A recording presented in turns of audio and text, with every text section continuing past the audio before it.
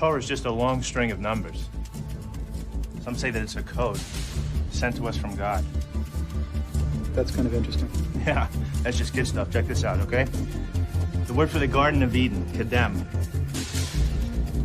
Numerical translation, 144. Now the value of tree of knowledge, all right, in the garden, right? Eitz HaChaim, 233. 144, 233. And you can take those numbers. So the, you know, like the Fibonacci sequence? Fibonacci. Fibonacci is an Italian mathematician in the 13th century. If you divide 144 into 233, the result approaches theta. Theta? Theta. The Greek symbol for golden ratio, golden spiral. Wow. I never saw that before. That's like that series you find in nature? Like the face of a sunflower? Wherever the spirals. You see this math everywhere.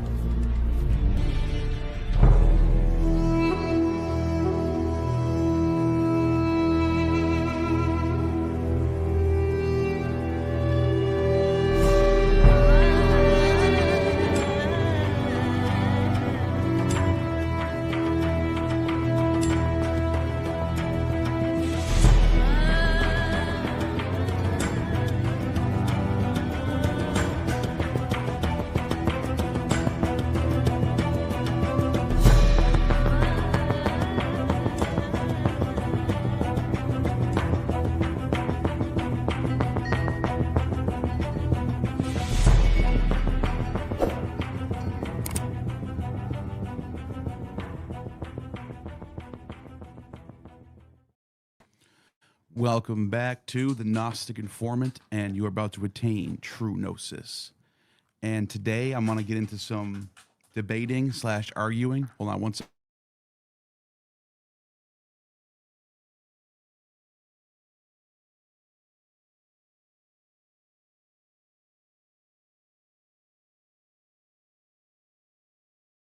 Sorry about that. Technical difficulty. I want to get into some debating and arguing. I'm opening this up. I'm going to do one at a time, though. I'm not going to do have a whole panel of people like I did last time. I think it gets a little chaotic when I do that. Instead, I would like to give the link to jump in, but I also want to do one at a time. And if you're challenging me, come on in. So, you know, if you disagree with me on something, it's just like, whatever. Like, we don't need to do that right now. But it's anything that I talk about on this channel or even on Twitter. Like, for example, a lot of the things I get into on Twitter is the sort of pseudo-archaeology. The pyramids are power plants. You know, the Egyptian chronology is all made up. It's all fake or whatever. Whatever your beef is that we've had online, whatever you want to challenge me on. The dating of the Torah, that's a big one. You think the Torah is actually go back to Moses in 1500 BC? Let's hear your arguments. Christianity, some of the stuff I get into when I talk about Christianity, obviously, I'm big into parallels with pagan religions, the James Fraser school of mind, I guess you can call it that. If you want to challenge me on that type of stuff, any videos I've ever done that you think I'm wrong about, and I'm gonna give the link in a second. I just wanted to. One of the things that I'm like working on right now is I'm working on a hypothesis about the rise of Christianity. And it's in the hypothesis phase right now. I'm still gathering data. I haven't yet put forth exactly what I think it is, but so far the hypothesis is there was economic and social issues in the Eastern Roman Empire. Well, obviously the Eastern Roman Empire. And right around 300, the 303 to 312, during the Diocletian persecutions, when it looks like there was issues in the cities of Antioch, Syria, Damascus, and Cappadocia region, closer to Armenia. And the reason why I'm positing this theory is have something to do with something else that was happening at that time, which is I'm just gonna share a Wikipedia page right now just to show you like the basis. It's called the Christianization of Armenia. And right around the same time as Christianity is being totally like put down and persecuted by Diocletian, you have Armenia converting to Christianity. Apparently, this man right here, Gregory the Illuminator, was the first head of the church, and he converted this dude right here, Tiridates, to Christianity. And Tiridates and wound up making basically the first Christian state, if you will, before Rome. And and another thing that was happening at that time period, when you look at the reign of Constantine in the 310s, right before 325, is you have Constantine going to war against Persia, and he's having trouble maintaining the borders of Damascus and Antioch, Syria, from the Persians. And the Armenians are like a buffer state in between the Persians and the Romans, and it's a big deal. The Persians are constantly fighting over Armenia with the Romans. And so for the Armenians to adopt a religion like this is going to change a lot of things regarding Rome and its position on Christianity. So it's my hypothesis right now that one of the reasons why Constantine and his family was so eager to not just lift up Christianity and take it off and lift the Diocletian persecutions and just go back to normal, but to also raise it up to the status of an institutional religion, was, to me, strengthening the eastern border. It had everything to do with strengthening the eastern border. I think this was a political move, and I'm working on some stuff with this. I'm talking to some scholars. I'm reading a bunch of books right here. Jill Harry's Imperial Rome 284 to 363. This is a great book. I highly recommend it. Another one that I'm flipping through right now, History of Byzantium. So, and I'm kind of putting together what I think happened in that early 4th century period, because it's a really strange time in history that people I don't think it's enough attention. Everyone just thinks it's like this miracle. Like all Christianity was like this poor little Jewish sect, and just leaving everybody alone. And then all of a sudden, to fast forward to the 3rd century, you have a little rough spot right around 250 with Decius. And then, well, actually before that, they kind of had it made for a little bit. Under the Severan dynasty was very, very polite to the Christians. They minted coins. Let me show you right now. Maybe I can have it on this website right here, Severan coin.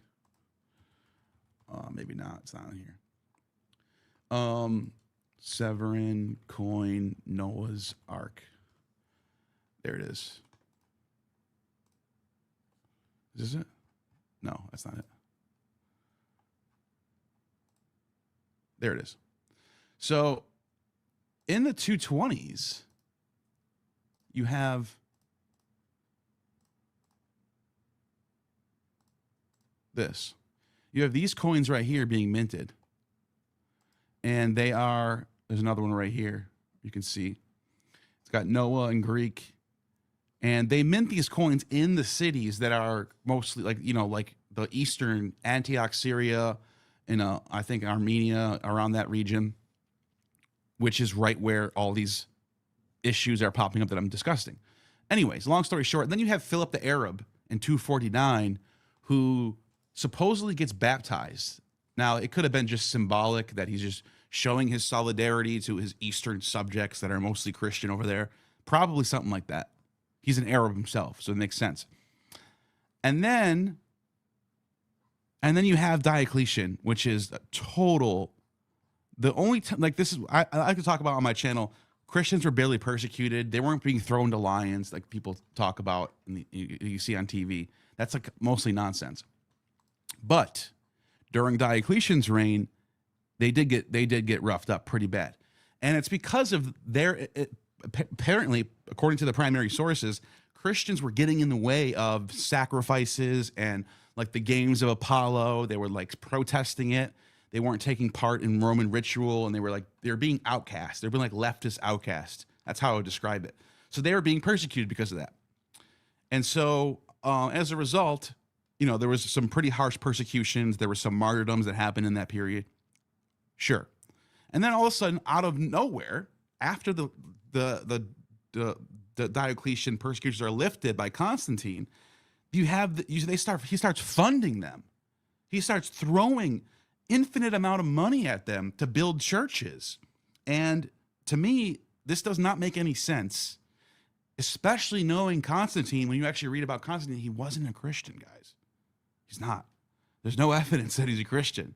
He still seems to be a part of the Sol Invictus, Mithraic, whatever that 4th century Christian milieu was. All of his architecture that he erected, like the Ark of Constantine, doesn't have any Christian symbols on it. It has pagan iconography on it.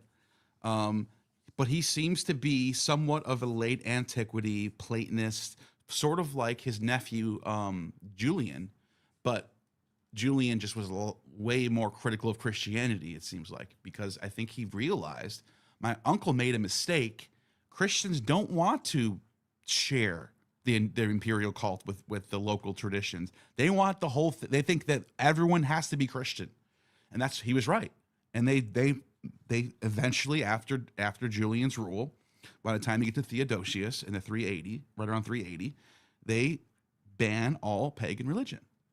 And so it was one thing after another that led to that. And I think it all started with political necessitation, economic, social, the loss of people people leaving the army, for example, people leaving the workforce, going into the East, going to the Persia, going to Armenia, fleeing to Armenia to live under a Christian land.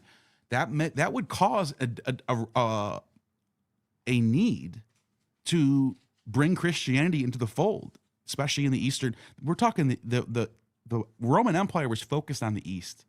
It was an Eastern. At that time, the Western Empire was still there. I mean, still the same. It's all one empire still, and you have like 4 sections that Diocletian breaks it up into. But the population was heavily in the East. All the major cities: Alexandria, Antioch, Syria, Damascus, Constantinople, the biggest cities are all in the East. That's where the major urban areas are, in the East. Pergamum, big major city in the East. So they were focused. They had to keep the Eastern realms happy. So that's kind of one of my theories that I'm working through right now. Something I'm working on the sides. Now I'm going to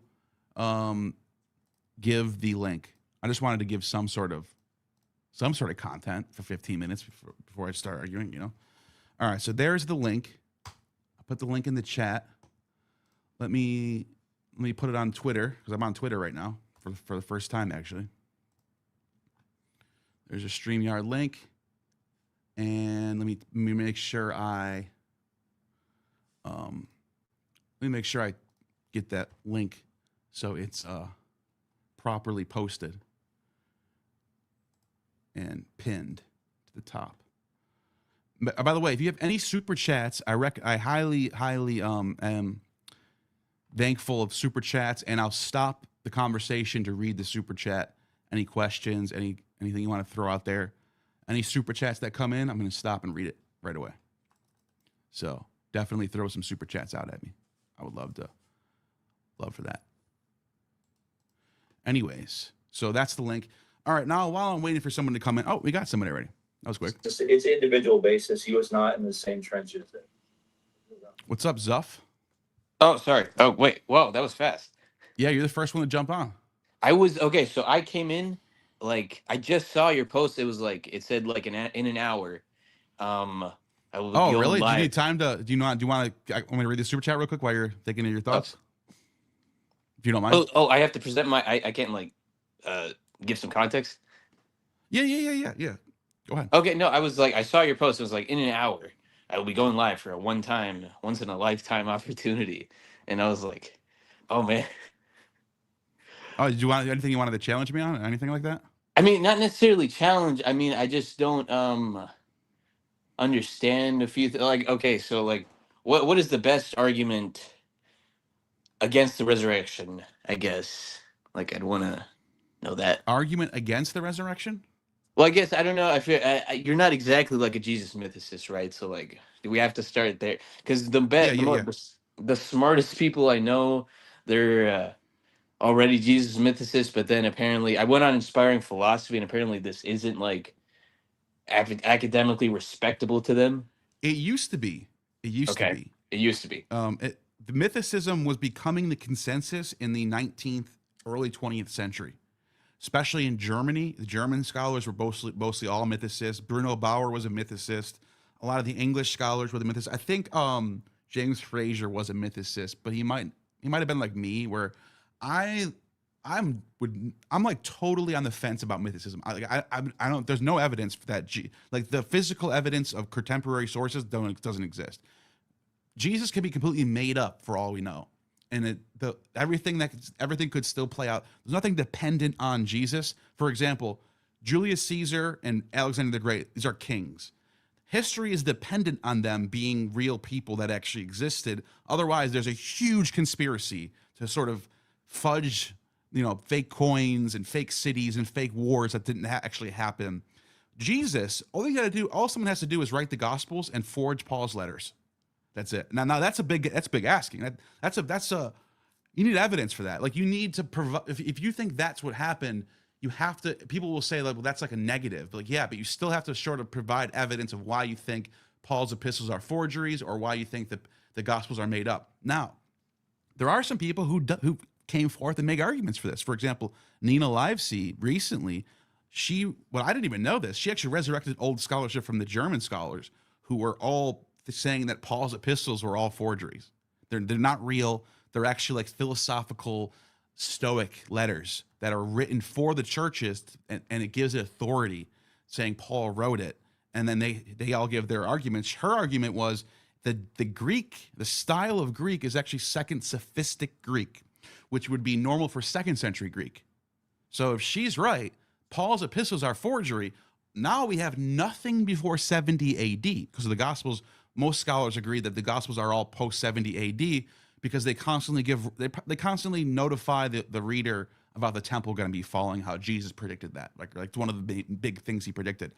Now, if she's right, and if the German scholars are right, that the epistles of Paul are forgeries, now we have nothing before 70 AD, which means everything in Christianity came after the temple, which then the question arises, is this a reaction to Judaism failing? Because the whole point of Judaism, Second Temple Judaism, is about the temple. We got our temple back. We were gone for 70 years through Babylonian captivity. We got our temple back, and now we're waiting for the Messiah to come to spread the kingdom of heaven on earth. If they lose that, now there's a problem. Now you need to get back to the temple, which is why Bar Kokhba, by the way, was almost exactly 70 years after 70. It happened in 135, which means the Jews at that time period thought this was the 70 years is up. We're going to get our temple back. The Messiah is going to come right now. This is what they thought. They thought Bar Kokhba was the Messiah, and he failed. So Christianity is like a cope. It's like, okay, Second Temple Judaism was a failure. The Messiah was already here. We just missed it. And really, what they're doing is they're allegorizing the Old Testament and applying it in a story form. All these messianic prophecies were already fulfilled. We just missed it. We're idiots. He was already here. Now we're waiting for his second coming. That's it. And so that's to me, that's very plausible. I'm not turned off to that idea. I just think the evidence can go either way.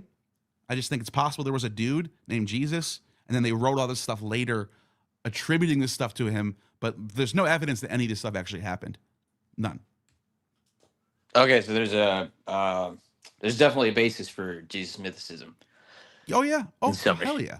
I mean, I think the mythicists can get a little too dogmatic, in my opinion. Not all of them. Some of them I talk to all the time who are not. That's their position. They understand the historicist position. They call I guess it's a more of a minimalist. Like myself. I think the scholarly consensus would agree with me that yeah, the Gospels are mostly mythological. Yeah, he wasn't performing miracles. Yeah, all the messianic fulfillments are just taking Old Testament motifs and applying it to Jesus. But they think at the end of the day, we have no reason to doubt that there was a guy who got crucified, and then his followers thought he resurrected. That's kind of it. That's kind of the consensus that most people think. Okay. Well, actually, okay. So I'm sure you saw that clip where I actually this is one of the CQ guys, Master Friend. He went on inspiring philosophy and inspired, and then you retweeted Yeah, it you was a made some great correct. clip. It was a great clip. Yeah. I felt kind of embarrassed for him. He did kind of, I don't know. I think it's just inspiring philosophy's rhetoric. He just made him look kind of, Well, stupid. no, I don't think IP did bad either. I think it was a good I just think he didn't know that what IP was saying was actually wrong, because IP brought up the eruption of Mount Vesuvius, but that was well documented in its time. That was a big deal. It was reflected in the sources. So that was a bad idea for him to bring that up, because if there was a guy who, when he was on, like Matthew, for example, on the cross, Jesus, let me see if I can find that passage in Matthew where Jesus is on the cross, and there's literally zombies coming out of the ground. Let's see. I think it's Matthew 25. I think. Let me just make sure. And the reason why people need to see this is because no, it's not. It's Matthew 27. Oh no, 26. I meant it looked embarrassing for the CQ guy. See, you're talking about for you're talking about IP. No, IP had better rhetoric than the CQ guy, Master Friend. That's what I'm saying. Oh, I thought they were both fine. I thought that, Master Friend just didn't know that there were sources that talked about Mount Vesuvius. He could have smoked upon that. He could say, "Wait a minute, hold on. What about this source? What about this source? What about this source?" And then IP would have looked really bad. Okay, yeah, that would have been the turning point. Yeah, he would have got him. So look at this. There's I think it's on here. Jesus is before the Sanhedrin. No, it's the next one. So I'm in the wrong chapter. I'm an idiot. I think it's 27. Let me just go to 28. I think it might be actually two ahead. Nope, it's 27. Okay, watch this. In Matthew, you have soldiers mock Jesus. The crucifixion of Jesus. Here it is. 2 rebels were crucified before him. Those who passed hurled insults at him. The death of Jesus. Here it is. Immediately, one of them ran a sponge and sat. And when Jesus cried out, he gave up the spirit. At that moment, the curtain. Listen to this. At that moment, the curtain of the temple was torn into from the top to bottom. The earth shook. Rocks split. Tombs broke open. Bodies of many holy people who had died were raised to life. They came out of the tombs after Jesus' resurrection and went into the city and appeared to many people. And the centurion and those who were with him regarding said, "Holy crap, this is the Son." This didn't, okay. If this happened, if that actually happened, it would be all over the primary. Nobody would forget. Nobody would just let this happen, and 40, 50 years later, they start writing about it.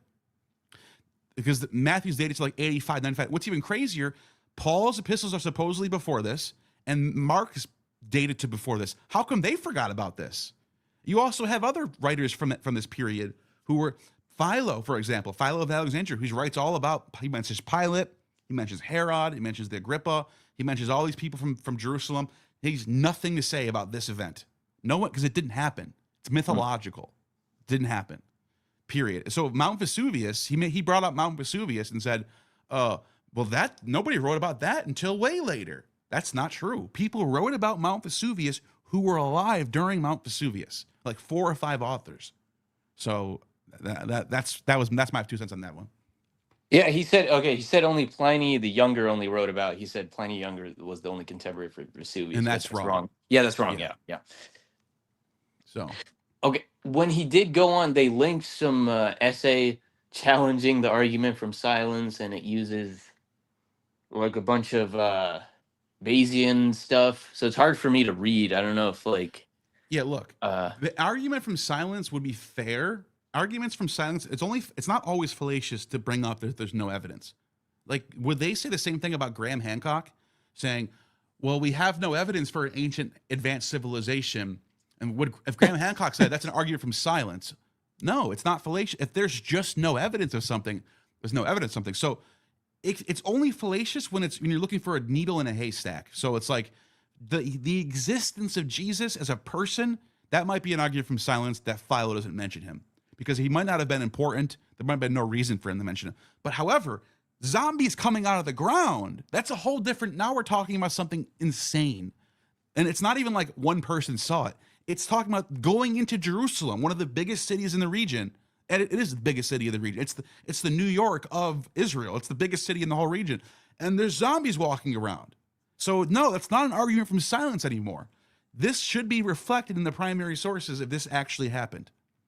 Just like saying the war between Caesar and Pompey, imagine that there's no sources about that. That'd be insane. Of course there's sources about that. You know what I mean? Yeah. So course, big yeah. events like that, like I'll give you another one. Abraham in the Torah, it says that he was fighting wars in Syria and the Levant, and that he was fighting against these 10 kings that were in the Levant and won all these wars. And then he was given land by a king of Salem named Melchizedek. That's a big claim. That should be reflected in the primary sources or the archaeology or something. There, because we found the war Armageddon, Armageddon, the original one between Egypt and the Hittites. We found all the archaeology. We see like evidence of the war that actually happened. We can say the Battle of Armageddon happened. We found the archaeology. We can establish that. There's no wars of eight. There's nothing about Abraham fighting. It's just made up story. That's not an argument from silence. That's just me pointing out that there's no evidence. Period. You know. Okay. So this is it. Does it kind of go into like the Exodus isn't like is also more mythical? Yes. Okay. I'm sympathetic to the idea that the Hyksos are, and their expulsion. Like a lot of scholars are really, really rigorous. Will say there's no evidence to link the Hyksos to the Exodus. I tend to go with a more nuanced approach, like say it actually makes sense that there's some sort of memory of the Jews' ancestors being in Egypt at some point, which were the Hyksos, that it is true. There were Semitic people living in Egypt, and then they end up migrating out. It wasn't an exodus.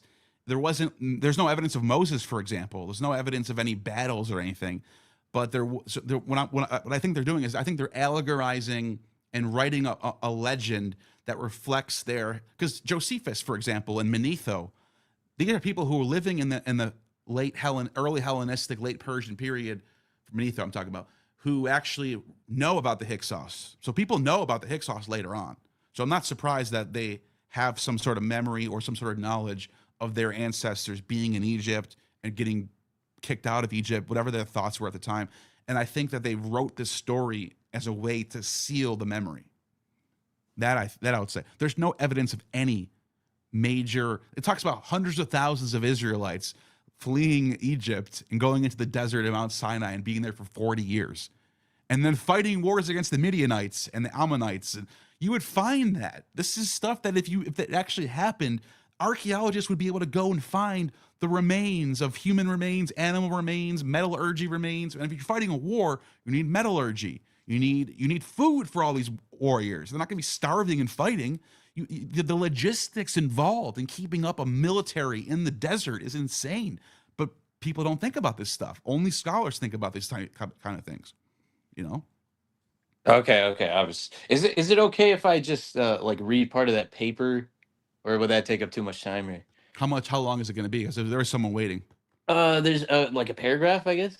Go ahead. Retrenching, we can cast the argument in a more explicitly probabilistic form.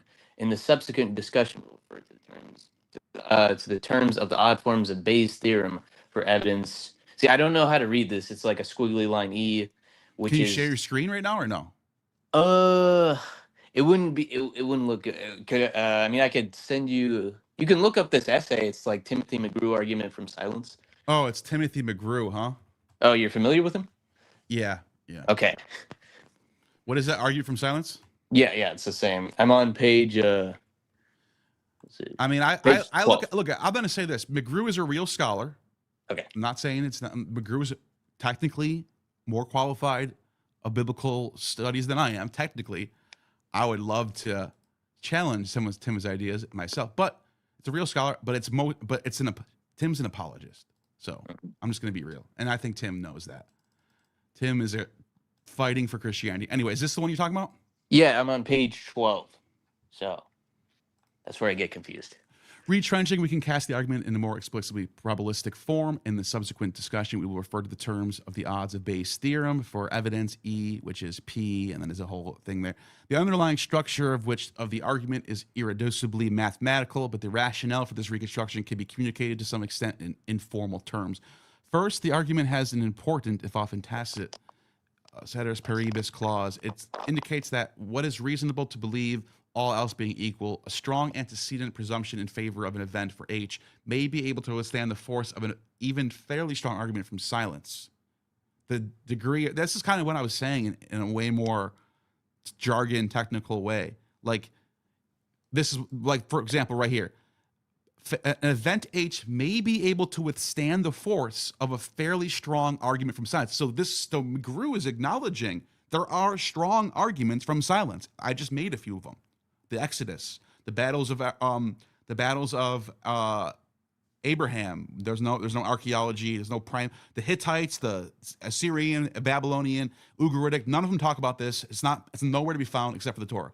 That's a strong argument from silence. But McGrew is basically pointing out some of this stuff in the Gospels are just only a few people might have knew about it. It might not have reached the mainstream, and therefore arguments from silence don't hold weight against it. It's fair to some degree, depending on what we're talking about. But for example, the resurrection, especially Matthew's resurrection, I'm sorry, that is a preposterous claim to think that would happen and it wouldn't show up in the sources for 50 years later. I mean, that's like 9/11 happening, and the first news report in Fox News is decades later. It's just, no, it would happen. Everyone should, this is something that is so major, it should be all over the place, and it's not. So. Okay, so a lot of this is just jargon. It's like more academic language of, yeah, like a lot of what you just said. All this is just could be said is sometimes arguments from silence are not that strong. That's it. That's all he really said there. He just used a whole bunch of nonsense to get there, to land that plane. Okay. But Fan from Inspiring Philosophy said this is like a must-read for anybody claiming the argument. You're breaking up. You're. I think it's your microphone or something. Oh, can you hear me now? Hello. No, you're breaking. You're really breaking up now. That sucks. Yeah, it's like super muffled. I can barely hear you right now. Try one more time. Wait, should I come back? Yeah, it's still bad. Okay. Well, listen, it was a good conversation while it lasted, but maybe jump back on next time or something. All right, Zuff. Appreciate you, man. Before I bring on Neurojack, let me read these super chats. Yamlikish5318 says, supposedly Ramsey McMullen's Christianizing the Roman Empire is the book for this discussion. Thank you. I will come back to this video and pause it here, and I will write. Actually, let me just see if I have. Let me just see Ramsey. Let me just look it up right now. Ramsey McMullen. Because I'm really digging into this period right now. This is like my main focus right now. Christianizing the Roman Empire. Okay, I'll check this one out. Thank you for that. 100 to 480. Oh, cool. Perfect. Exactly what I'm looking for. Appreciate that. Thank you. Solera Knight, thank you for the 2. Roman cult of Mithras became pagan Catholicism. I would think that would be a way too. I think it'd be way too simplified to say that. I think the Roman imperial cult, when it converts to Christianity, I do think even before that, actually, I should say, 3rd century Christians start to adopt solar iconography to apply to Jesus. You start getting the birthday of Christ at December 25th. I think these are things that are being inspired by the Roman imperial cult at the time period. And then by the time they do become an actual cult of the Roman Empire, I think a lot of the ways of how they do religion kind of carry over, if that makes sense. This is I've talked about this in a couple of my videos, so you might know what I mean by that. If you look at my video, it's a 4 4-hour and 44-minute video I did on Roman religion. I talk about that in there. Some of the changeover that happened. So, anyways, thank you for that super chat. Lev Polyakov, Break the Rules podcast. What's going on, buddy? Do you see the inclusivity of Christianity being antithetical to Jewish specialness? Makes for a pretty sucky cope in that way. This is a fair critique, because yes, Christianity, well, not necessarily right away. If we look at the earliest waves of Christianity, there was the Ebionite sect who did really they really wanted to keep their Jewish identity in place. They still followed the Torah laws. They still got circumcised. They were not fans of Paul. They rejected Paul's letters, and they were basically just no more temple. We got Jesus. So I think the Ebionites and the Mandaeans, another sect that John the Baptist supposedly was the founder of, the Mandaeans. I think those two groups, and there's a few other ones too. There's the what the hell is the name of it? I can't think of the name right now. There's a few other ones. These are early first century. I'm talking about like from 50 to 100 AD is when we get activity of these people from, where they're not yet ready to throw out their Jewish identities. They're still holding on to that stuff. It's in the 2nd century when you start to see an attitude of Christianity that's anti-Jewish, where you start to see, all right, no longer, even if you are a Jew, great, we're glad you converted to Christianity, but get all that shit out of here. We're all one under Christ. They start taking Paul there. This is like Paul's idea. Paul is like this universal attitude. There's no Jew, there's no Gentile, there's no Scythian, there's no free, no slave, no whatever. And that becomes the attitude. So it evolves out of Judaism, and they don't care about, it's not like the cope isn't we're special Jews, and that needed to stay that same. The cope is, oh, the Messiah came, we missed it, and now we're waiting for his return to usher kingdom on earth. It's a Judaism 2.0, but the 2.0 and it's not just the new software, it's a new hardware. So it's like a new version of Grand Theft Auto, but instead of being on PS2, now it's on PS4. Now it's a whole different thing now. That's what it is. And the only way for it to really take off is to adopt that universalist attitude that would attract more people. So, and by the way, they do call themselves, Lev, I should say this, they do call themselves the New Israelites. The church is the New Israel. You can still see this in Christianity today in Orthodox circles. They are the New Israelites. That's why Revelations, like these people who call themselves Jews, but they're not, we're the real Jews. That's the attitude. So they're trying to convert. And one more thing I want to say about this. This is a great topic, by the way. This would be a whole video by itself. Judaism was actually in the, if you look at the last century of Second Temple Judaism, they were converting Gentiles to Judaism. We have evidence of Jews going out and, like, you don't see this today. Today, Jews are not really going out and evangelizing. Christians do that. But they got this evangelizing idea from the Second Temple Jews. The Second Temple Jews were evangelists. They were converting Gentiles to Judaism. And guess what? They didn't care. Once you were converted to Judaism, you were a Jew. And a few generations gone by, nobody would even remember that your third grandfather up was actually a Gentile. You would just get folded into the mix. We actually have evidence of converts to Judaism. So I think there's a lot more nuance than, the cope is all about them caring about their, survival as a race. I think it's more to do with the survival of the tradition, if that makes sense. So it's a good question, though. I'm gonna get to you in a second, New York Jack, and I see Machine Lies too. Wally with the $5. What books do you recommend for evidence that the events of the Old Testament are fiction? Oh, but the evidence of the Old Testament are fiction. There's Bruce Loudon. Bruce Loudon, I think it's called The Old Testament and Greek Mythology. Let me just see. Bruce Loudon. Let's see. Amazon. Let me just see the names of his books. Greek Myth in the Bible. That's a good one. That's one you should check out. You can check out Russell Gummerkin's book. What is it? Which one is it? Genesis and Berosus, Manetho and Exodus. You can also check out Lester Graby. Lester Graby, who is what's the name of his book? Hold on one second. Lester Graby, who wrote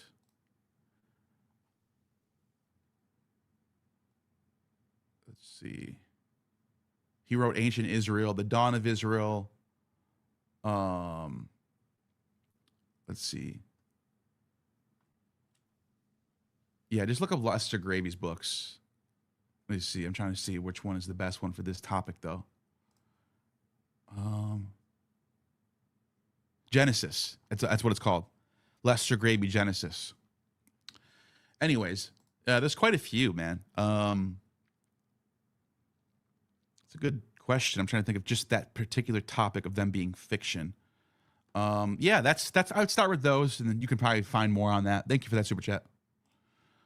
Solera Knight, thank you for the $2. Explain Sin, Mesopotamian god of the moon. I mean, you probably would get more information from Wikipedia than I would. I'm not a Babylonian Assyriologist scholar. So it's the moon god. I mean, Sinai is named after the moon god Sin. I'll just flip. Well, since you paid $2, I'll just pull it up real quick. This is definitely not I'm not even barely scratching the surface in this. I haven't done any content on this really. I haven't even brought on any scholars about this god at all. This is one of the many areas that I haven't touched yet. But yeah, here it is. Sin, an Akkadian moon god called Sin, and Mount Sinai is thought to be named after this god. So hope that helps you out. You're better off asking or going to Wikipedia than going to me on this one. So I appreciate the super chat. You have one more, I see. Admiralty maritime law versus 10 commandments and land law. I haven't even heard of the first one. Which one is that? Admiralty maritime law? Admiralty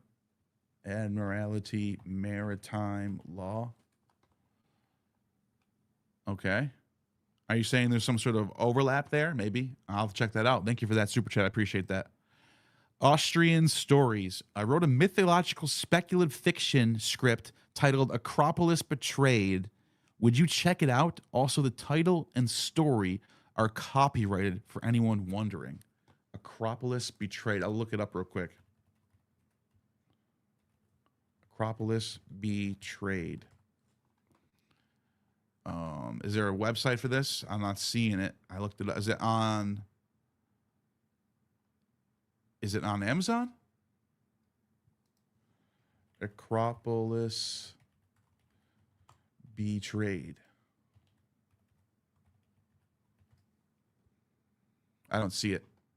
I will check it out, though. I appreciate that $10. I really appreciate that. If you're in the chat, let me see. Are you in the chat right now? Austrian Stories. Let me see. Yeah, next time if you come back in the chat in a little bit, I'll with a link, I'll check it out. Appreciate that. Okay.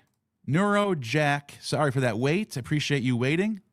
You can go ahead and unmute. What's going on? Yeah, Neuro no Jack? problem. Thank you for having me on. I've been watching you for quite a while. Watch you and Lev, Georgiani, off and on, some of the other associated people, but I definitely find your documentaries very. It's just one of those things I can pretty much watch every day and not get bored of because it Appreciate answers that. a lot of questions that I've had. I am a Christian, so putting that out there, but I definitely do find a lot of your arguments and information very compelling. I don't really see it necessarily debunking Christianity, which may be curious to you, but I'm more trying to get a clarification of like your view of things, not necessarily to say that you're wrong, but more just to kind of understand your perspective, I guess. For example, like what you're saying about Paul. Like I see Paul as kind of like a cynic, maybe. I think you could argue Jesus is kind of like a cynic in a Oh sense. yeah. Oh yeah.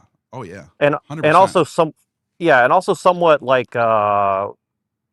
kind of like an Eastern Taoism almost or something, right? And I know that sounds kind of insane. Like I'm not No, saying it that doesn't. I'm a syncretist per se, but if you had to go between understanding Christianity as a syncretist religion, a perennial religion, or something else, like how would you describe like if whether you're, because I know that you basically don't affirm Christianity, but if you were to, and also your actual position, how would you kind of characterize it if not perennialist or syncretist? I mean, so during this time period, you have a school, it's called the New Academy. It's Plato's Academy. They call it the New Academy. And it's what happens is they were there was like a dogmatism that was present in Platonism, and the New Academy under Alcinous, I'm sorry, Antiochus of Ascalon around like 80 BC starts to adopt more skepticism, like Pyrrhonic skeptic, like more Socratic way of thinking, and then they start to adopt uh, cynicism and Stoicism as a part of their.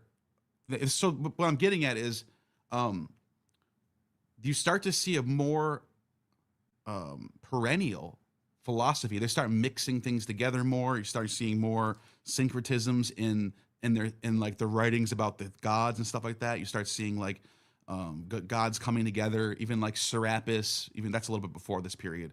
But Serapis is sort of a syncretism of uh, Pluto, Osiris, and some like aspect of Dionysus and stuff like that. And Christianity, as you pointed out, like the way Jesus is described, absolutely cynic. So for people don't know, the school of cynic was very anti-materialist. They were very big on giving up all your wealth and belongings, living very simple. Even Diogenes is described as he had a cup that he would go and drink water from the river, and then he saw some child cupping his hand and drinking water like this, and he was like, "Oh my God, my cup is too materialist." He threw his cup away and he started drinking with his hands. Well, you can see like John the Baptist and Jesus living this sort of lifestyle. John the Baptist is eating locust and honey, and he's living in the wilderness. That's a cynic right there. And even that, even the early, even like the early Christian saints, the Desert Fathers, some of these saints that would live on pillars. They would go up on a pillar and live there for 40 years. This is very much the attitude of early Christianity, very cynic attitude. And cynical, and also not even just the way their ethics and way of life, but even like their attitudes towards the other sects of Judaism at the time period, where they would, through the mouth of Jesus, obviously, like Jesus is like their Socrates. He's like your philosophy goes through Jesus, and Yeah, I so agree with that, by Jesus, the way. I agree with that, yeah, by the way. Yeah. and so the way he would battle with the Pharisees and Sadducees and talk about how they're, you guys do things in public for everyone to see you, but you never do things for God, or you lay up riches in heaven, or you lay up riches on earth instead of laying up riches in heaven. That is a very Stoic attitude, and I would agree with that. Cynic attitude, but the Stoic school comes out of Cynic school. So, for example, Crates. Let me show you right now. Crates, who is a Stoic. This guy right here. This dude right here. He was the principal, as it says right here, the principal student of Diogenes. So some people say Diogenes is the founder of Cynicism. Some people think Diogenes' teacher, who was Antisthenes, I think he's in here somewhere. Antisthenes. Let me see. Anyway, I don't know. Maybe it's not in here. But he was the student of Antisthenes. Should be in here somewhere. Here we go. Antisthenes. So people are like, this guy started this school, and he's a pupil of Socrates. See, it always goes back to Socrates. This is my point. So you have these schools of thought. Plato goes back. Plato, he's a co-student with Plato, and then you have Diogenes, right? So the school of cynicism, and they're very anti-Plato, right? So it's like your Pharisees and your Christians, right? They're like fighting, and then you have Diogenes, and then Diogenes' main student is Zeno. Or I'm sorry, I said Diogenes. I meant to say Crates. Crates is the main student of Diogenes. And then Crates' main student is Zeno. Zeno is the founder of Stoicism. So my point is like all these schools of thought come from the same source, and then they blend back into each other right around that first century period.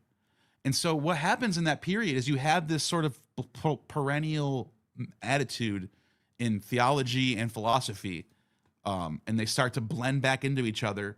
And you get the Middle Platonists, and you get Christian. And by the way, some of these Middle Platonists, Philo of Alexandria was a Middle Platonist. He's a Jew. He's a Jew who's literally writing about allegorizing Judaism. So his whole idea is the Old Testament. You guys think it's silly. All you Platonists think it's silly because it's an allegory. He's like he's doing apologetics. It's just an allegory. We don't really got to get circumcised. You get circumcised in the heart. So then they adopt this. This becomes the Christian. I think the same way Diogenes births Stoicism is the same way Philo births Christianity through his own. And then you have the whole school of Alexandria, which is where Christianity blows up, and I think where the Gospels are written. So to answer your question, yes, I think it's perennial. I think it is adopting many different customs into one thing and sort of going with the cultural milieu and competing with different schools of thought at the time period. Yeah, that's what I think.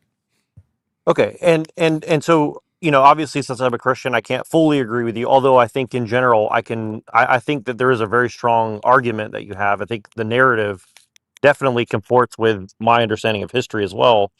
And I know that might sound like a contradiction, but again, faith is a little bit above my reasoning, and I just to throw a couple things in really quick. Like I definitely think that most people, I'm not saying you specifically, but I think most people in the modern age, they've kind of like left, Yahweh or Jesus as God to the side, and now they've kind of adopted like a Kantian or Hegelian or even really Descartes, God of reason or God of philosophy instead. And I'm not accusing you of that. I'm just saying I just put my biases out front, right? So that aside, other than that, aside from that, I would say that from an internal critique of your position, right? Because I don't really have any argument against what you're saying per se. Would you be more okay with viewing Christianity as a perennial religion that basically tried to combine and quantify and qualify everything that came before it into a universal religion for the masses, for good, for bad, or for indifference? And then if you could take that position that you're taking and say, well, on its own terms, it was a pragmatic, cult or something that maybe overthrew Rome or destroyed Rome by accident, or however you want to do it, would you, because obviously Christians are going to say that it could go one way or the other. Like some Christians think that, like, you get what I'm saying, right? I would say sure, but I would say it's more, be more careful on how you argue that, because it's not adopting everything. It rejects a lot of the schools of the time period, like Epicureanism. Even though you can find some Epicurean ideas, like for the Epicurean idea about not being scared of death, I think Paul adopts that. Paul is very clear on, like, we shouldn't fear death, and we're going to conquer death and all that stuff. The Epicureans were big into that, but they would definitely reject the Epicurean ideas about the body, about atarakia, which is the doctrine of the only thing that you should be worried about is not. It's almost like the Lux-Maxer cortisol spike thing, where everything's about cortisol levels. Well, that's how the Epicureans thought. Everything was about atarakia, which was this doctrine of going through life without any friction, and like you're It's all about feeling good. It's all about, the body. Like the body matters.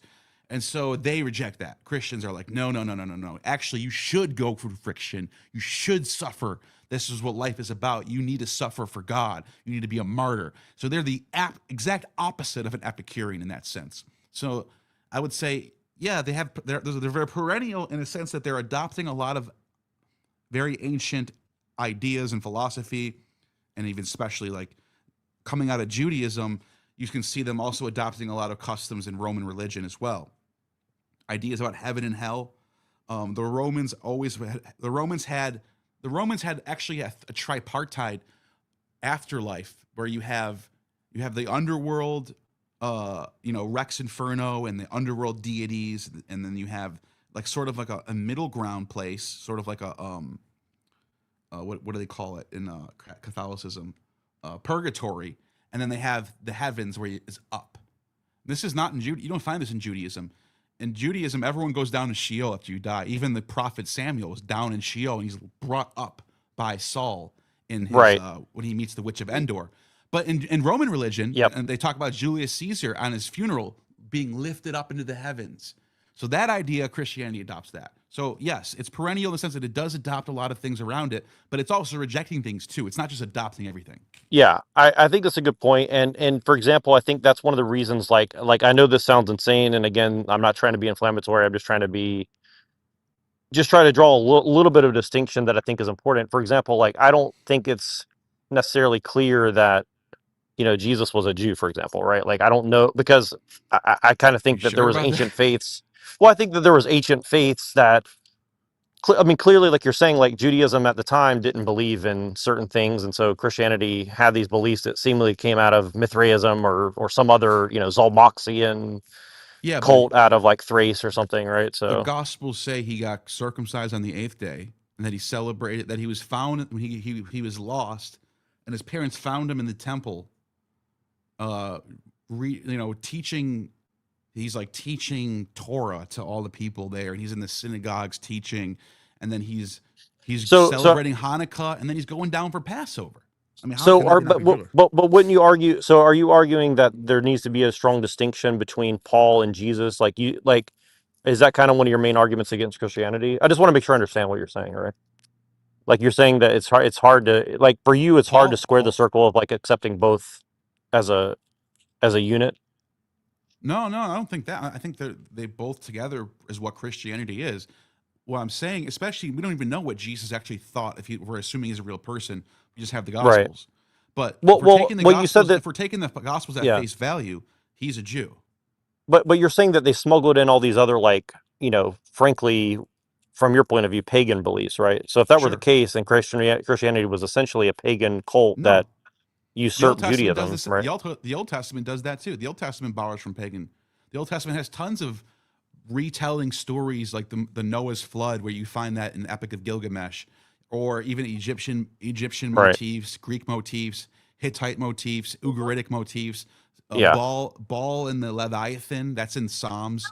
This is just what Judaism does already. So that you can't, just because it borrows from pagan ideas doesn't make it not Jewish. Got it. So you're saying that even Judaism, you could argue that could also be a perennial cherry-picking religion to some degree. Okay, yeah, and I would agree. I think that if that's the standard, then I would agree. I think that's how every cultural, whether it's a religion or a film or some sort of some sort of novel someone writes, you're going to have a whole plethora of inspiration from all different places. Nothing is just in a vacuum. Yeah, I agree. Yeah, and again, this isn't really a gotcha. I just wanted to understand. I just wanted to ask one more brief thing. Two things I'll say really briefly. Like, I have this theory that I found is actually something that goes on in academia. I wasn't aware of it until recently. But for example, like I think the story of Troy, Greece, Rome, where the two brothers were raised by a wolf. I mean, obviously, I think there's a connection between that and Judaism and a lot of other things that are going on. Phoenicians. I know this sounds totally insane, but there is traditions within the occult that try to account for this, and also in academia, they're trying to account for this kind of connection. Yeah, like Rome, whatever his name is, Romulus and Remus. But also part of the tradition somewhere along the line came that they actually came from Troy, Some people say that Troy came from Phoenicia. Some people say that Phoenicia came from, somewhere else. I don't know exactly. I think there's a lot of weird connections that haven't fully been explored. And a lot of your videos do explore some of these weird connections around like Dionysus and stuff like that. So I want to give you a lot of credit because I really think that some of the stuff you're touching on I wish Christians would touch on it because I think it actually, in my opinion, it strengthens Christianity, which I know sounds insane, but I do think No, there's a I lot of think weird so. I think connections. So that's I think people should think that. yeah. Yeah. My last question will be this, because one of the videos you did has always stood out to me, and you had one of these quotes. It was a really long video, I think, but one of the quotes that stood out to me is like, I think it was you quoting Plato in a letter to like Diogenes II or Dionysus II, some king or something, and he said something like, "Nothing I have written is my own words. Everything has been basically, in other words, I'm paraphrasing, obviously, an IQ test to instill morality upon people. You're never going to know what I really think. I don't think that I need to tell anybody what I really think. It's not important." Yeah. So, and I think that's alluding to the noble lie, of course, and and so I would ask you this: or just his esoteric doctrines that people have been writing about since Plato's died. His students are constantly talking about Plato's esoteric teachings that only the initiates are told. Only the inner initiates are told, and they're not for the public. That type of thing. Yeah, and I think Christians have to admit that there is definitely some of this going on within Christianity for sure, whether they want to admit it or not. That was what the Gnostic Gospels were saying. The Gnostic Gospels, like the Gospel of Thomas, and even some of the other ones, the Gospel of Mary, for example, or I would say not the central, but the theme that connects those together was that there was an inner mystery, an inner teaching that was only given to certain disciples and not the whole. Only the inner circle got this, and it was only recorded in the secret Gnostic Gospels that you find in Egypt and Coptic. Yeah, and I think that there's a strong argument for that. So my last question is this, based on what we're saying here, and then I'll jump off. The last question is this: if Christianity is a noble lie from your view, is it a good? It's a two-part question. Is it a good idea to tear it down now in lieu of like a New Age Gnostic Christianity or something else that'll come after? That's the first part. And secondly, what would be the good thing to replace Christianity with? Would it be a balkanization of religion and universalization, or just kind of see what people gravitate towards? And I appreciate your time, and thank you for having me on. Yeah, I mean, I don't think it should be replaced with some sort of Gnostic religion at all. I think it should be something that's more life affirming. That's my issue with Gnosticism. That's why I consider myself a Gnostic today. I think it's life denying in a sense. It's this world doesn't mean anything. It's actually evil or trap. That's my stuff. So I don't think we should replace it with that mentality. But I do think it should be replaced with, or slowly over time, as people start to realize that Christianity isn't true, replace it with more of local ancestral customs, or even some sort of life affirming rational theology. So some sort of Platonism, some sort of Nietzschean with metaphysics, something in between those two, if you can figure that out, anything like that. But I think he had to drop out. But yeah, that's that. Thank you for that question. I appreciate that. I'm going to bring on Machine Lies in a second. I'm just going to read these couple more super chats real quick. Letheus, thank you for the 2, says sin equals to miss the mark, to hit moon instead of the sun. I didn't know that. That's interesting. Definitely thank you for that super chat. Grandpa of 10, thank you for the $4.99 super sticker. Appreciate you. Austrian Stories, thank you for the $5. I'm going to paste link in the chat. Okay. I don't know if I missed that one. But if the chat saw it, I definitely check out that book when you get a chance. Thank you. A Voice of American Culture, $5. Neil produces the best Gnostic content on YouTube. Thank you for that. Appreciate that. And so we got Machine Lies. What's going on, man? Greetings. How are you doing today? Good. I see you got a microphone. I appreciate that. We can get some good content now. Yeah, I'm obviously we have a stream. We're students of of Dr. Skrbina. right? So Oh, we're going to okay, try to okay. advance Yeah, the antagonism thesis, right? That's laid out in the Jesus hoax, pretty much, right? yeah. And that's my friend, that just called in. He gave me the link to this show, Neurojack, right? He's a great, Oh, nice. yeah, he's kind of like my token, Christian friend. Yeah. You gotta have one of those. Exactly. So I heard you mention the Ebionites, and I know you've changed a lot of your positions since the first time you took off. Going from from mythicism to believing in the historical Jesus, right? Am I correct about that, or am I wrong about that? Yeah. Okay, And then I'm not, yeah. I don't have a strong like he definitely existed attitude about it. I'm just more of I guess you can call me a minimalist in that sense, where I let the evidence fall right where it is, and the evidence says there was a guy, and I just kind of take what could happen. Like, for example, there's a guy we have tons of people in the first century who were trying to be the Messiah and failed. Like Judas the Galilean is one of them. Simon of Perea was another one. There's a couple other ones that were some Egyptian people. And anyways, but the point is, I have no reason to doubt that a guy named Jesus tried to be the Messiah and got killed. That's it. That's my reason for being a historicist. Right, and then you also moved your position from sort of Gnostic perennialism to Neoplatonism, as I observed in a recent debate you did. You're going for a more of a deistic view of things, or Yeah. I would say that. I don't like to call it Neoplatonist, because then people think, oh, does he follow Plotinus or Iamblichus? And I'm way beyond that 6th century, 5th century AD mindset. I'm more of I adopt a lot of more modern, rational thought from the Enlightenment. So, yeah, like Werner Heisenberg was he would, I would say I follow his idea about Platonism, that it's a great map to use for metaphysics and answering some of the questions that we don't know. But I'm also not dogmatic in that sense. Like, I'm looking for evidence to. I think the world is rational. I believe we live in a rational world governed by rational laws.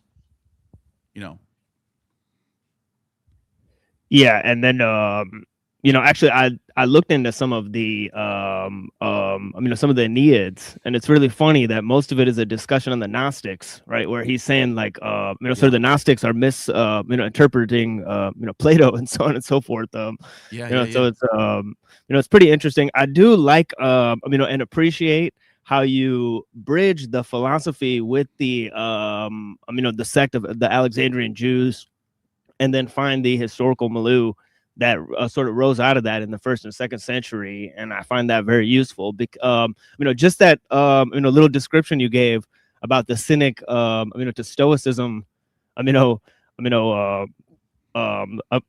of the delineation of that, that was very sort of compelling. Yeah, of course. And you mentioned the Ebionites there for a little bit. Do you think the Ebionites had a more correct interpretation than the Gnostics of Jesus's sort of message, right? And that sort of stems from I would sort of stem that from their rejection of Paul.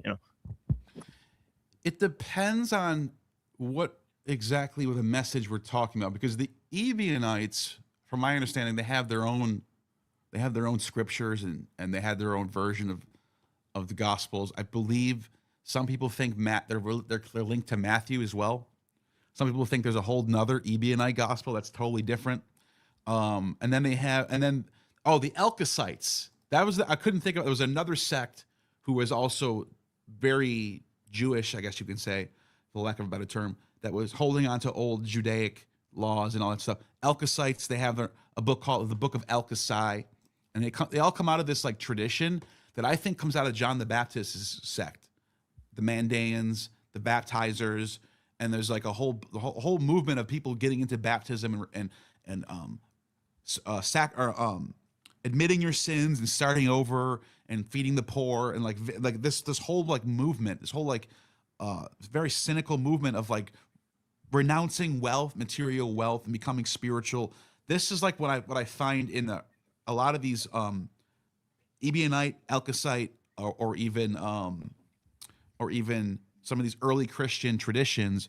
And so if we take their scriptures that they have and throw Paul away, then yeah, according to their gospels and their tradition and what they think about Jesus, they're spot on. But the problem is their ideas lost. They're considered heresies by the 2nd century. Irenaeus and Justin Martyr and Hippolytus start writing against the heresies from 150 to 200 AD in that period, and they just completely shit on the Ebionites. So now we think of the Ebionites as a bunch of idiots and a bunch of heretics because we're on the other side of that period. We're at this end of the spectrum of time. But if we were living in, say, 90 AD or something, the Ebionites might be the big player on the block who people actually took seriously and thought were the real Christians. For all we know. How much are they linked to the Arians, right? Because the Arians that's a later sort of group. So okay, so you're talking about the ones who believe that Jesus was still subordinate to the Father, right? Yeah, because there's a lot of Arab Christian groups. Yeah, it's a good question. Even though the Arians are later, because the Bishop Arius is the late 3rd century bishop, early 4th century bishop. Supposedly he was at the Council of Nicaea in 325. Supposedly St. Nicholas slapped him in the face, and he was the big competitor of the Nicene Creed. He rejected the Nicene Creed. He said that the Nicene Creed, he wrote a letter to Saint Athanasius and to Constantine too. He wrote to both of them saying the Nicene Creed is heresy, and not only is it heresy, right. He said it's Gnostic. He said the Sabellians and the Valentinians believed in a triad. Right. Well, obviously, he's kind of saying it's heresy to the Old Testament God, right? Yes. Or so that would be more and the New Testament. Yeah. The New Testament is very, very clear that Jesus is subordinate to the Father. So what Arius, in my opinion, and by the way, the reason why I said it's a good question, even though Arius is hundreds of years later, Arius seems to be sort of from the same camp as the Ebionites were. I agree. Believed Jesus was subordinate to the Father. They believed he was divine, but he wasn't the God. He was a divine figure, but he wasn't. He was the Son of God. Like, you can be a son of God and not be the same as God. You know that, right? That's a very common idea. For example, Julius Caesar, Augustus, they were all sons of God. Everyone was a son. Oh yeah, of course. That's common. Yeah, it's a common thing. Yeah. So they thought. So I believe. Well, I think that's what Paul is saying. Honestly, in Corinthians 15, he says that Jesus will be all in all with the Father. So it's pretty obvious that. That's what I think. I think that the earliest Christians were very ubiquitous in the idea that yes, Jesus is divine. He's the Son of God. He was adopted by God. Blah blah blah blah blah. Whatever you want to say it, but he's not literally equal to God. That's what I think that was the most common view of Christianity in the 1st century, the 2nd century. Yeah, I'm with you on that. So do you think that Paul's letters were written before the Gospels or after them? Because this is the big question. Man. It seems like because obviously we know we know about Luke, right? Because Luke is kind of like with Paul, so he might have had a delineation from Paul, but the other ones, the consensus is that. The overwhelming consensus is that Paul's letters came first, but not all of Paul's letters, just 7 of them. And then there's like 4 or 5 more that came in the 2nd century. But that's funny because scholars will admit that there are forged epistles of Paul that made its way into the canon, in the biblical canon and in the New Testament. So which ones would you say those are? The forged ones? Yeah. Well, there's the so let me look this up. Let me show you the so off the bat, I can tell you right now, 1st and 2nd Timothy. But authentic epistles of Paul. So you can see right here, the Pauline epistles. Let me just share my screen right now. I'll show you what I mean. The reason why we can tell 1 Timothy and 2 Timothy are not authentic, not only is the style of Greek completely not Paul, but he says things that contradict with what's going on in Romans. So here's these ones right here. Galatians, Romans, 1st, 2nd Corinthians, Philemon, Philippians, and 1 Thessalonians. These are the 7 authentic epistles that scholars believe are authentic. These 3 right here, 1 Timothy, 2 Timothy, Titus, 2 Thessalonians, Ephesians, and Colossians, scholars think are pseudo. These three are definitely pseudo. These three are debated as pseudo. Most scholars will say these 7 are the only authentic ones. Now, what's so funny about that is there are some scholars now, a growing number of scholars today, Nina Livesey, Jack Bull, who say, and by the way, Nina Livesey is a Pauline scholar, a professor, not just some random rogue scholar like Philip Biondi, randomly just saying, I just think the pyramids are. No. She's an actual scholar of Paul. She's been teaching the Pauline epistles at a university level for 20 years now. It's her position, and she doesn't convince many people, but it's her position that all the letters are authentic. So you know what that would do to Christianity? It would make Christianity a product of after 70 AD, which changes everything. Now I don't even think Jesus exists anymore. It's all made up, in my opinion. If she's right, if we use her as an axiom, if Nina Livesey is right, mythicism is 100% true, in my opinion. But if she's wrong, if there really is 7 authentic letters of Paul, then that makes a really strong case that there was a guy, because if there is no Gospels yet, and you just have a guy named Paul writing letters to churches about some guy named Jesus, well, then what is he talking about? If there's no Gospels, then then he must be writing about something that actually happened. That's sort of where I'm at. Yeah, I mean, I read a bunch of oddities, when I was studying things. Like, for example, somebody had said that Marcion had the first copies of Paul's letters, and then Tertullian had said that he had penned Galatians himself, or something like that, to that effect. Or I read I believe I read that in Robert Price. He said that Tertullian sort of said that, or he may have alluded to the fact that, Galatians was not authentic, or something like that. Yeah, there's a whole bunch. Marcion was the first. He was a Gnostic, by the way. But, I don't know. It's hard to say what the word Gnostic is labeled. I don't know if he would consider himself a Gnostic. I don't think he ever does. I think the distinction is that he didn't believe in sort of this idea of knowledge. He kind of just believed that you had to get rid of the law and sort of So he might not. So the idea that he's a Gnostic is debated, but the point is, he was the first Christian who had a New Testament. Before Marcion, there's no evidence of a New Testament. There's just epistles and gospels floating around individually.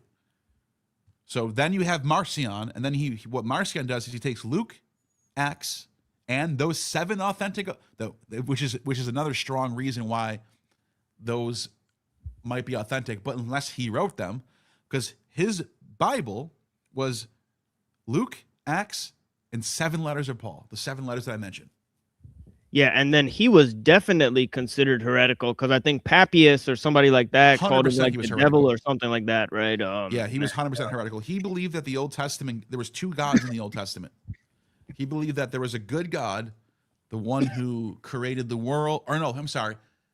The one who created the world is actually the evil one in Paul's and Marcion's mind. Right. Anyways, there's 2 gods. There's 2 gods in the Old Testament. There's the one who was like, behind all the good things that happen. And then he using Platonist ethics, he systematically goes through the Old Testament and decides that's the bad God, that's the good God. So when Elijah gets called Baldy and he sends a bunch of she-bears to kill the kids, that was the evil demiurge. So anyways, anything else before I go on to the next person? Yeah, because it seems like I greatly appreciate your time, man. No, you're man. But the whole thing with because I'm sort of unveiling a text that I found pretty interesting that deals with a lot of writings of Philo, and maybe I'll leave you with this. It's Berger Pearson, right? I think it's Gnosticism and Early Christianity or something like that. It's called, but he sort of makes some compelling cases about how Gnosticism was sort of like a Alexandrian, Jayish invention instead of a, something that was post-Christianity, right? And then some of the proofs he uses is like Philo. Oh yeah. Yeah, like Philo talking about like antinomian, Jayish sects, So Yeah. This is actually, I would say, most people who study Gnosticism would agree that there was a form of Jewish Gnosticism before Christianity, and the Sethians are one of these. The Ophites. There's evidence of the Ophites being in Alexandria before, like, let's say Paul, like 1st century BC, like right, because the whole thing is a commentary on the Old Testament and not on the New Testament, right? The Sethians and stuff. The Canaanites. There's another group called the Canaanites, and they reject all the premises of the Old Testament, but their whole theology here. I'll show you what I mean by them. This group right here. Whoops, that's not it. Let me see this one right here. The Cainites were heresy and venerating Cain, celebrating him for his sins. Apparently, there was this group actually stretches back to before Christianity. So someone was saying that. I forgot who it was, but there was some sort of Cainite group that was before Christianity, I guess.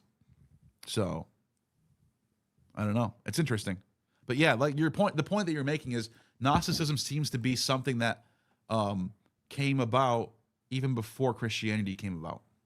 Right. And then it would seem like, like this obviously influences the divisions within early Christianity with like the Ebionites, how they looked at Paul, some stuff in the Pseudo-Clementines where basically he's compared to like Simon Magus and whatnot, those common issues and stuff.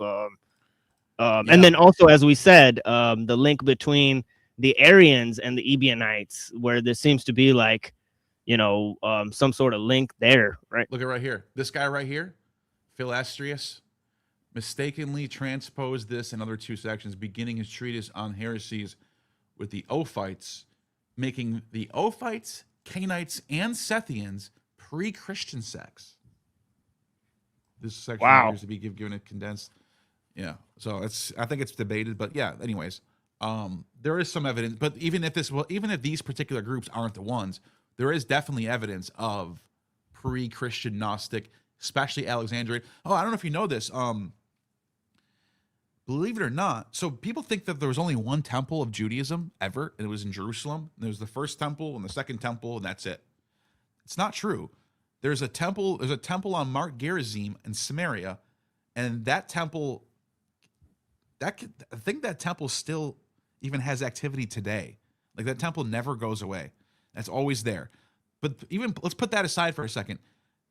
Even mainstream Judaism from Jerusalem, they set up a temple in Egypt. I forgot. It's during the Maccabean period. There was a priest named Onias III, the one who's in Daniel, by the way, the one who's the anointed who gets cut down. Well, I guess his son Onias IV fled to Egypt and set up a temple. Here, it's right here. I just found it on Wikipedia. It's just to show people what I'm talking about, so I can kind of just give you a little. It says right here, Jewish war. This is Josephus said this. Onias did not flee until after the Sixth Syrian War, when the Seleucids, so we're talking 160s BC, possibly in relation to a local vote, sent troops that defiled the temple, sealed it shut in 167 BC. Josephus says Onias fled to Ptolemaic Egypt, where he was appointed to an important local office under Pharaoh Ptolemy VI Philometor as an official of the Heliopolitan Nome, 13th district. There's 12 of these. There's 13 actually now. He established Leontopolis, the city, where he built a replica temple to Yahweh. And its priests. And since the temple, so this temple on Leontopolis, let me see if I can find it real quick. Leontopolis temple. People don't even know this, man. This is nuts. This is from okay, so I'm going to use this source right here. This is a good source right here. Hold on a second. Watch this. So, Leontopolis, this is from the Jewish Encyclopedia. They set up this temple here in the 160s, And guess what? Guess how long this temple lasts for? They make sacrifices there. They do everything that the first temple's doing and the second temple's doing. And they survive all the way to 73 AD. So it says right here, it was closed either by the governor of Egypt, Lupus, or his successor, Paulinus. That's weird. About 3 years after the destruction of the Temple of Jerusalem, which would be 73 AD. And the sacrificial gifts, or rather the interior furnishings, were confiscated for the treasury of Vespasian. So think about this for a second. Not only do you have the Temple of Elephantine, which is shut down in 400, not only do you have the Temple of Gerizim, which survives all the way till today pretty much, but then you have not only the temple in Jerusalem, but there's another temple in Egypt that outlasts the temple in Jerusalem. So a lot of people think that this is sort of the place where the first Jews who kind of go into Christianity are from. So like think about the reason why I'm bringing this up, the reason why I'm saying this is because these people didn't just stop being Jews overnight. They had to go somewhere after this. In 73 AD. Right after 73 AD is when Christianity starts to explode, especially in Egypt. So who were the first converts? The first converts are mostly Jews. It's not until the 2nd and 3rd century where they start really getting the Gentiles to convert. But in what I'm saying is, whoever these Jews were in Egypt probably were the first converts to Christianity. And this is like a big thing people big debate on. Yeah, what do you make of real quick, what do you make of Robert Eisenman claiming that Josephus and Paul both knew this guy named Epaphroditus who sort of like funded Josephus? It's possible. The name Epaphroditus is very common. So I can literally pull up 5 different that's what I saw too. Yeah, that's what I saw too. Yeah. So it might be the like same too guy. Common, yeah. Yeah, it might be the same guy. It might just be 2 guys named Epaphroditus. So, well, who knows though? That's a good question. But anyways, this has been. I'm glad. Definitely jump on later if you want. I think there's only one person waiting, so if you want to jump back on. Yeah, definitely. Definitely. I may do that. But yeah, it's been a great conversation. Thank you. I'd love to have you on and talk about cynicism and stoicism or some stuff. So I may reach out at some point. Shoot me a DM. Yeah, for sure. Yeah, blessings. Yeah. Yeah. All right, thank you for talking. Yeah, peace. See you. That was a good one. All right, inerrant rays. Sorry about that. Inerrant rays. You are. Floor is yours, man. What's going on? Hey Neil, how's it going, man? Good. How are you? Pretty good. So I had a couple questions. So I would say I agree with you broadly on your stance against Abrahamism. Definitely, I would say. My question is, I grew up with the whole Lee Strobel case for Christ argumentation about how the accounts of the resurrection are no different from accounts that pagans have and stuff like that. So I would just because I'm not as versed in the apologetics sphere as you, I'd just like to hear why those accounts are different from other historical accounts that we rely on. Wait, say that one more time, the question? Yeah, so the question is, so the accounts of Jesus's resurrection, Christians believe that is just as accurate as accounts pagans have of historical events we rely on. So why are they different? Well, like Lee Strobel, I don't think I've read the book and I'm familiar with the movie, and he makes it seem like Tacitus and Suetonius were literally eyewitnesses. He acts like these Roman sources that are almost 100 years later. I mean, you're talking 119, 120, 120s for Tacitus and Suetonius, when this would have happened in like 30. So or 27, some accounts say 27 AD. So we're almost a century, 100 years later for the first Roman. Now you can say Josephus is the first source, fine. Some people think that's a forgery. A lot of people think that he mentioned Jesus, but that most of the stuff that he talks about was also highly interpolated, especially the stuff about the resurrection. But there's no outside of the Gospels, there's nothing. There's nothing. You just have Paul's letters, you have the Gospels, then you have Clement of Rome in 96, and then Josephus in 96. So everything that comes from extra biblical sources is after the Gospels.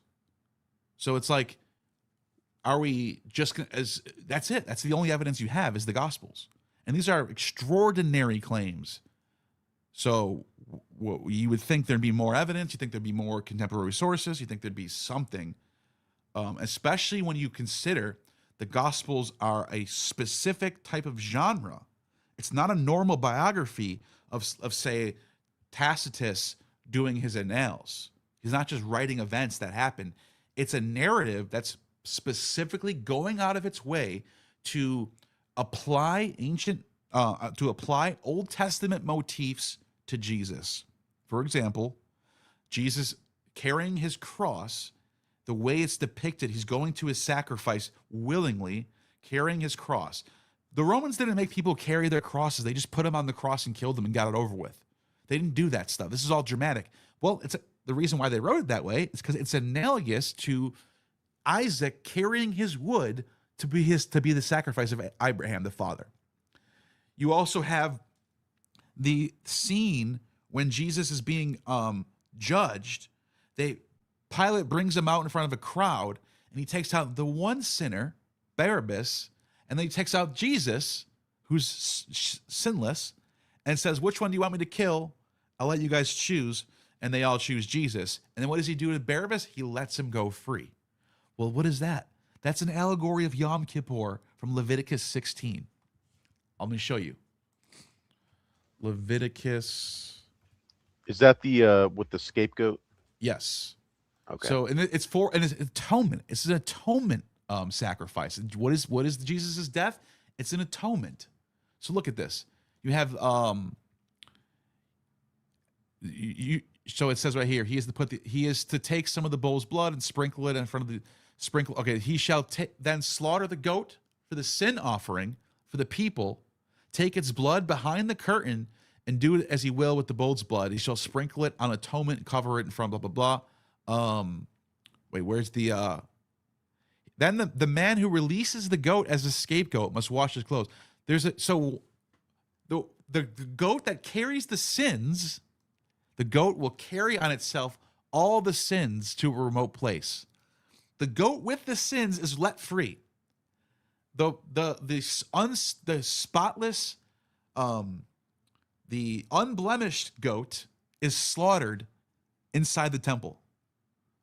So this is literally an allegory happening. That never, and by the way, we know this never happened.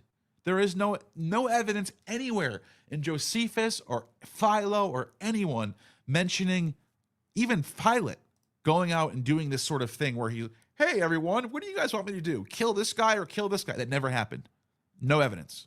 So what we're dealing with, we're not dealing with history. We're not dealing with primary source material that's trustworthy. We're dealing with a genre that's going out of its way to rewrite the Old Testament to make Jesus the New Testament. That's what it is. That's why it's called the New Testament. It's literally it's a rewriting of the Old Testament. Yeah, that definitely makes sense. And I couldn't help but, as you kind of relayed the Yom Kippur story and the scapegoat and all that, I couldn't help but wonder, this is might be out of your purview a little bit because it's dealing with the future rather than the past. But is it possible that maybe the Messiah the Jews say they're waiting for is not a figure, but rather themselves as a nation? That they believe they are the scapegoat?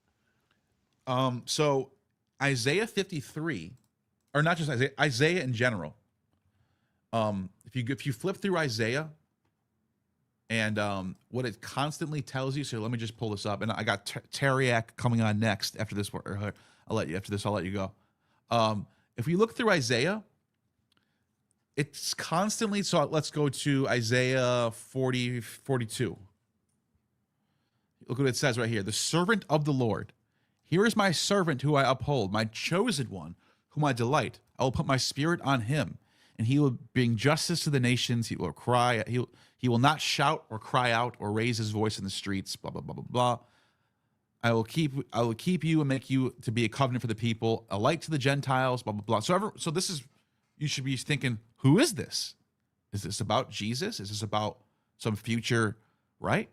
But listen to what it says here. It says, Israel, who was blind like the one in the covenant with me, blind like the servant of the Lord. Let's see. Let me just find where it says. Here it is right here. Which of you will listen and pay close attention? Who handed Jacob over to become loot and Israel to the plunderers? Was it not the Lord against whom we have sinned? For they would not follow his ways. They did not obey his law. So he poured out them in his burning anger, the violence of war. Watch this. Let's go to the next chapter. Isaiah 43. But now this is what the Lord says. He who created you, Jacob, he who formed you, Israel, do not fear, for I have redeemed you. I have summoned you by name. You are mine. When you pass through the waters, I will be with you. And when you pass through the rivers, they will not sweep over you. For I am your Lord, the Holy One of Israel, your Savior. I gave Egypt, blah, blah, blah. And he says it right here. He says, let's go to the next chapter, Isaiah 44. But now listen, Jacob, my servant, Israel, whom I have chosen. This is what the Lord says. Do not be afraid, Jacob, my servant. Literally. Now check this out. Everyone skips that. Christians today, they never read Isaiah 40s. They go right to 53. And they go all the way to the passage right here. And they go, look what it says. By oppression and judgment he was taken away. For he was cut off from the land of the living. The transgression of my people he was punished. He was assigned a grave for the wicked. Then it says, he was where is it? Is this 53? Yeah. It says right here, surely he took up our pain and bore our suffering. We considered him punished by God, stricken by him. He was pierced for our transgressions. That's Jesus, right? Well, guess what? King Josiah, during the time when this was written, now I don't think this is actually written in the 7th century BC. I don't. But the text is dating itself. Josiah is claiming to be a king in the time of Josiah. And guess what? Guess how Josiah gets killed? The king of Judah, the king of Jacob, the king of Israel. Guess how he gets killed? He gets pierced. Look at this. And by the way, he's the good king, the one who makes the reforms. He makes all these amazing reforms. He's literally called the Messiah, an anointed king. He's from the Davidic line. And he makes these reforms to get away with paganism and the Asherah poles and to come back to worshiping God the right way and following his laws. And guess what happens to him? Let's find his death. There are two accounts of Josiah's death. 2 Kings merely states that Necho II met Josiah in Megiddo, where literally Armageddon, and killed him, whereas a lengthier account states Josiah was fatally wounded by Egyptian archers, pierced to death by archers. And then it says in Psalm 22. Let's go to Psalm 22 real quick. Psalm 22.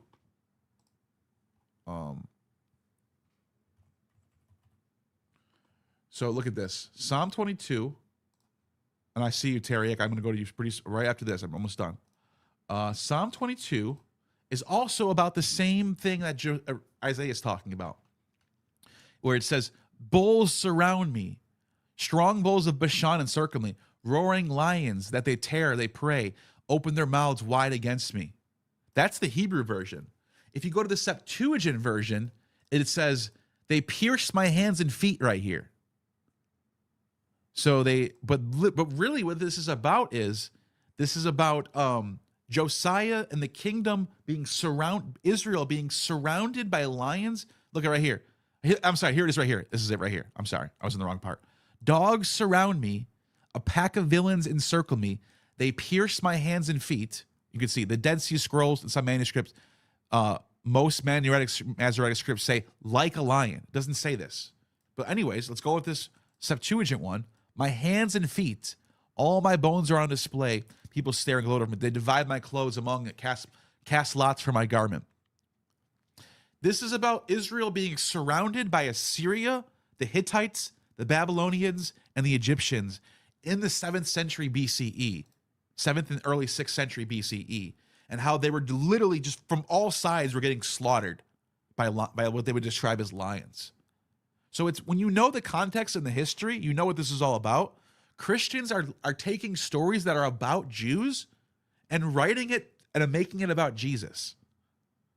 So they're rewriting it and they're applying it to Jesus. That's what the whole New Testament is. Not only that, they're turning it into reality, not just they're their making religion. it history. Yeah, exactly. Yeah, exactly. Thanks, man. Thanks, man. I appreciate you coming on, man. Have a good one. Okay, so let me just read the super chats real quick, and I'll bring up Teriak. So Joel 2:31 says, "The sun turned to darkness, moved into blood before terrible day." Peter quotes Joel's prophecy, reaffirming this. Acts 2:20 explain this. Yeah, they were That's exactly what that is. You're exactly right. So Joel, what you're talking about Matthew, when the sky turned to darkness. Yes. Solar night, you're exactly right. And I was just talking about this. This is another prime example of what's going on in the New Testament. Joel 2:31 has this thing of the sun turning into darkness. When Jesus is on the cross, he fulfills Joel 2:31. Get it? So they're literally just reapplying Old Testament motifs to the New Testament. Thank you for that super chat. One more. CoAC with a $10 says, "What do you think about the idea of Judaism as a constructed movement out of Alexandrian Platonists, converting primarily Hellenized Egyptians? Elephantine is a unique spot for a Jewish colony." Yeah. Let me see if I can find the book that from Gmerkin over here. I thought I had it over here. I guess not. It's probably it's right here. Gmerkin wrote a whole book about this. I recommend. It's peer-reviewed, heavily peer-reviewed by Routledge and Copenhagen University. You can see Copenhagen University.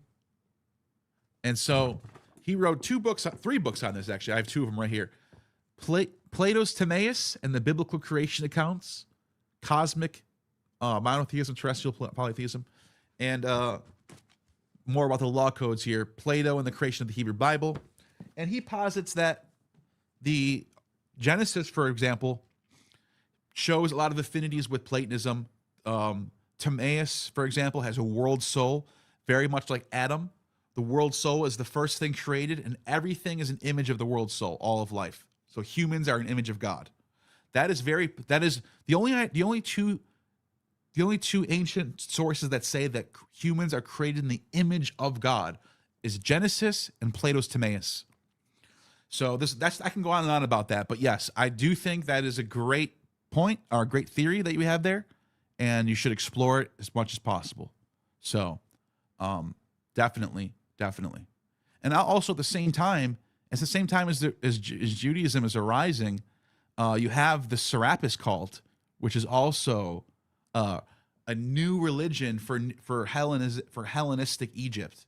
So yes, the Jews are creating a religion for themselves, and they're in Alexandria and they're in Jerusalem and they're talking back and forth and they're putting together a biblical corpus of their own. But at the same time, the Greeks in Alexandria are putting together their own religion, which is the Serapis religion. So thank you for that. All right. What's the crack, Neil? How's it going, man? Good yourself. I was just wondering, like in terms of like the Bible as a whole, or if you want to go Torah or Quran, like what do you think the point of the book is?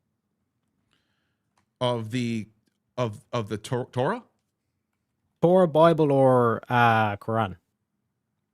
What's the point of the book? Yeah. That's a good question. I mean, so for example, the point of the Torah is to construct a history of the Jewish people and to establish a sort of law code and cultural norm and for to rule a state with under. So a central text that has your history, your laws, your philosophy, your theology, your God, your priesthood, all of that stuff is all in the Torah. And then what you get with the New Testament is pretty much the same thing, but it's a different time period, different situation, different logistics involved. No longer are you in a temple. Now you have a worldwide, universal churches. You know what I mean? They're operating within churches. It's no longer hereditary. Now it's more. Now it's reaching out to all types of people.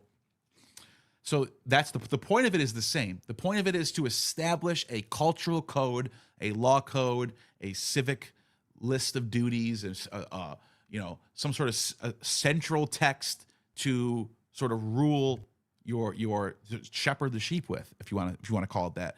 Islam, same thing.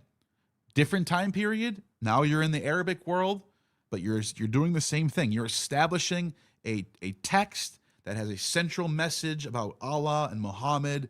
It's also coming through the Abrahamic tradition, where it's retelling the story of Moses, it's telling of Noah. Even got Jesus and the apostles are mentioned in the Quran. So it's just another rendition. Book of Mormon, same thing. Now we're in America. Now we're in English. Now we have a new logistics setup. Now we have a whole different needs going on. Does that make sense? Did I answer that question good? Yeah, because like I think a lot of the stuff you do is like very important in terms of like pushing back against like what I would say is like fundamentalist like religious types.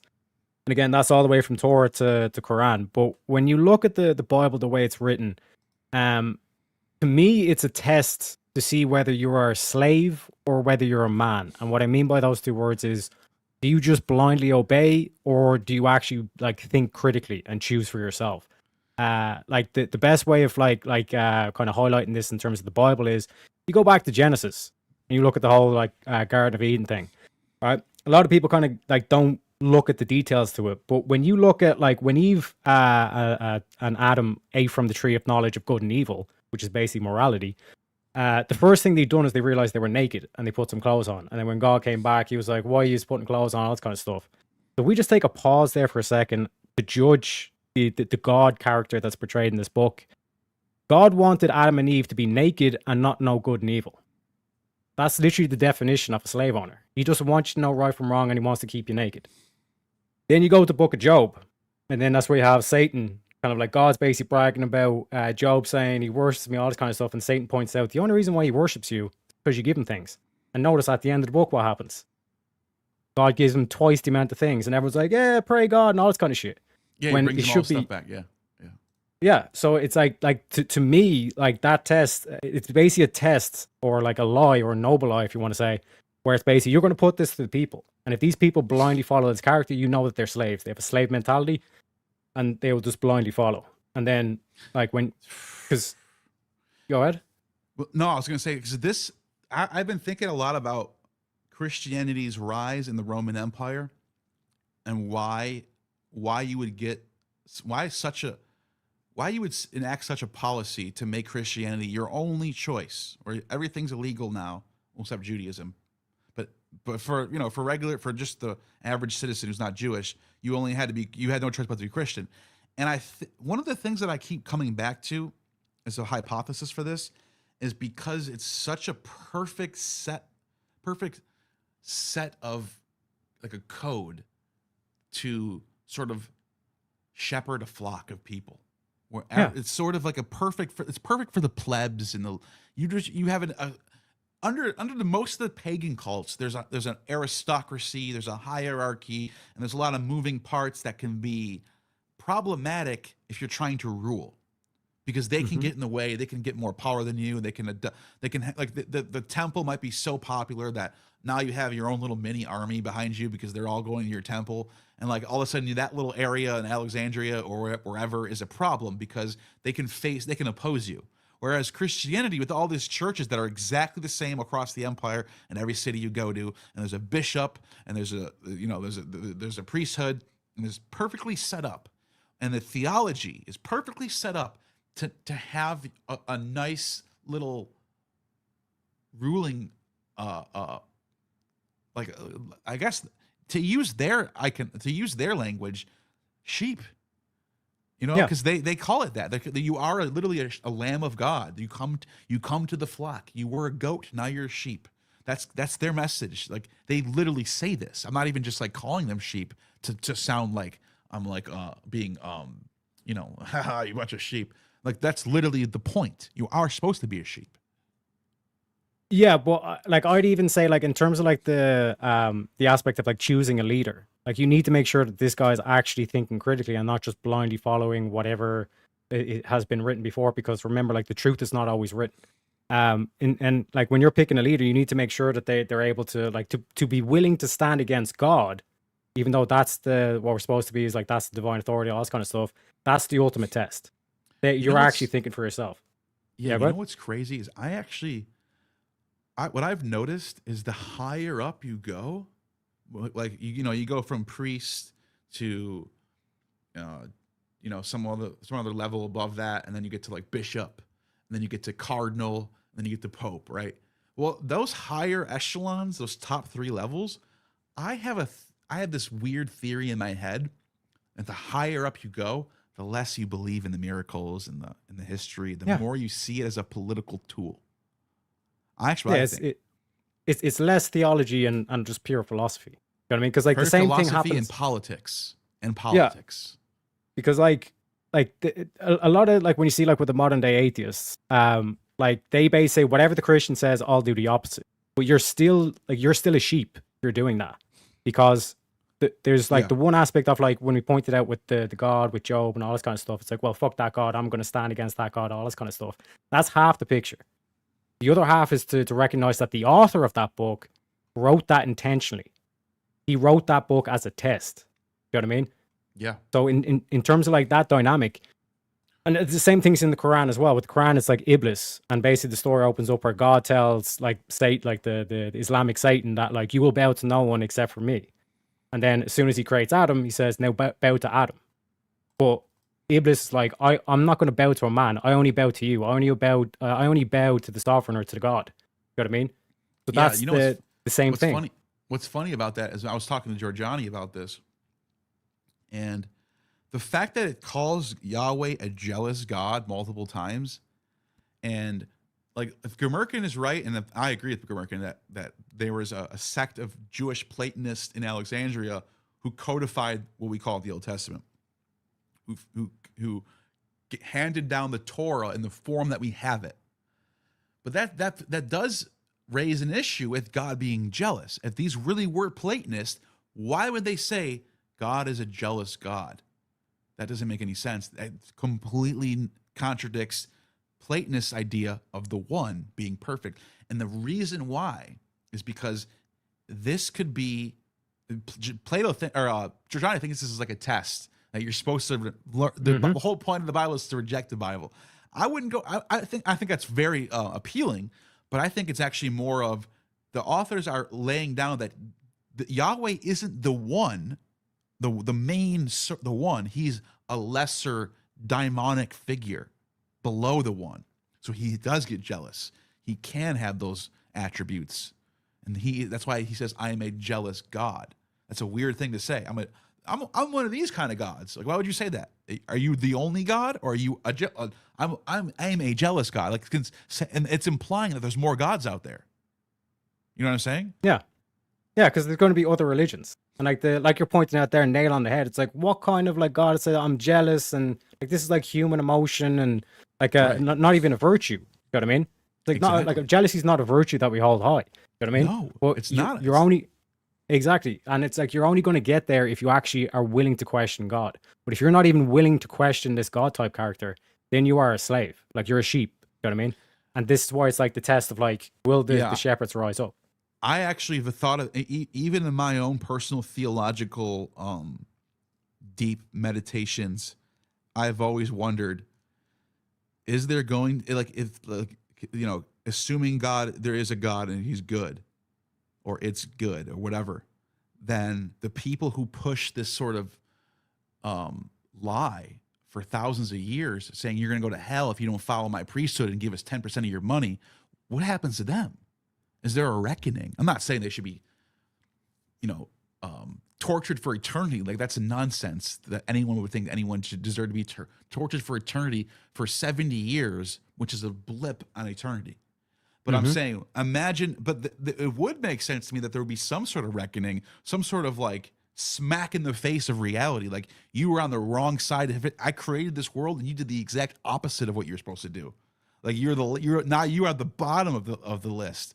That's something I think about a lot. It's something that I think might be a possibility, Yeah, like when I look for like proof or evidence of like the one, what you call the one, or the Christians call God, all this kind of stuff, it's through observation of reality, and we go all the way back to Heraclitus, like the flux. Like, in order for the to even have this conversation, we need to have motion. Mm-hmm. You know what I mean? And like, motion is constant, meaning like motion itself is unchanging, which means there needs to be an unchanging power to what causes motion. Do you know what I mean? Because everything in the universe, like, even if you look at like a rock on the ground, like that rock still has atoms. Those atoms still have electrons. Those electrons it's are still constantly in vibrating motion. at some level. Yeah. Mm-hmm. Exactly. Even the scientists will everything's say, in like, vibration. even the scientists will say before the Big Bang, there was still like fluctuations and all this kind of stuff. The flux is inevitable, but because the flux is unchanging, there must be an unchanging power. Like, another way to look at it is like the whole simulation theory. Every simulation has to have a power source. Yeah. I mean, that's, so to me, that's undisputed. Like, that's the evidence for it. But in terms of, is it this God type character that's portrayed in the Bible? Fuck no. But that's a facade. That's the test to see, okay, is this person just going to blindly follow what I say, or is this person actually going to critically think for themselves? And the people who actually critically think for themselves, they're the ones that should go with the higher up, which, like you pointed out, with the they don't like get like focus on the miracles, all this kind of stuff. They focus on the politics and the philosophy. Yeah.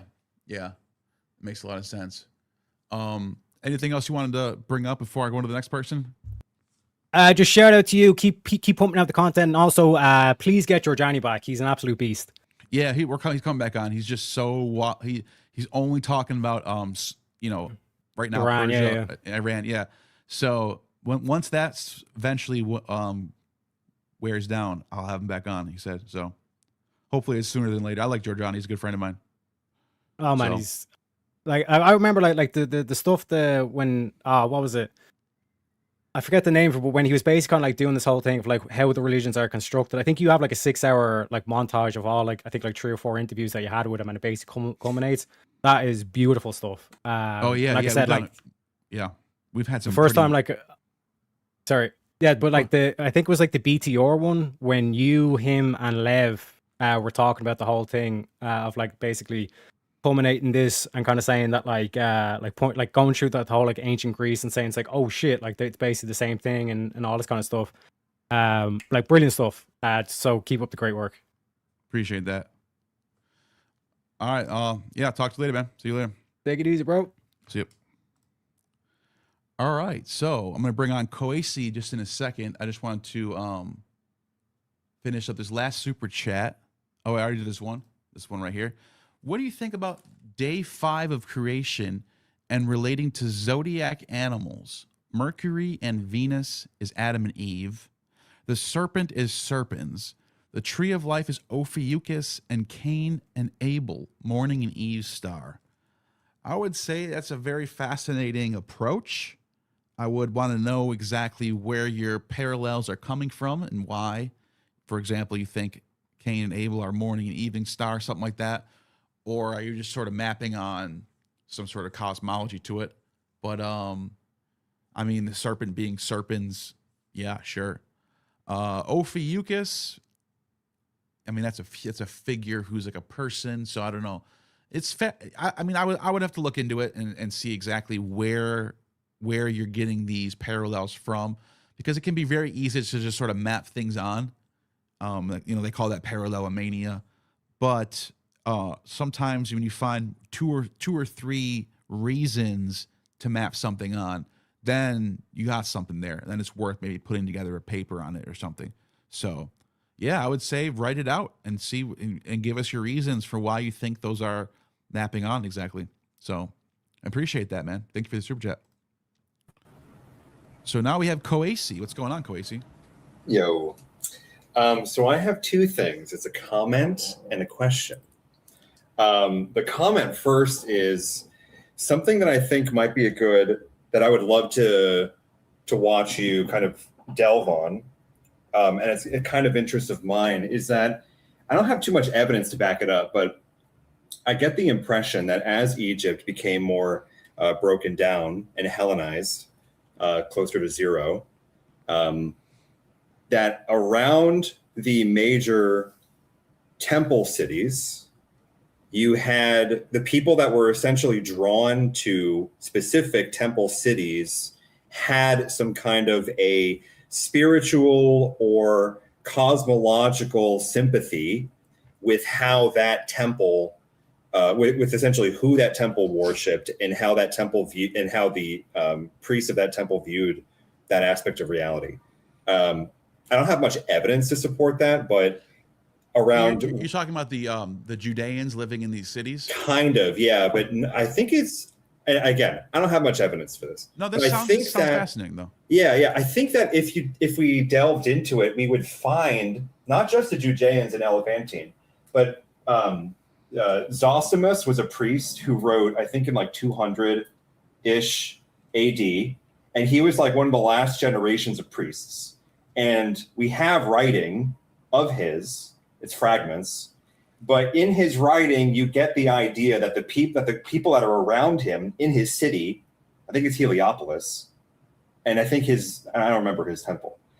They're basically a specific sect of Christians and Jews that are hanging out in his village because they do business with the temple.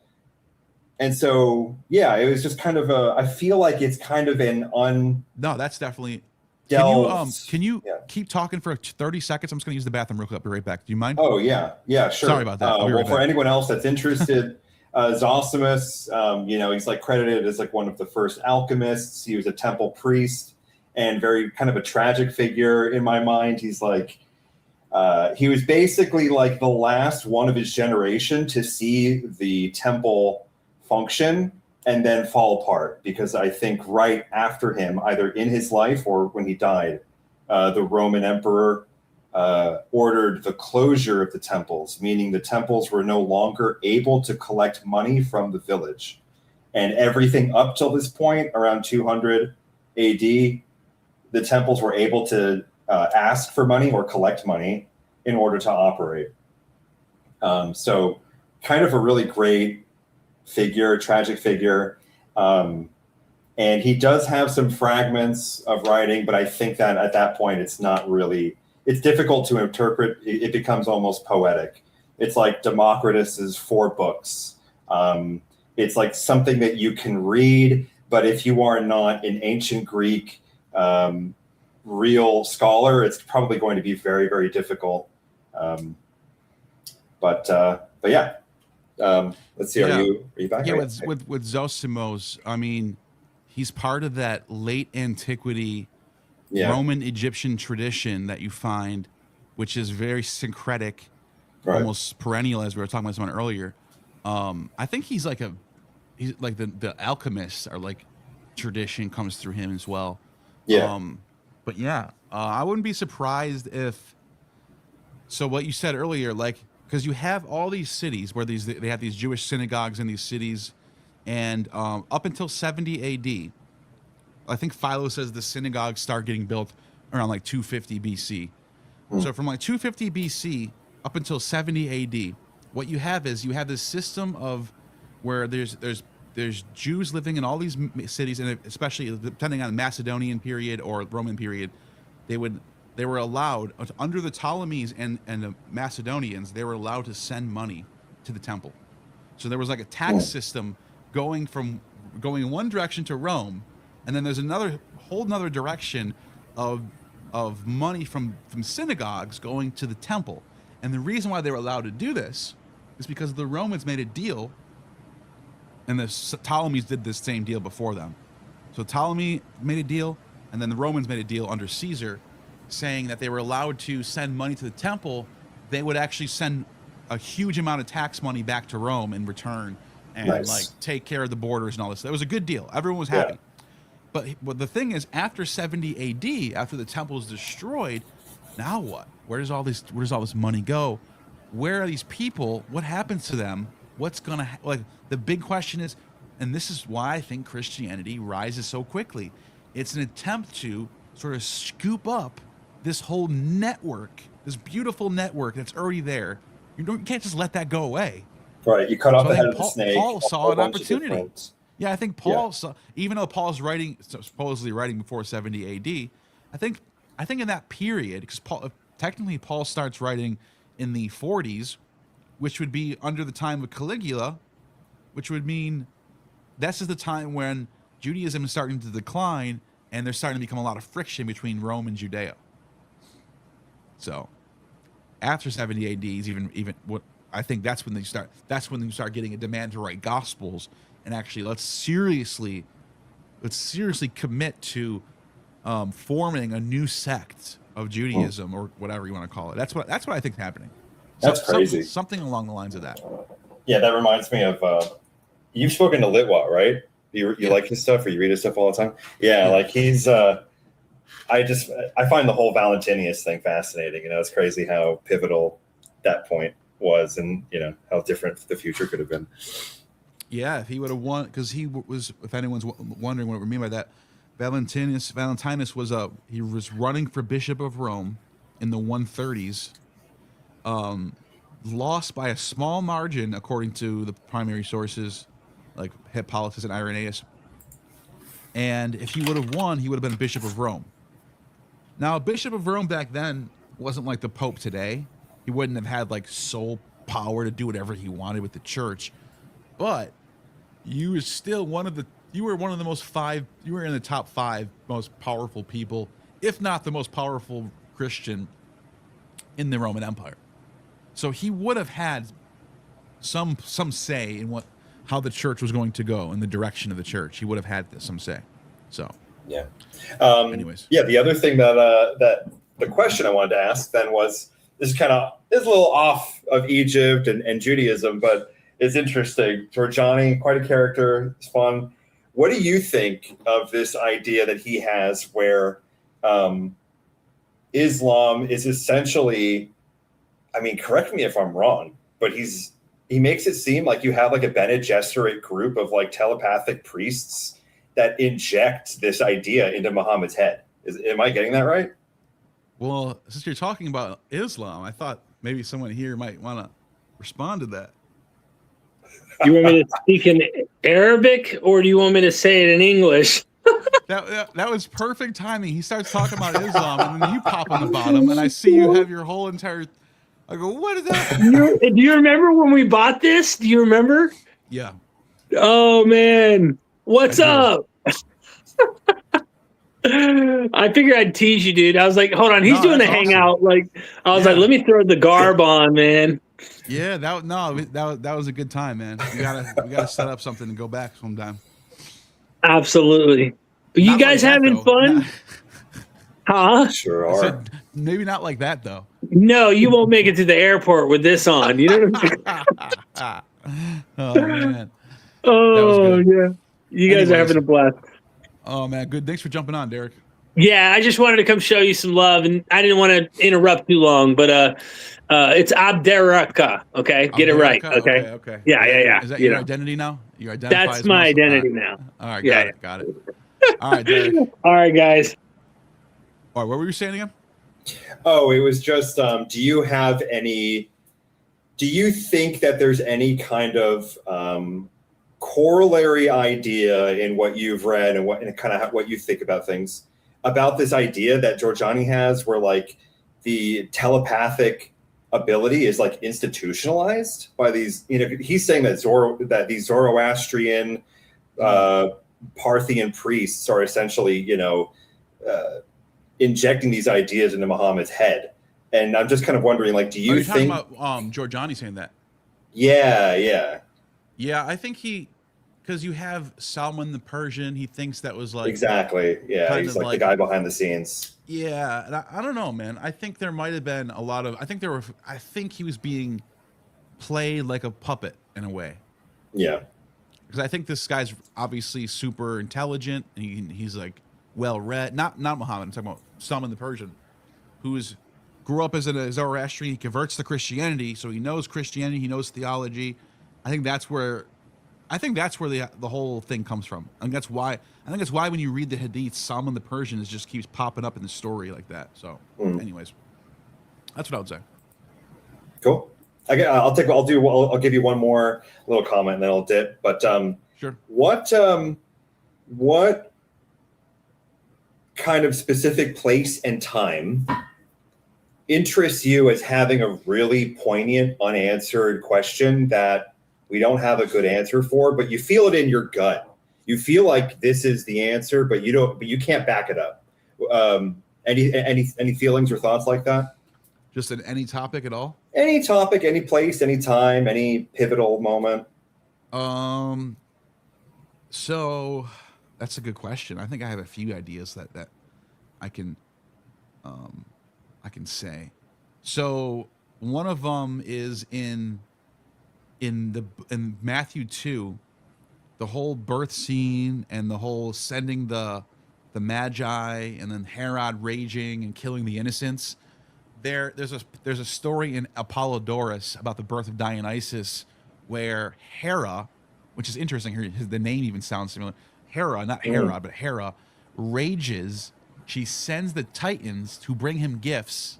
They kill him.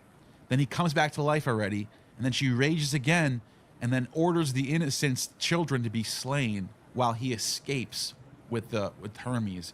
And then it comes back when Hera's gone. What the hell is that about? Like, I just think it's like a... I think Matthew is a clear mimesis of that.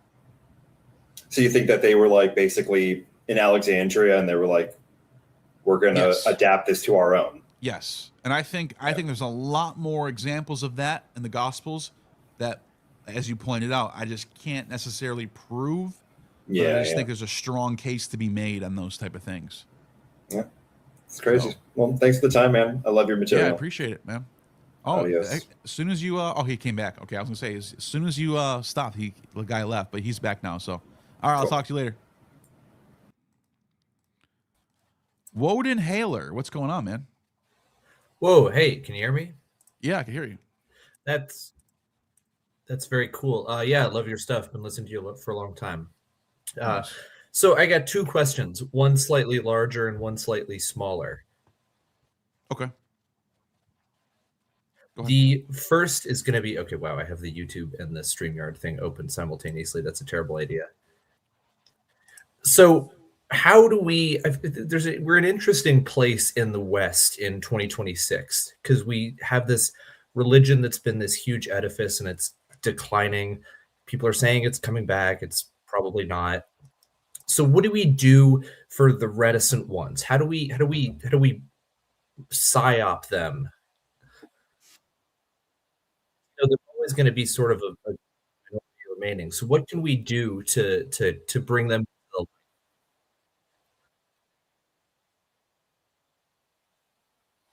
I think you just broke up. Did you break up? Oh, I might have. Oh, did you stop? Is that the last thing you said? Can you say that one more time? I think you broke up for a second. Oh, I'm sorry about that. Yeah, so we're in an interesting place. Like this sort of Christian thing is kind of declining in the West as I perceive it. But there's always going to be some small minority that clings to it, clinging to the old ways. Mm-hmm. So how do we bring them into the light? My friends and I, we often hypothesize about creating the cult of Odinic Lutheranism. Is that how we bring the Christians into the light? That's a good idea. I didn't even thought about that, I guess. I mean, there's always going to be some group of people that's going to be clinging on to Christianity. I don't think it's ever going to be, there's never going to be a time when there's no Christians at all.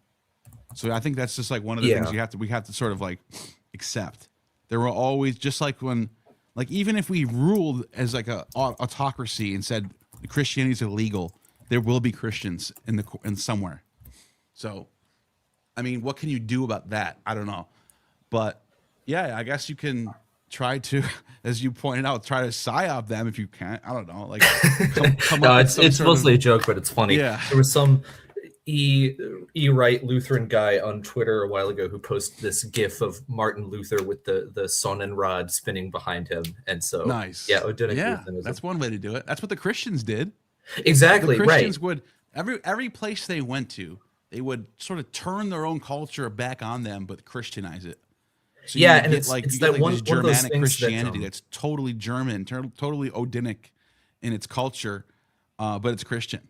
and And there's this is that how letter from that this British bishop. Oh, I'm sorry yes. about that. The slight delay. My apologies. No. There's a letter from There's the that letter bishop. from that British bishop, I think in the 10th century, where he says, "No, It's before that. don't go fight the pagans. Yeah, just put like the 6th cross century. on the altar." Is it six? Is it that early? Oh wow. Yeah, 6th century. And the bishop or the Pope is Pope Gregory the Fifth, I think it is. Is that right? Let me see, Pope Gregory. Let me just see what time. Pope Gregory the Fifth is no, that would be 900s. It's one, yeah. So it's one of the but it's Bishop of London, Bishop of London, Pope Gregory, and he's the source is from it's 604. So early 7th century, late 6th century. Gregory the First. So not okay. Gregory, I knew it was a Gregory. Pope Gregory the First. Now I can tell you, wrote a letter to the Bishop of Miletus, actually, which is in England, and I think it's London, right? Miletus. No, Miletus is the person's name. Duh, it's in London. Miletus is the bishop's name. Sorry, and it's in he's the Bishop of London. Gregory sends him a letter, and we have the letter preserved in the what's the guy's name? It is the hell's his name? I have his text over here somewhere. Jeez, it's gonna drive me crazy if I don't find it now. See, I'm just remembering random shit I heard in a Survive the Jive video, and you have the actual book here. Bede. I found it. It's up there. I knew it was up there somewhere. Venerable Bede. If you want to find this letter for yourself, I beg anyone listening, go look it up for yourself and fact check me. Venerable Bede is a source from the 700s, and he has a letter from Pope Gregory the First in 604 AD to the Bishop of London. All right, now we have it. And what he says in this letter is shocking. Don't fight the pagans. He says, go to their holy sites, take the idol out, dispose of it, put a cross in the sanctuary. He says even like their trees and pagan and like in their grottos. It's not just temples, but like outdoor stuff.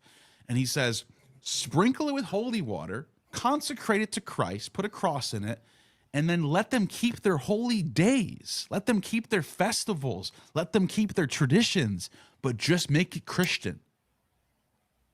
This is what? He's just telling you the playbook. And I bring this source up all the time to my scholar friends. And they're like, so what? He just said that. You think people are just saying things that don't mean in antiquity? Well, especially high church officials. Yeah, the Pope. That's not just a word someone says. Yeah, this is literally the Pope, Pope Gregory. And he's telling the high priest, the archbishop of England on how to do things. Like this should be like everyone should know. This should be household knowledge. And it's like none of these e-Christians we have these days would even consider a faith that would do that. It's like the religion is so historically different than what it was. It's amazing to think about it. Like it's not a pure continuous tradition. Yeah. There's such a change in culture. And it's amazing how many things in Europe are just like pre-Christian things with a coat of paint on it that says Jesus. And then sometimes they didn't even bother to change it. I mean, of the letter. The months are still pagan gods. The days of the week. It's Easter is literally named after Eostre. Yeah. Christmas they at least had the wherewithal to change the name, but I mean that's not to say that Pascha doesn't predate that. Sure, but the Easter traditions in the North, you better bet, there's a good chance that those traditions get subsumed into the local Christian tradition. There's a letter from a German traveler in England in the 17th century where they have an idol of the grain goddess that they parade through the streets for their harvest festival. In the 17th century, it's insane. I don't know if this is the letter that I'm thinking of, but I pulled this up. It's from the same people, Pope Gregory to Bishop Mellitus. It says, Blessed Father Gregory sent him a letter worthy to be recorded. Letter as follows. To the most beloved son, Abbot Mellitus, Gregory, the servant of God, we have been much concerned since the departure of our people that are with you, because we received no account of the success of your journey. Howbeit, when Almighty God has led you to the most Reverend Bishop Augustine, our brother, tell him what I have long been considering in my own mind concerning the matter of the English people, to wit, that the temples and the idols of that nation ought not be destroyed, but let the idols that are in them be destroyed. Let water, holy water, be consecrated and sprinkled in the said temples. Let altars be erected and relics placed in there. For those temples are well built, it is requisite that they be converted from the worship of devils to the service of the true God, that the nations, seeing that their temples are not destroyed, may remove error from their hearts, and knowing and adoring the true God, may be more freely resort to the places to which they have been accustomed. And because they are used to slaughter many oxen and sacrifice to devils, some solemnly must be given to them in exchange for this, as that on the day of the dedication, or the nativities of the holy martyrs, whose relics are deposited, they should build themselves huts and boughs of trees about those churches which have been turned to the use from being temples, and celebrate the solemnity of its religious feasting. No more offer animals to the devil, but kill cattle and glorify God in their feast. He's literally telling them to keep their same exact traditions in place, but make it Christian. And return thanks to the giver of all things for their abundance. To that end, while some outward gratifications are retained, they may be more easily consent to the inward joys. For there is no doubt that it is impossible for there is no doubt that it is impossible to cut off everything at once from their rude natures, because listen to how they shit on the English people. Like they're a bunch of idiots, rude nature, barbarians. Like, this is how we fool these idiots. Because he who endeavors to ascend to the high, this should bother you if you're English, dude. This blows my mind that people think, oh my God, this is our true tradition. To the highest places rises by the degrees of steps and not by leaps.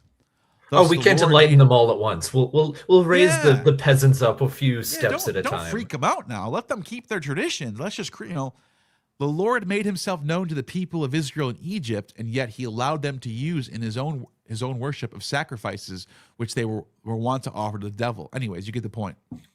Yeah, and it's so insulting because if they'd been upfront about it from the start, no one would have converted. That is not what would have happened. Yeah. And it was interesting. You think about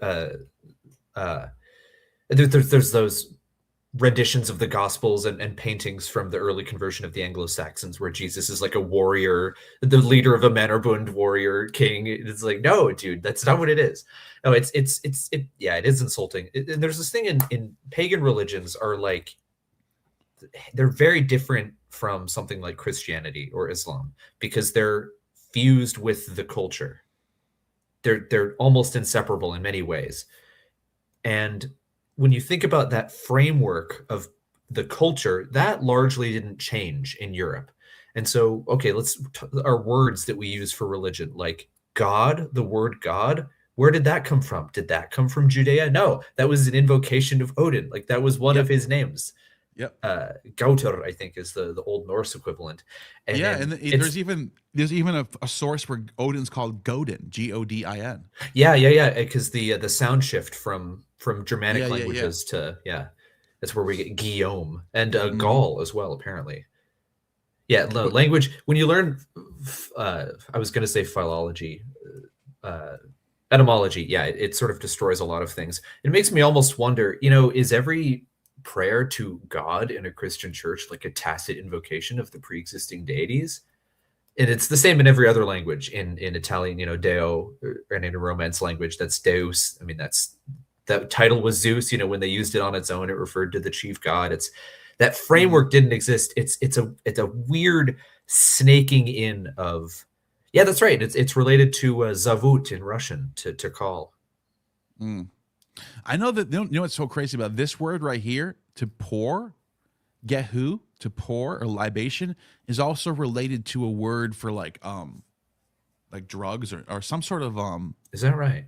Some sort, yeah, because of the word libation, because it has something to do with like some sort of some sort of potion or something.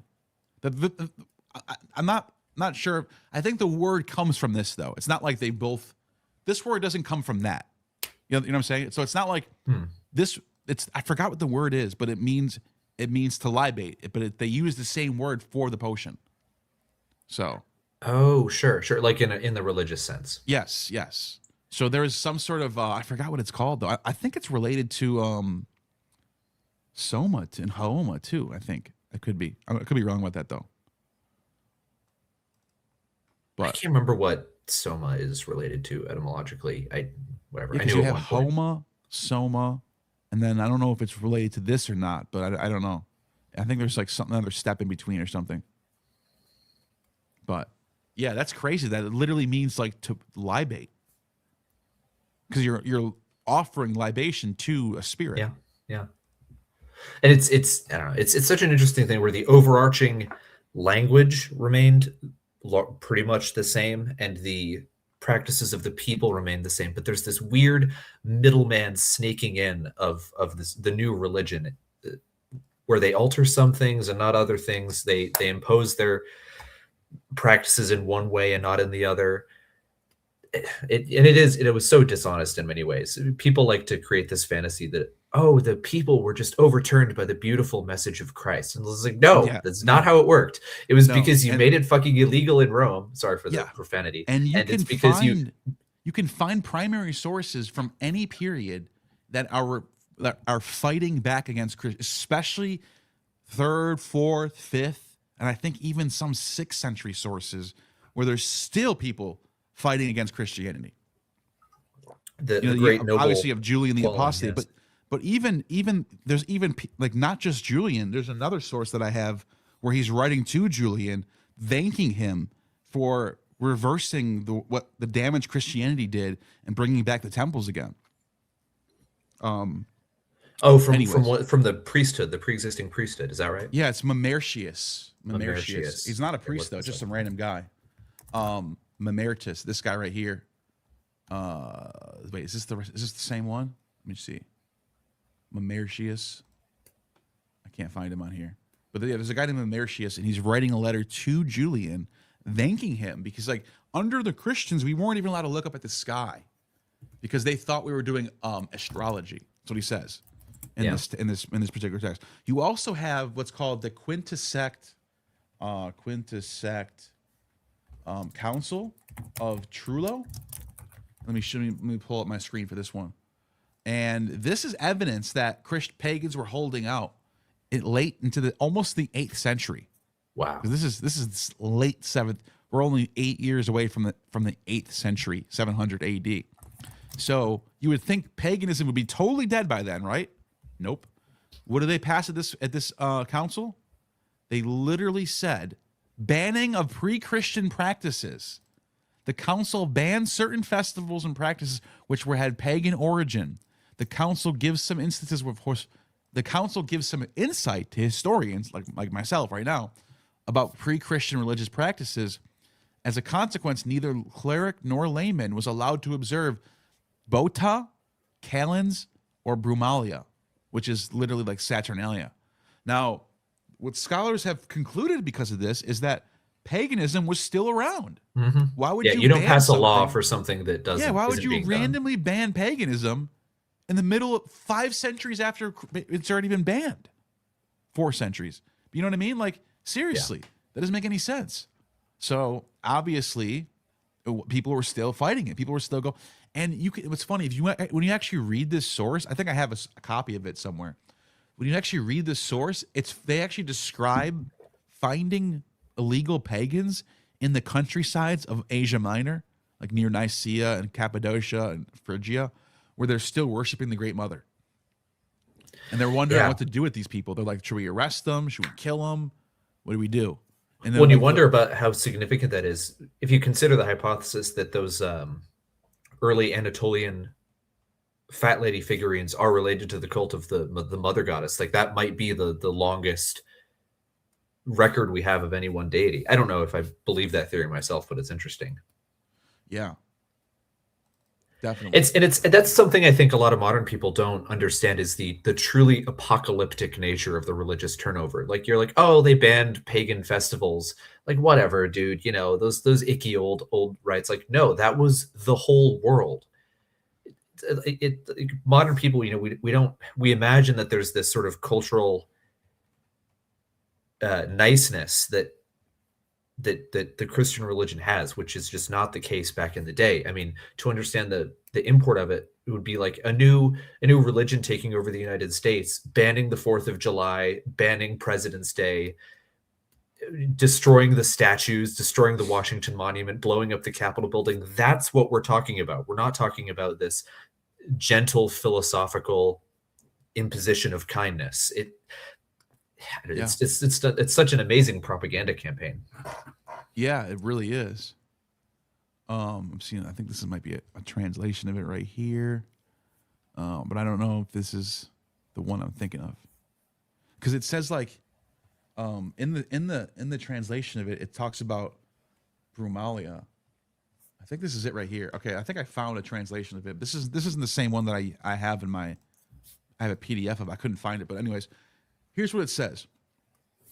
Those who give themselves up to soothsayers. Wait, this is where it starts. All right. Those who are called hectontarchs or such, in order that they may learn from them what things they wish to have revealed to them. Let all such, according to the decrees lately made by the fathers concerning them, be subjected to the canon of 6 years. And to this penalty they should be subjected to who carry about she-bears or animals of the kind, for the diversion of injury or of the simple. For the diversion and injury of the simple. Oh, we can't let these stupid people be distracted by actually fun religious practices. I know, right? It's so, as well as the tell of fortunes and fates and genealogy, multitude of words, nonsense of deceit and posture, and those who are called expellers of clouds, enchanters, amulet givers. I'm sorry, genealogy is banned now? I guess. I don't know what that I don't know what that is. I'm not sure precisely what they're meaning, but it is funny to think that like they were threatened by the nature of people remembering their ancestors. Maybe. That might be what it is. You're right. Yeah. Because they might be like, oh, we go back to Venus, we go back to Heracles. The divine genealogies. That might That's be probably what it mean. is. The so-called Kalends, which are called Bota and Brumalia, and what are called Brota and Brumalia, and the full assembly which takes place on the 1st of March, we wish to be abolished from the life of the faithful, and also the public dances of women, which may do much harm and mischief. It's just hate fun overall. Holy shit, this is so life-denying. This is what Nietzsche's talking about. No, literally, yeah. You know what I mean? The public dances of women, which may do harm. Moreover, we drive away from the life Christians that dances given in the name of those falsely called gods of the Greeks, whether men or women, which are performed of the ancient and unchristian fashion, decreeing no man from this time forth shall be dressed as a woman. Oh wow, I didn't know that was an issue back then. That's I didn't know this was in here. Nor any women in the garb suitable to men. You have to wonder what that. I think that's referring to theater performances. It might be on that. The context yeah, of that's probably now, this is from the Quintisext Council. Is that correct? The Bacchants were doing shit like that for sure. Yeah. But the just so I can locate this later, this text. Oh yeah. Quintisext Council, and you can also look up Council of Trullo, Trullo. Nor shall he assume comic. You were right. It's exactly what you just said is exactly right. Because look what the next line is. Nor shall he assume comic, satiric, or tragic masks. Nor may men invoke the name of the execrable Bacchus. Execrable. That's excrement. That's what that Bacchus. means. That's he's saying he's the author is equating the name of Bacchus with excrement. That's what. Yes. Yeah. When they squeeze out the wine in the presses, nor when pouring out wine into jars, causing to laugh. So no laughing aloud. Practicing in ignorance the vanity of the things which proceed from the deceit of insanity. Therefore, those who in the future attempt any of these things which are written, having obtained a knowledge of them, if they be clerics, we order them to be deposed and if laymen to be cut So off. that even the clerics were worshiping Wow. pagan deities. Yeah. Dude, there's clerics getting involved in Bacchic religion, dude. That's crazy. We must return. That's nuts. If I had a local priest that did that, I might convert. Yeah, me too. Yeah, no, he probably had the most popular church in the whole area. It's the entirely the life denying aspect. It's so obvious when you see many of these things, and there's this weird. I often wonder about the timeline of this, the fusion of the life affirming culture with the life denying faith. Yeah, sorry. This is crazy right here. I didn't even know this was in here. It is not to be permitted to hold what are called the agape, the love feast, in the Lord's houses or churches, nor to eat within the house, nor to spread couches. If any dare, you know what this is?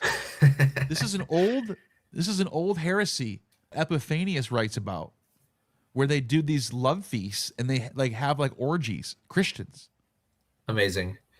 So they're just coming around to this in 692 AD. Yeah, how like this vision of the unitary church with this one deity, and we don't even dabble in these other practices. That makes me wonder if that was even a first millennium thing. Yeah. Like was paganism excised from Christianity before the year 1000? I'm not sure it was. Okay, the correct answer is it never was or can be. In the 11th century, in that first 10th century, that 1000s AD, you have I can point to a few poets in that time period who start bringing back some pagan themes. So that's the end of the Dark Ages. Yeah. One thing. I can show you a couple poets that do that. So even then, paganism isn't gone. I don't think paganism ever truly fully was gone. It's always somewhere it definitely in the cracks. always remained in the minds of both the people and the intellectuals. Yeah. And of course, it reached its highest flowering in the Renaissance, which it's ironic that all of the highest and brightest periods of European culture were those when Christianity was at its weakest. Exactly. And that's when you get, it's 100% true. And then right before Islam rises up, you know what happened? Like 5 years before Islam, the emperor Heraclius allowed the bishops in Rome.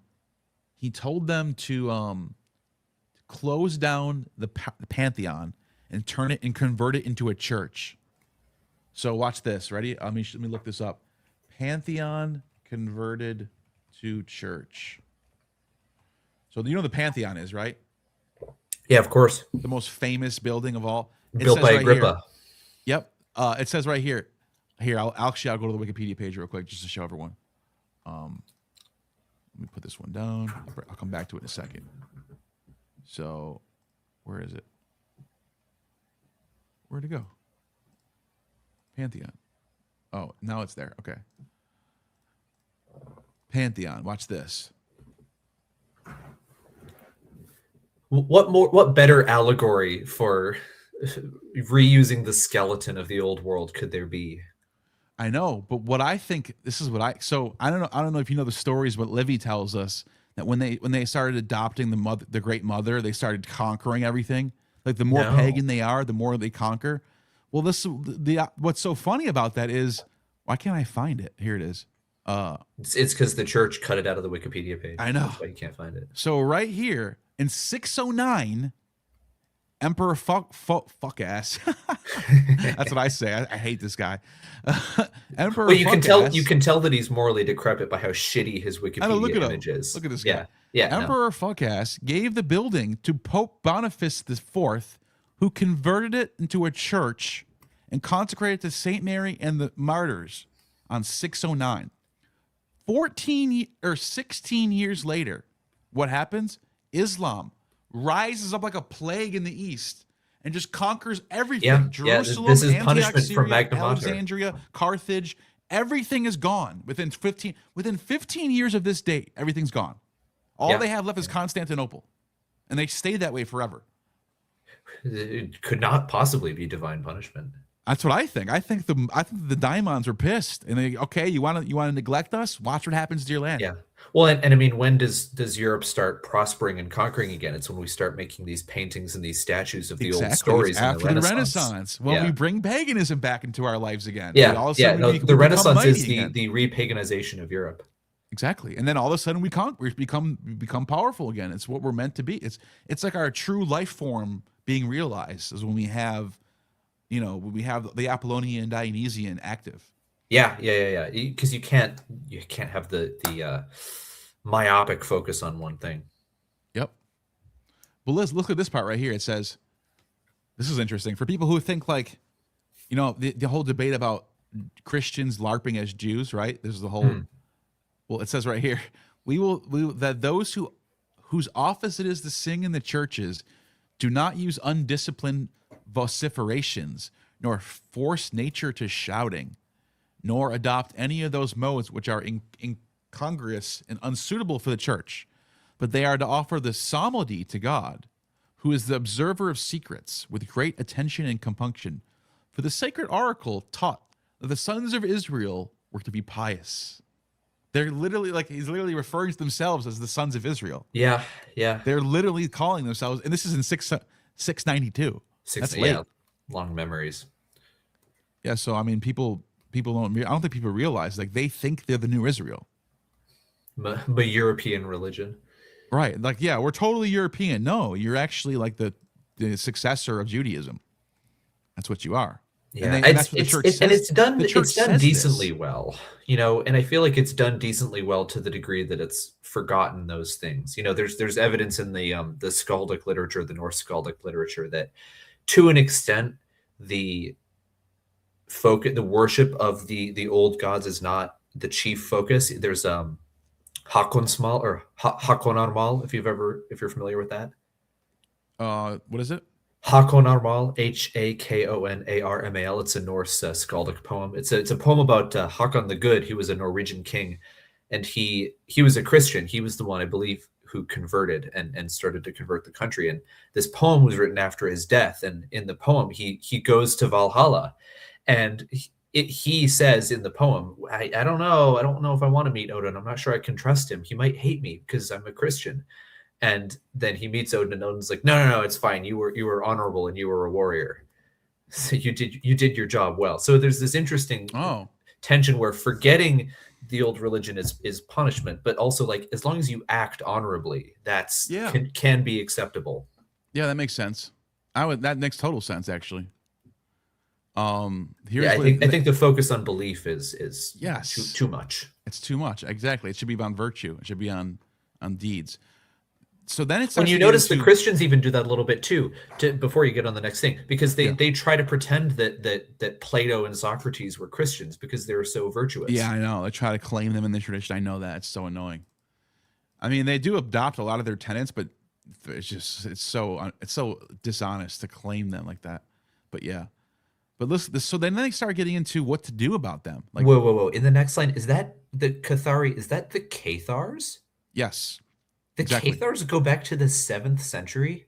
Oh yeah, the Cathars go back to the Marcellians. Oh, for some reason, I assumed that which they comes were out of just a bunch Valentinus. French people going insane. They go back to Valentinus, actually. Wow. If you really want to trace it back all the way, so they do. They trace their way all the way back to the beginning. Arguably older than the unbroken tradition of the actual Catholic Church. Then yes, they go back before the Nicene Creed.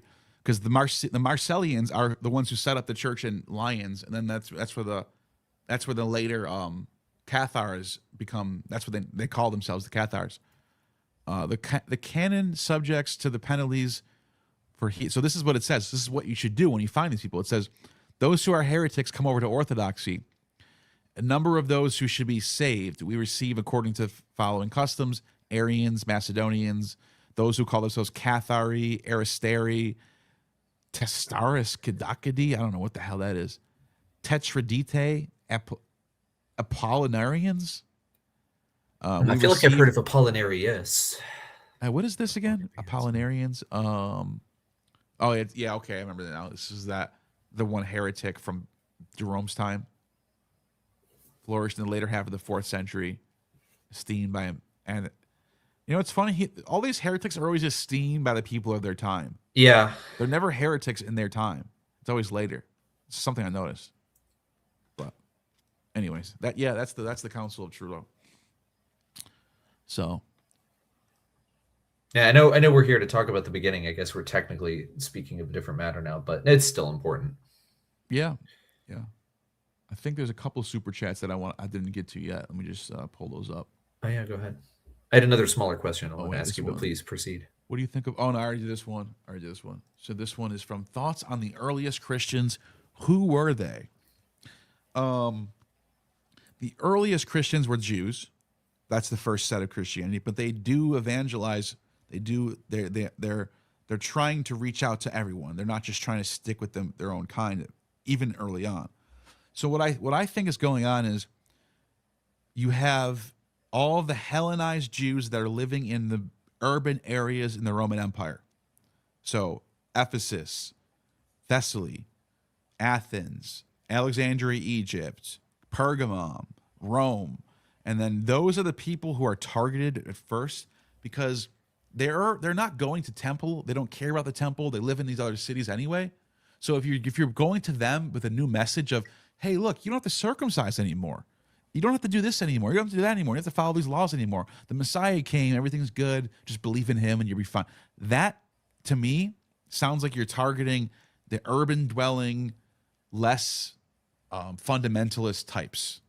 So that's what I think is going on. So I think the first Christians were a mixture of Jewish people and like plebs, like really low level, almost like left-wing people today who are kind of like, they don't really care about America. They actually root for, they actually like would like to see like a slave uprising and like they would like to see like minorities win over the aristocracy. Like, you know how you see that like some mentality among left-wing college kids? That's the, and of course it's all the spoiled and educated ones who think they're going to lead it, which is exactly, it's all these educated Hellenized Jews. And it's funny because the rich little stoics, little snobby stoics of the Roman Empire, they were, let me show you something right now, actually. Stoic martyrs. They acted like this. So wait. No. Did the Christians not even come up with martyrdom? No, they did not. Oh, hell no. Martyrdom was I wanted to give them at least that much credit. No, that goes back that goes back to Socrates, man. Yeah, I was going to say Socrates actually probably is the archetype. So look at this. The Stoic opposition is a name given to a group of Stoic philosophers. These like rich little snobby little anti-Roman douches actively oppose the autocratic rule of certain emperors in the first century, partly Nero and Domitian. Most prominent among them is Thrasea Pietas, and an influential Roman senator executed by Nero. They were held in high regard by later Stoics. Epictetus, Marcus Aurelius, Thrasea, Plautus, and Soranus were reputedly students of the famous Stoic Musonius Rufus, and also he's the one who wrote a book about Alexander the Great, by the way. And as all three were executed by Nero, became collectively known as the Stoic martyrs. So you even have like, at the same time as Christianity's kind of becoming its own thing, you had this like Stoic anti-establishment movement happening. And I think a lot of these people became Christians too. These are the equivalent of the Groypers who go against the right-wing establishment when they they don't like. Yeah, that's probably a good way to look at it. They would be kind of like that. They'd be like anti. Yeah, you're right. They would be. They'd be like anti-Trump, like esteemed Stoic philosopher Nicias Fuentius. Yeah. That's exactly, but still, like you can see there was a lot of these anti-establishment movements going on at this time period. So that's kind of what happened. And one of them happened to catch on. Yep, one of them happened to catch on. I almost wonder if that's why Mithraism did not quite succeed, because it was sort of melded into the military caste and the establishment. Yeah, it was very aristocratic. It was very. You're not everyone's joining. You have to be from you have to be initiated, invited. Yeah. But they did have the exoteric public Sol Invictus religion. Yeah. So it didn't Christian. So I think it's because of what, like I mentioned earlier on the stream, there was in the East, there was Christianity just became a state religion of Armenia before Rome. Did you know that? Yeah, you were talking about that at the start of the stream. Yeah. Okay, I don't know if you were watching back then. Well, if you look at that My period, luck, I happened to get on to catch it when you had started like 10 minutes in. So yeah, if you look at this period, you could see the Armenians convert to Christianity at the same time as Diocletian is persecuting the Christians. So what I think's happening is I think you start having mass movements out of the Eastern Roman Empire towards the East, and that's a problem that hurts your economy, that hurts your military numbers, that hurts your pleb numbers, who are the people who are working, right? Because it's the wealthy Eastern cities, especially. Yeah, their slaves are all running away, probably. You know what I mean? They're all running to the East, because they're, So I think this was probably an issue, and I think Constantine and his family made an executive decision to legalize Christianity to sort of stop this in its tracks. That's what I think happened. Yeah. Yeah, well, and even without the migration, one of the big classes that were early Christian converts were those urban elites, sort of intellectual, sort of dissatisfied with the system, and they have an outsized impact on the stability of the country, or they can. Yeah.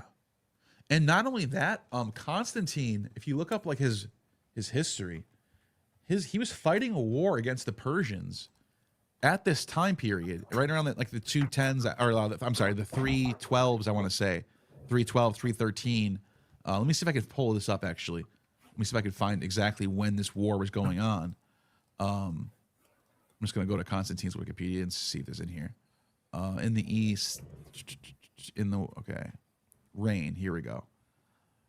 So there's a rebellion, and then I don't know if it's in here or not, but Milvian Bridge, that's obviously a famous one. Wars against Licinius. No, I don't think it's in here, but I do know he fought against the Persians. There was a battle that he fought. Let's see. He fought the Persians under Diocletian in Syria in 297. That's a little bit before that. Foundation of Constantinople. Here we go. So, military reports of protecting the Danube from the barbarian scourges in Asia from a hostile Persia and choosing his new capital. So, look at this scholar right here, from Norwich, Byzantium in the early centuries. This scholar is literally saying one of the reasons why they moved the capital to the east was to combat Persia's growing dominance in the east. Yeah, so we don't got to worry about the Gauls anymore, or the Germans quite as much. Not as much, exactly. And then which ended up being a mistake because the Western Roman Empire falls later, which is funny. You can see all these mistakes they're making in real time, especially with the 3rd century when they passed the Edict of Caracalla to make everyone a citizen. Huge mistake. Collapses the whole empire within sort of like decades. That scene in Interstellar when he's screaming into the bookcase, "No, don't leave." Yes, yeah. No, Caracalla, don't make them citizens. No, Constantine, no. Yep. And so, so the same thing's happening here, where they move the capital, thinking it's going to be a good move, and it is for a short term. This really does fix a lot of things. Short term, huge deal. They save the East from Persian advancements. But then you can see, as it says right here, he began his career by campaigning in the eastern provinces against the Persians before being recalled in the West in 305. Mm-hmm. So right at the same time that I'm mentioning, at the same time, Diocletian is persecuting the Christians. The Persians are advancing against the Roman eastern borders. Christians are leaving and going towards the east. It makes a lot of sense why you would legalize Christianity from that total 100% political and economic perspective. It made perfect sense to legalize Christianity. Yeah, because they especially are prominent in the eastern provinces. Yeah, and it was successful. They actually did successfully sort of fix their eastern strength. And another reason is the West was more of a country. What's the word for not urban? Rural. Rural, yeah, more of a rural-based society. You have a lot of farming. Yeah. You have Rome. You have big cities on the Mediterranean coast, but There's cities, not so much. but for the most part, it's not like the East where you have Antioch, Damascus, Jerusalem, Pergamon, Nicaea, Constantinople, Alexandria, Athens, all of the big cities in Greece. So yeah, there's way more population. I think if you do a Roman Empire by populations map, I'll show you Roman Empire by population. I just realized, could I turn my camera on so I could say I was in a Gnostic informant video? Oh, yeah. There's I was waiting for someone else to join, and no one has joined yet. So if anyone wants to challenge me, you could join. But since no one's coming, I'll just leave you on until they come. Yeah, if you don't mind. No, go for it. Let me see if I can go Roman Empire by population city. Here we go. Okay, this is a perfect map right here. Watch this. This is so perfect. This sort of highlights what I mean by this. Okay, so you have, this is in 165, and you have 10 million people living right here. Oh no, this actually doesn't even, no, this is actually way. I don't know if I believe that many people lived in Gaul in 165. Yeah, I don't know about 12 million. That's what, 200 years after the Gallic Wars, when I feel like this map is wrong. Yeah, but from my understanding is, and this is 165. My understanding, by the time you get to 300, though, everyone's over here. Yeah. So I want to find a better map that's for 300. Well, it's amazing how long these historical trends continue. Because what's the origin point of all of that? Well, it's Alexander's conquests and later Pompey's conquests of the East. So these, especially with Rome, these early events have very long lifespans. Exactly. Yeah, and a lot can change in over 150 years too. Yeah. But yeah, I can't find one for 325 for some reason. I can only find 117 AD for some reason. I don't know why. Because they don't want you to be able to find it. I know, right? But yeah, you get my point. The urban dwelling cities is where everyone was focused on. Yeah. It became more of a focus for some reason. Well, what's at the time of the Edict of I think it was Edict of Milan, what was it, like 5% had converted of the population? Maybe. Yes. But 5. And I think the highest estimates are like, some people say up to 10. That's okay. So even if you say it's 10, what 10% is that? It's the urban population. Yes. And of course, you can say, oh, well, why would they convert for 10%? Yeah, well, those are the ones who have an impact on the government, on the realm. And it's condensed in the East. So if you just took a poll of Christians in Antioch, Pergamon, Alexandria, Jerusalem, and Damascus, you would probably get up to like 40%. You probably would go way higher. You'd probably like 35 or something. Yeah. It just, and that's a lot of, and people might say, well, so what? It's still not a majority. No, that's enough people that if they start leaving your empire and start going somewhere else, it's going to just drain your economy. And it's the literati, it's the writers, it's the courtiers. Exactly. It's the people that you need to run the economy. So it was a strategic move, and it worked for the time being. It ended up being the death of the Roman Empire, that long term. But you can see why they make most people in history aren't thinking 200 years from now. They're thinking right now, the next 10 years, how am I going to survive? See, Constantine's mother was actually in the Bene Gesserit, and our plans are measured in centuries. Yeah, that's exactly what it looks like too. It's one, it's an interesting thing. Obviously, the fall of the Roman Empire was apocalyptic, but sometimes I wonder if that was part of the plan, so to speak. Not to delve into questions of soteriology too much, but what is one of the main reasons I would say that European and Western culture elevated to the degree it did was the conflict. It was the wars between the various European nations. And if Rome had stayed unified, we might have ended up like China, sort of stagnating under this system that preserved the status quo at all costs. So sometimes I wonder whether the introduction of this very caustic, iconoclastic new religion and the political upheaval it called was sort of part of the plan, so to speak. It delves into the Nietzschean concept of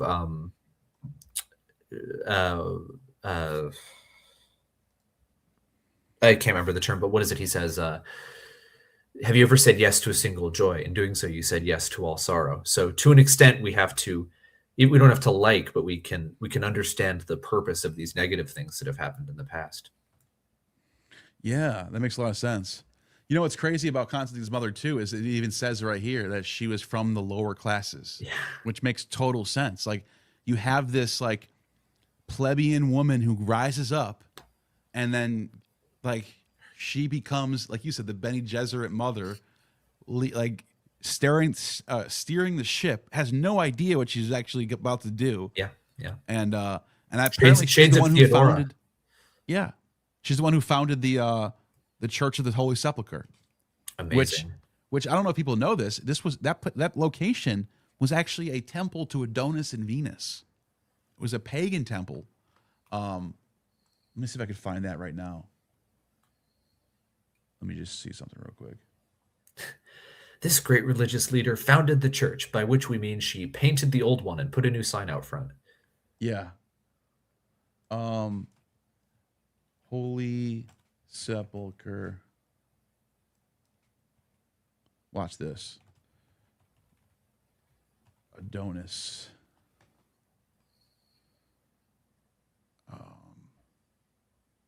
Here, this is from an actual Christian site. I wonder what they say about it, because I know this is well known. This is not like a conspiracy theory or anything. Let me see. Let me just see if I can just find it in here. Adonis. Here we go. So it's in Jerome, by the way. Oh, there is someone that's going to join. I'll let you. I'll jump them on after I finish this thought, and I'll let you get one more thought in. So Zephyr, I see you on the bottom, and I'll pull you up in just a minute. Just I have a tiny question to leave off. This is on a separate topic, but I want to hear your 2 cents on it. I want to know, what are your opinions on Freemasonry as a sort of spiritual tradition in the West? I think I don't really know much about it. From the books that I've read, from like the Masons from like the 1700s and stuff, it seemed fine to me. It seemed like just like a bunch of, it just seems like a club of people getting together. It pretty much is. They're into esoteric perennialism and stuff like that. Yeah. So the idea that they're running the world with the Jews, I think that's a little bit too much. That's very good to hear. I don't even think Jews get along with Freemasons. I think they don't like each other. I think there's friction with there's friction with the Catholics. I know for sure. Yeah, the Freemasons and Catholics go to war with each other. Yeah. And it does adopt some interesting language from the older traditions. But if it's time for you to kick me off, then that's wonderful. Well, quick, while you're here, since we were talking about it, it says right here. Later, the zealous pagan emperor built a site on the Titus, named it El Capitol. He gave orders for the. So this is bullshit right here. This is like an apologetic story about the tomb of the Lord and how they knew it was the tomb of the Lord, and that Hadrian just happens to know where Jesus was buried, and he goes there and destroys it. But the real truth is that if you actually read between the lines, you can find the truth here, where it says. He says he constructed a pagan temple dedicated to Venus in 119. They're almost trying to play the card like, oh no, we were here first, and these pagans have interposed on us, when in fact it's the exact opposite. Bethlehem, there was a temple of Adonis and Venus, and actually the Old Testament actually references this because they call it the Temple of Tammuz.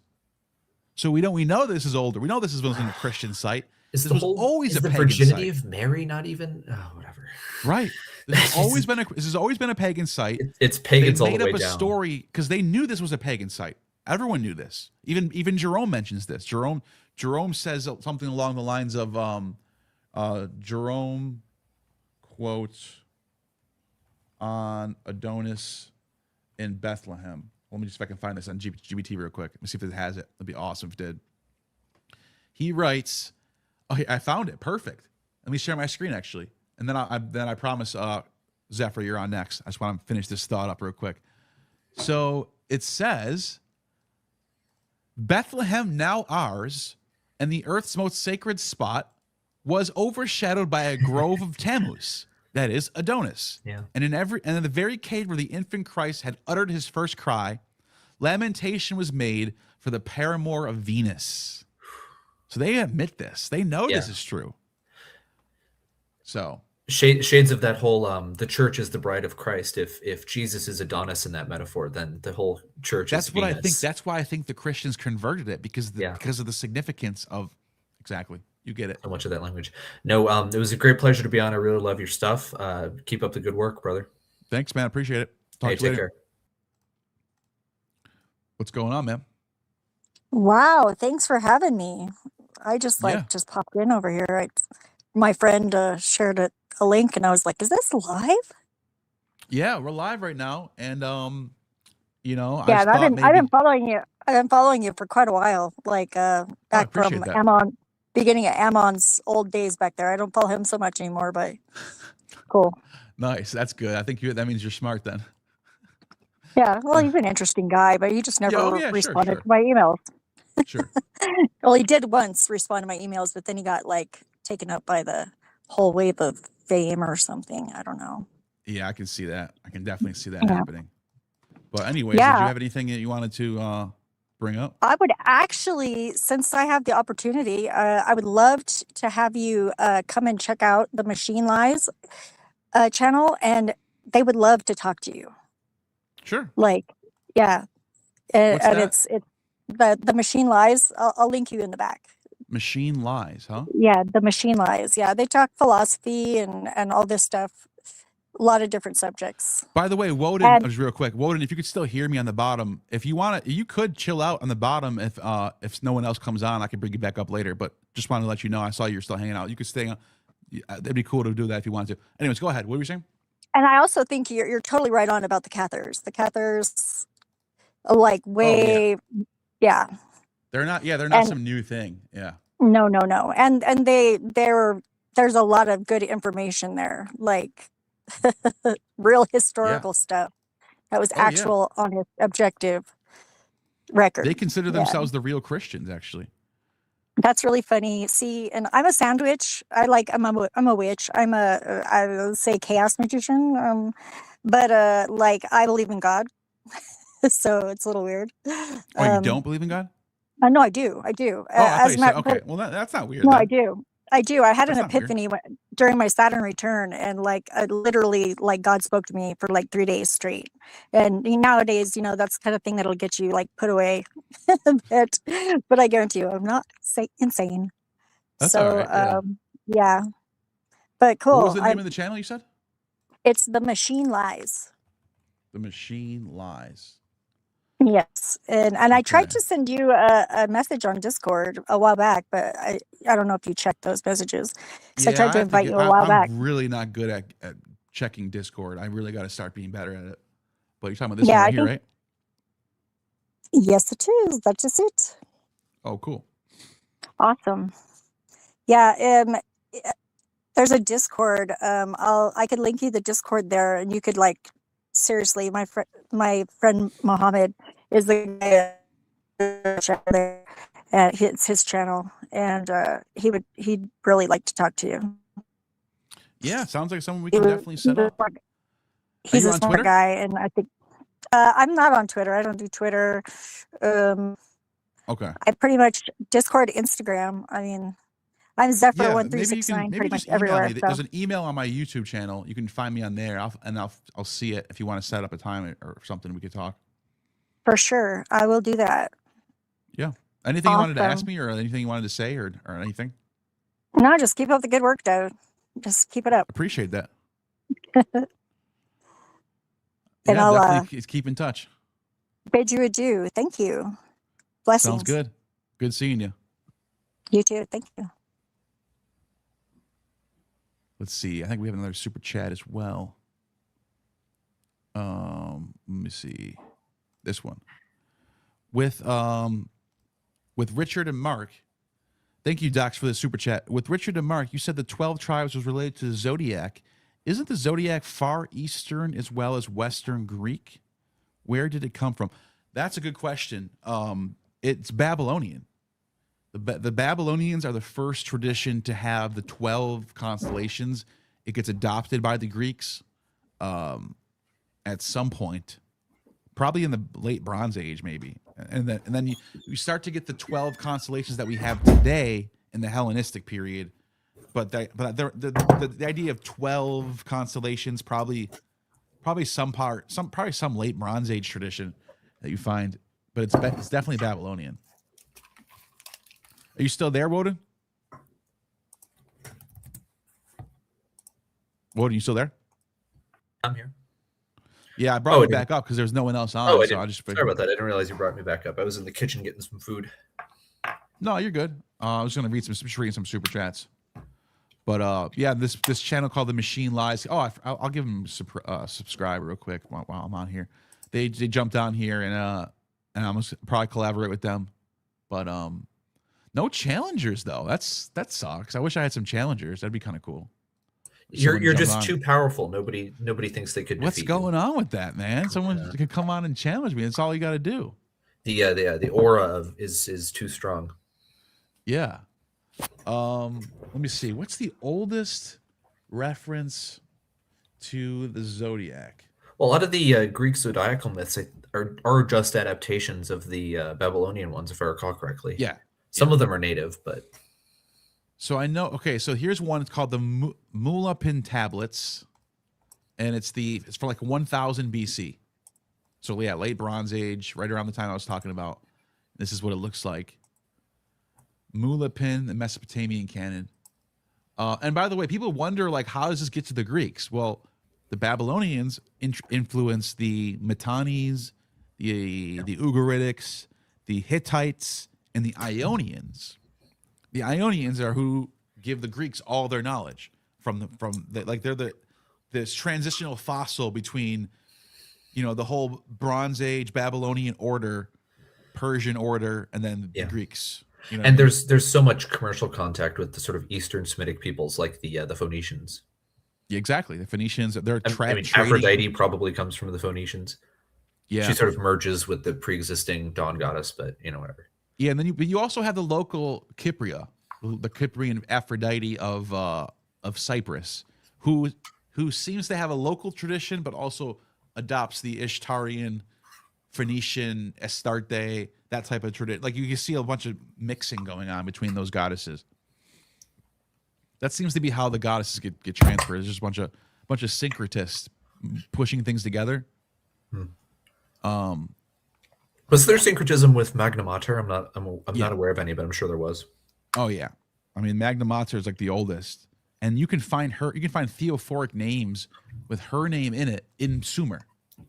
So there's queen. There's a queen of Kish named Kababa, and that's the name of Kubli. That's literally like, look at this. I'll show you right now. Kubaba, a Mesopotamian queen, according to the Sumerian kings list from 2000 BC. That's her first appearance. I guess she was around 25. I don't know, whatever. But either way, her name is exactly identical to Kubli. Obaba of the Kubli, who is Kubli. And let me just show you what I mean by that. This is right here. Oh wait, Kubaba goddess. So goddess of unknown, uncertain origin, worship in Syria. Similar name, Kubaba of Kish, Phrygian Kybli. Animals, lion. So yeah, the lion. They're all synced. They all get synced together at some point, and then you even have like Isis Kybli goddesses. Where Isis and Kybli are the same goddess. Was she ever identified with any of the native Hellenistic deities? That's what I meant. I can't think of any instances of that, but with Rhea, okay. Yep. They just thought she was Rhea. They're like, oh, that sounds like Rhea. That's kind of what the Greeks would do. Oh, that's what you say about her? That sounds like Rhea. Have you ever seen that meme with the was it like Abrahamic religions versus pagan religions? Which one is it? It's like the two little, characters on the top, pagan religions. Oh, I have a rain god. Yeah, I have a rain god too. They're probably the same guy. And then the bottom, we worship the exact same god, but I disagree slightly on this one detail. I'm gonna fucking kill you over that. Yeah, I know. Yeah, that makes sense. That's basically what it is. But yeah, just to answer your question, Dax, 12 tribes related to Zodiac? I think so. I think because the number 12, because of the zodiacal, the 12 months of the year, 12 gods, 12 sections in the sky, that for that reason alone made it compelling to write stories where you have 12 families, 12. The Egyptians have the 12 gnomes in Egypt. So there's literally 12 ruling families. Here, let me show you this right now. Let me go to Herodotus. Then the importance of 12 as a number is generally an Eastern thing. There's not that many native instances of that from the West. Yeah, I mean, the West adopts it eventually, like in the Iron Age, but yeah, that the tradition of the 12 definitely comes from Babylonian. Yeah, the base 12 number system. Yeah. Now, if you go to Herodotus, when he's talking about here, let me show you this. This is pretty cool. It's right in the first book too, or right in the first book. I think it's the first book. 12. Whoops.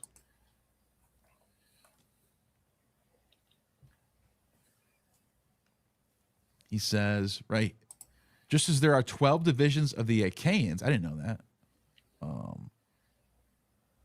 Heracles, I heard there was one of the 12 gods. He talks about that in Herodotus. Dionysus, which came after the 12. Here we go, right here. This is what I'm talking about. After the reign of Hephaestus, the Egyptians were made free, but they could never live without a king. So they divided Egypt into 12 portions and set up 12 kings. These kings intermarried and agreed to be close friends, undertaking not to depose one another, nor to seek to possess one more than the other. The reason of this agreement, which they zealously guarded, was this. At their very first establishment in their several lordships, an oracle was given to them that one of them would pour a libation from a bronze vessel in the temple of Hephaestus, and blah, blah, blah, blah, blah. Which Egyptian deity are they referring to there? As that's Ptah. That's Ptah, okay. Yes. Hephaestus is, and this is, you were just saying that, how the Greeks would literally hear a story about a god, and they wouldn't just call him Ptah. They would refuse to call him by his name. They would just go, that's Hephaestus. So well, there's that Greek myth about how the Egyptian gods came to be. Yeah. They're fleeing from the Titans and they go down and transform into animals. That's why the Egyptians think they're animals, because they appeared in animal form that's in down in Herodotus. Egypt. That's Herodotus. Yeah. But you can even see, like, when he talks about Dionysus, or he talks about the Arabian gods, we don't know what god he's talking about. It could be Dusharis, it could be Yahweh, but he just calls him Dionysus. So we don't know. We don't even know what he's talking about. It might be, some people think it's Yahweh because one of the names of Dionysus is Yao, Iota, Alpha, Omega, Yao. So that people think that's Yahweh of the Arabians. Could be. So that's one of the things. But anyways, thank you for that super chat. Appreciate that. Let's see what else we got.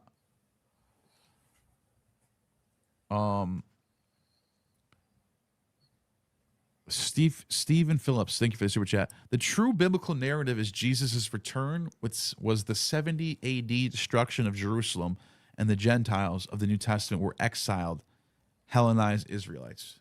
The true biblical narrative is Jesus' return was the 70 AD destruction of Jerusalem. Yeah, no, I get what you're saying. This is sort of the full preterism view, which is if you read Revelation, the book of Revelation, or the Apocalypse of John, which is the original name of it, the Greek name of it. The Apocalypse of John is an allegory of the first century Jewish-Roman war, which is 66 to 73 AD. And it looks like, up to the time of Domitian in 90 AD, it looks like the author is trying to say they killed Jesus, but he returned in his glory to fight the devil and the demons, which was the war on Jerusalem. That's what the full preterist view is. It does make a lot of sense. If you read if you read Revelation that way, it fits. It fits like a glove, actually. So I'm very much sympathetic to that worldview. It makes a lot of sense to me. Any thoughts on that? I know basically nothing about that realm of things. My view of the history, I suppose that ties into the history of the New Testament in general. And the way I sort of view that period is you've got this, okay, let's say Jesus was real. Okay, probably. And he preached things. But then there's kind of a break between that and when we actually get any records. And then they start having all these new books and they get Revelations shows up. Like, where the hell did that come from?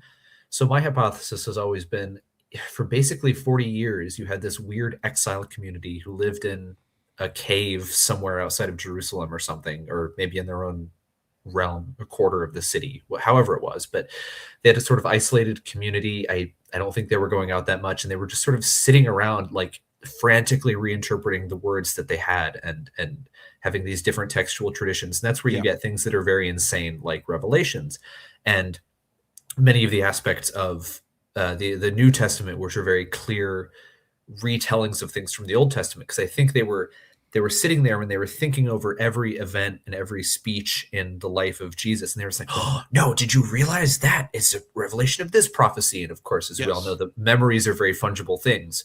And someone comes up and he says, I remember a thing that Jesus said when I was 5, he said this, and that's a maintenance of this prophecy, and that's a foretelling of this. And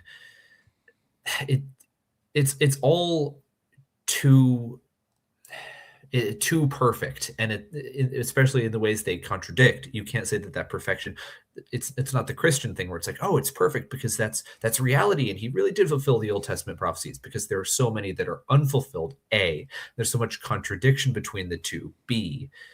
That it's very much speaks of a frenetic community sort of rending itself into a frenzy. Yeah. By the way, I see Moon and Gosa down there. I'll bring you up in a minute. So this is exactly what Josephus says, by the way. He says, there are some among them who profess to foretell the future, being versed from the early years in holy books, various forms of purification and apothegms of prophets, and seldom, if they ever do, err in their predictions. This is the order of the Essenes, which while the rest of its mode of life, customs, and regulations differs from its views on marriage, blah, blah, blah. Anyways, he basically says the Essenes practice retelling the future and present events through Old Testament books, which is exactly what Revelation. I mean, it literally says the name of the guy left. Oh, he came back. Okay, good. He says the name of the beast, his number is 666, which is Nero. Yeah. I mean, everyone knows that Nero. I mean, Nero's name, Kusar Nodwan, or whatever it is, and exactly. Neron Kaiser in Hebrew. If you look at the gematria, which I'll just show real quick, it lines up perfectly with Nero. I just showed it. Yeah. So when we know that so many of the early Christians were Essenes. Exactly. And that's why the New Testament talks about the Pharisees, talks about the Sadducees, says nothing about the Essenes. Yeah. What does that tell you? That they weren't the enemy. Yeah. They're just, and if you read Josephus, they're just as much of a Jewish sect as the Essenes and the Sadducees. Yeah. They're just as prominent. And the Zealots are mentioned too. But the Zealots are the Christians too. I think it's a merging of the Zealots and the Essenes is what you get. Yeah, you get a fusion of these, and the Zealots and the Essenes were the ones who were sort of more lower class coded, and I feel like that contributed to them being susceptible to this new gospel. Yeah, they were like kind of like they were the schizos of the time. The schizo gripers of first century Judea. Yeah. Yep. All right. Yeah, I'll hop off so you can speak. Yeah, if you want, just hop down for a few minutes if you want. It's up to you. I probably got to take off after this. Okay, but, man. It was great, good having you on, man. Great pleasure, man. Your content is great. Keep it up. You're keeping up the good fight. All right, man. Have a good one. Later. What's going on, man? Howdy. Am I getting good reception currently? I'm not at home, so I'm like in the middle of nowhere. If you don't mind, let me just read these couple super chats, and then I'll get with you in just 1 second. What's your name? Mooninggosa? Mooninggosa. All right, thanks, man. I'll just read these out real quick. Were the people who were the Jews adherent to the Judaic religion aware of the previous stories that Torah took them from when it was written? Aware of the previous stories? Oh yeah. I would say so. I mean, whoever wrote so this is a good question actually. Are they aware that these stories have other versions somewhere else? For example, the Talmud talks about Serapis being an allegory, or being like Joseph deified. So that tells you that they're acknowledging that they know that Joseph in the Old Testament looks a lot like Osiris. Now, the way they argue it is to say it's the other way around, which you know isn't true. Whoever wrote Esther, which is a late text, it's a Hellenistic text, is blatantly using the names of Ishtar for Esther and Mordecai for Marduk, or Marduk for Mordecai. The name Esther in Hebrew literally is Ishtar. Esther in Hebrew. It's Aleph, Sin, Tet, and Resh, which is Ishtar. Here, I'll show you right now. Esther. You can see right here. It's literally ASTR. So it's Esther. And it's the same name in Hebrew as Ishtar. It's the same name. It's exactly the same name. So they're literally calling her Ishtar, and the guy she saves is Mordecai or Marduk.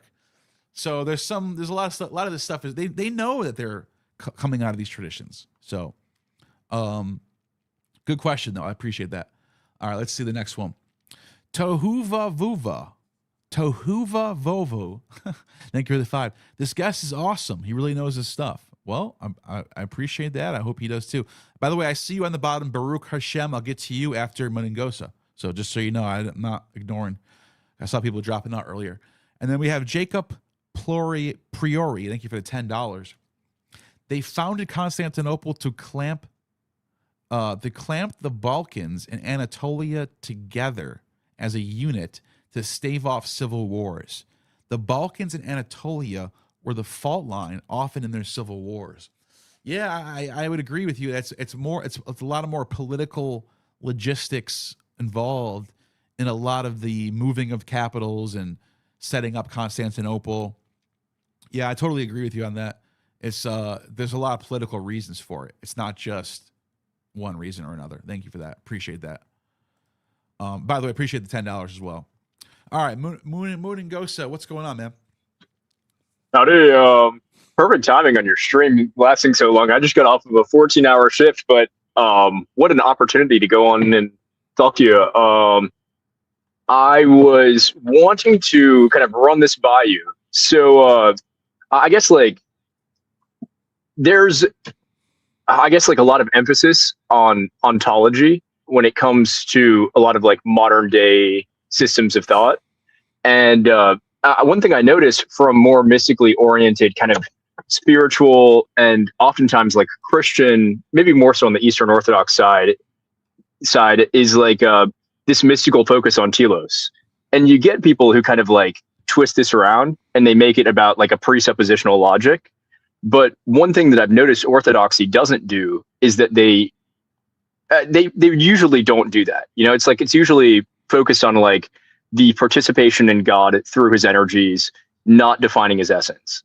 And I guess I wonder what do you think of this kind of approach where it's regardless of what the truth is behind the myth itself, what impact the myth has as an instrument on people? Does it, it's we always speak in myth. Everything we say is a myth. It's that's the origin of language, the origin of the logos. So, what is there to I guess what are your thoughts on that? No, I think it's a more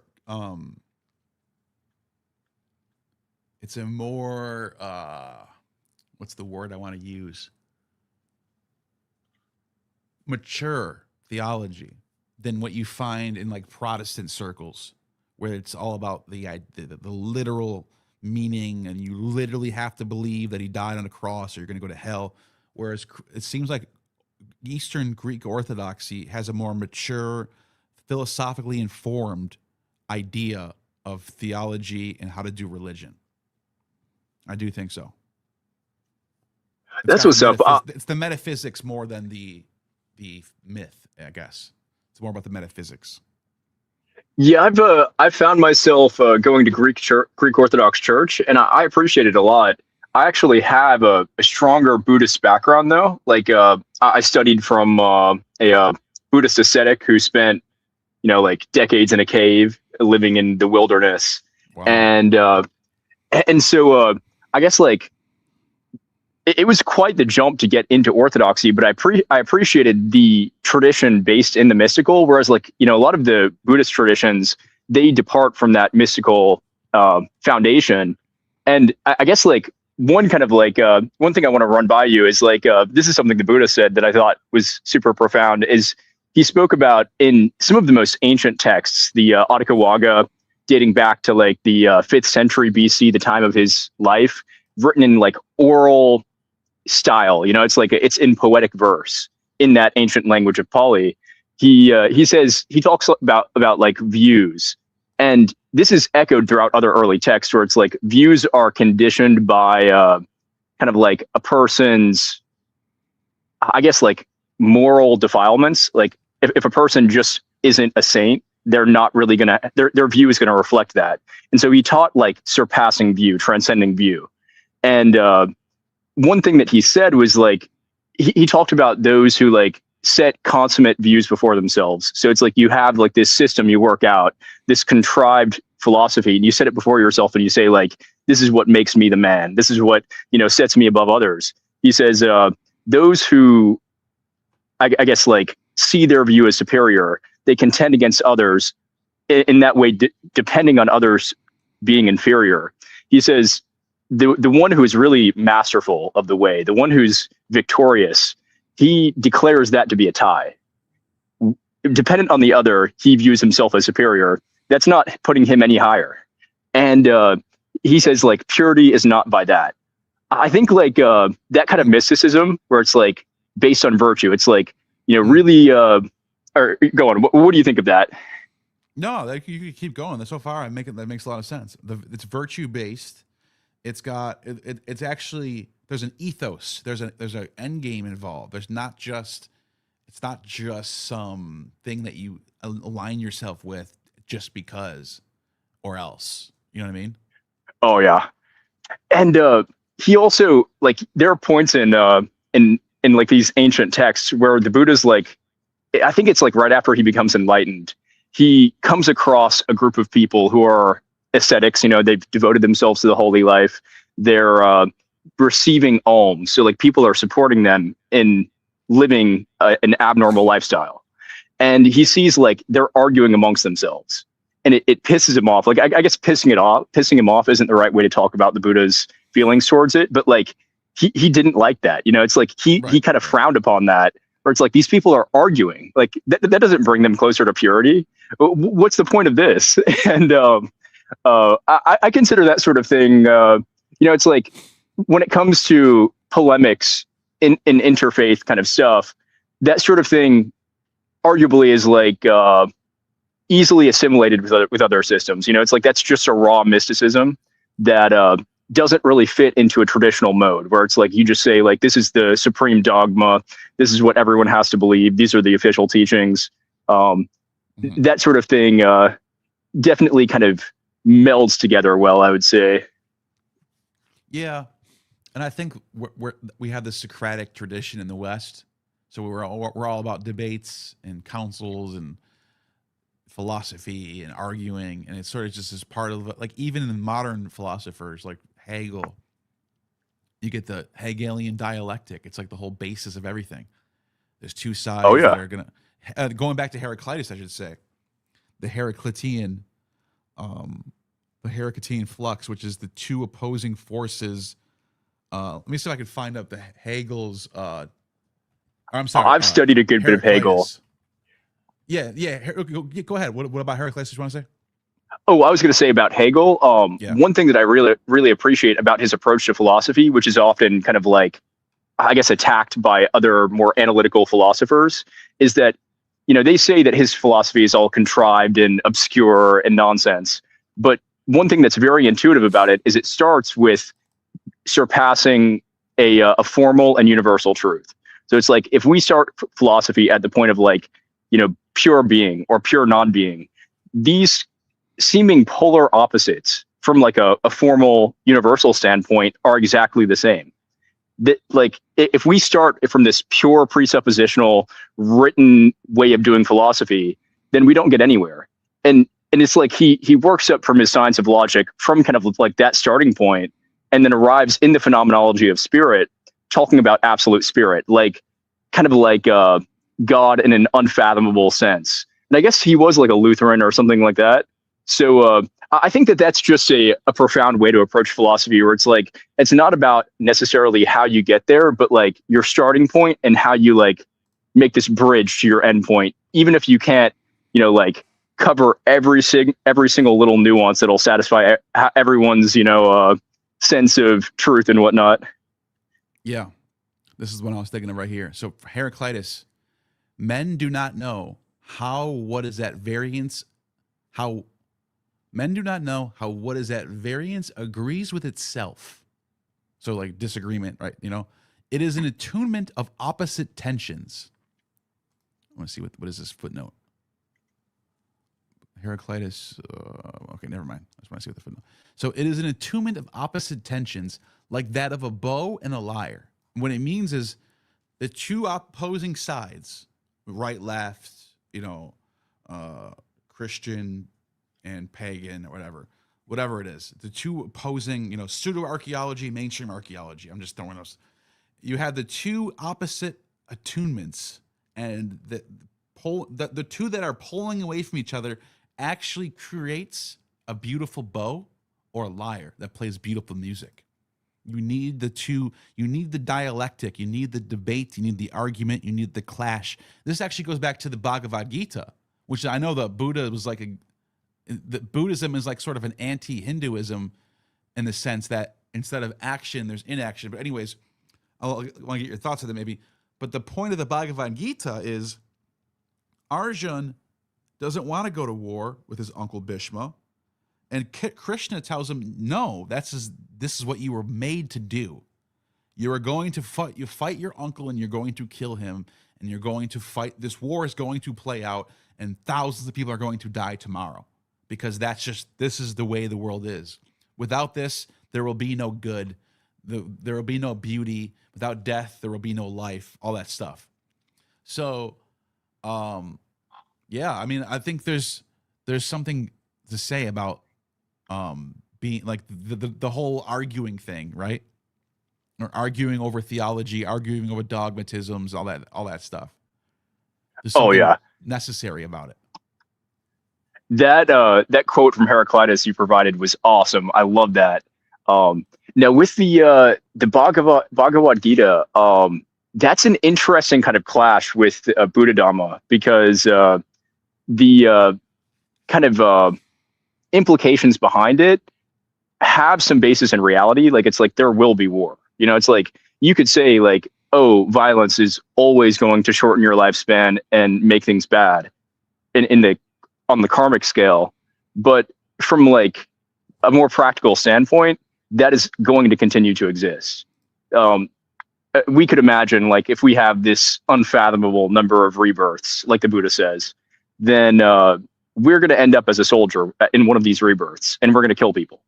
We're going to end up in these kind of like profane, diluted, self-destructive states of being.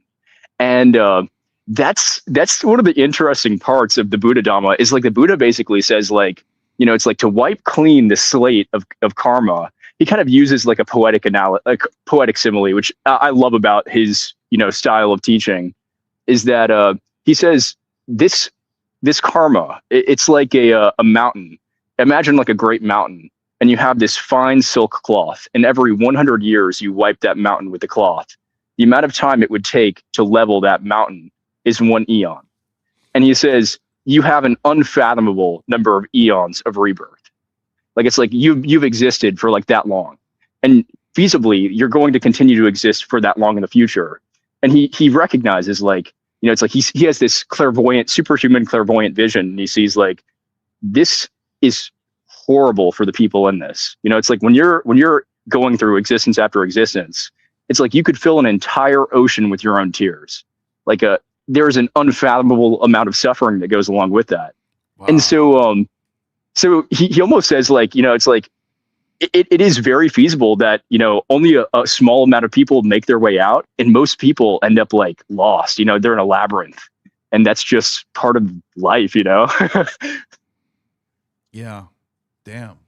That's where you said that's from. What? Well, you know, the clairvoyant vision stuff comes from Digha Nikaya too. It's one of the earlier, it's like when you have the Pali Canon, which is considered like early Buddhist texts, the early texts of the Digha Nikaya, they form like the first parts of that composition.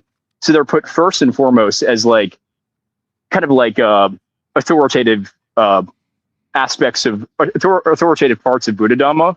And I guess like Digha Nikaya 2, it kind of gives this progression where the Buddha's asked about like, you know, it's like, what are the fruits of the holy life? He gives superhuman clairvoyance as a fruit of the holy life. And then as far as the mountain of karma, I may have to use AI to pull that one. I can't remember off the top of my head, but it's just a simile that shows up. I'm pretty sure it shows up in a few locations. Yeah, I know that people don't realize. People think that Taoism only has the Tao Te Ching or Tao Te Ching. Recently, in the last like couple of years, I've figured out I've been shown that Taoism actually has like hundreds of books of scripture. Like so much books. The yellow book, all this like the purple text. I actually have. Let me see if I have it. Oh, right here.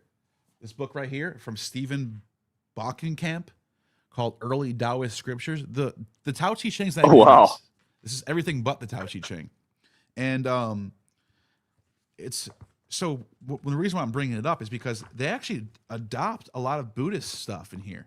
Like, you can actually make the argument that like Taoism is to Buddhism what Christianity is to Judaism in a way. Like it like comes out of the tradition, and they even call one of the people like they say he lived as the Buddha in one of his lives. So like Buddha is part of their tradition, and obviously it's not Indian. It's not. It's a Chinese tradition. So like Christianity becomes a Greek religion, but it comes out of Judaism, which is Jewish. Taoism is a Chinese, mostly Chinese, Eastern Asian, I should say, because this is before China. This is like Han Dynasty up until Yuan Dynasty and Ming Dynasty, and anyways, but it comes out of the tradition in Japan too. This is big in Japan, and but it comes out of the tradition that ultimately goes back to India, and then Buddhism is literally like the Buddha was literally a Hindu, like his family was all Hindus, right? Oh yeah, like he was raised to be like a kind of like a Brahmin prince. Yes. Yeah. What a crazy interesting. How like you have like this kind of linguistic dialectic that goes on there too, where it's like the name Buddha is like it means like awakened or like already enlightened, so it's like a victorious one. And in these other traditions like Taoism, Mahayana traditions, like a lot of commentarial stuff in Theravada, with I guess maybe less so there. They kind of stick to like the historical guy. But you get this like mythologization of the name itself, and I think that's a profound aspect in like how kind of like mythological dialectics occur, where like it's like you have like the Jewish law, and you have the Jewish God, and it's clearly like in my sense of it, it's very clearly different in like the sense that those ancient Jews were using it than this man, Jesus, who's identifying as the Logos, who's identifying as God, and who is kind of like, I guess like, also identifying as the Logos. And in the same way, you have like Dhamma in the Vedic kind of tradition, like they had that word Dhamma, like in various forms, like this word kind of linguistically developed. The name Dhammapada is the name of the book. Oh yeah. And see, like the Buddha was called the Dhamma. It's like there's a scripture where it talks about the Buddha in the sense of being limitless, and they say like a disciple of the Buddha does not have to worry about stepping on snakes or being like bitten by snakes, being bitten by crawling things, because those are limited, and the disciple, the noble one, is like established in the unlimited. The Dhamma is unlimited. The Buddha is unlimited. The Buddha is the Dhamma incarnate. And see, like they didn't have that in the Hinduism. It's like the Hindus, they didn't have this idea of like man can be Dhamma, man can be the receptacle of ultimate reality. And I guess like I think that's an interesting part of faith too, where it's like it can go from like a tradition, and then that tradition can create a holy man. That holy man can create tradition from himself, because it's like, it's like it has this kind of like, dialectic and cosmic cycling going on, as far as like, it's like where do we get this idea of like high mysticism and high theology except from the direct experience of men? It doesn't come from our contrived philosophies or our traditions of what's truly true. It comes from like a person just putting it to practice and working it, I guess. Yeah. It says right here, I'm reading through this early Taoist scriptures. First, it mentions Buddha, and it talks about the perfected person. And it says, Lao Tzu revealed the 5,000 character text. Lao Tzu, the gatekeeper, Wenzi, the Western passages. Then it says perfected person to reveal the Tao, clearly meant to be the Buddha.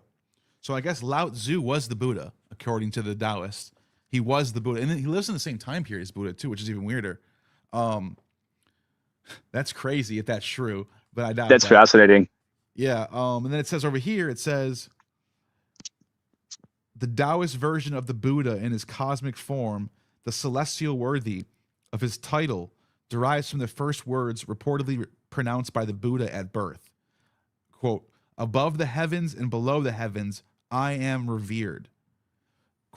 End quote. So that we might also translate the one revered into the heavens, there is evidence that a result of the popularity of this Taoist divinity, Chinese Buddhist translators eventually dropped the epithet celestial worthy as a translation of the Sanskrit Bhagavat, blessed one, in favor of Shizun, world honored one. There you can see the translation of the Sanskrit into Chinese. So it's like like Hebrew. It's like the Hebrew going into Greek tradition. That's what it is. You see a total layover of tradition into a new tradition. That's fascinating. There was this guy, King Ashoka, who I think he was like 3 centuries after the Buddha, like right as the Pali canon's being devised. He's right. He creates like this period, yeah. Oh yeah, he creates like the Ashokan pillar marking the birthplace of the Buddha, and he's the one who's responsible for spreading the like kind of like the proto tradition around, where it's like before it's even become a tradition, it's like it goes to China, it goes to it goes to all these people, and so they get this chance to culturally receive it. He reached out to the Greeks. So these pillars right here, he wrote on them. Let me see if I can find it. He wrote Antiochus's name. So Antiochus was a Seleucid king. Ptolemy, Philadelphus II, Antigonus, who's the Macedonian king, Magus, which is the Cyrene king, and then Alexander of Epirus. He mentions all of them on this pillar, and he's like basically what it says. He's reached, and what he's doing is he's like calling on them to create some sort of world global system. And he even says like, whenever we send people to Greece, you should give them healthcare. Like he literally says like, give them doctors if they need it. Like he's basically calling for a world system of world healthcare and trade and travel where everyone's peaceful. We're all one nation under whatever. Like that's literally what the gist of it is. I think the story behind him, and I may be wrong on some of the details, I haven't independently studied this, but I hear like kind of like hearsay is that the story of him is that King Ashoka was like a slaughterer. Like he went around killing and taking everything he could take. It's like wherever he went, he conquered that place. He came across the Buddha, or he came across the Buddha's early traditions of disciples, and he decided like, I'm not going to do this anymore. I'm going to go and spread this Buddha Dhamma everywhere I can go and just quit conquering. I think that's like beautiful. Like he turned like a man who was like almost like Genghis Khan into like a spreader of mysticism.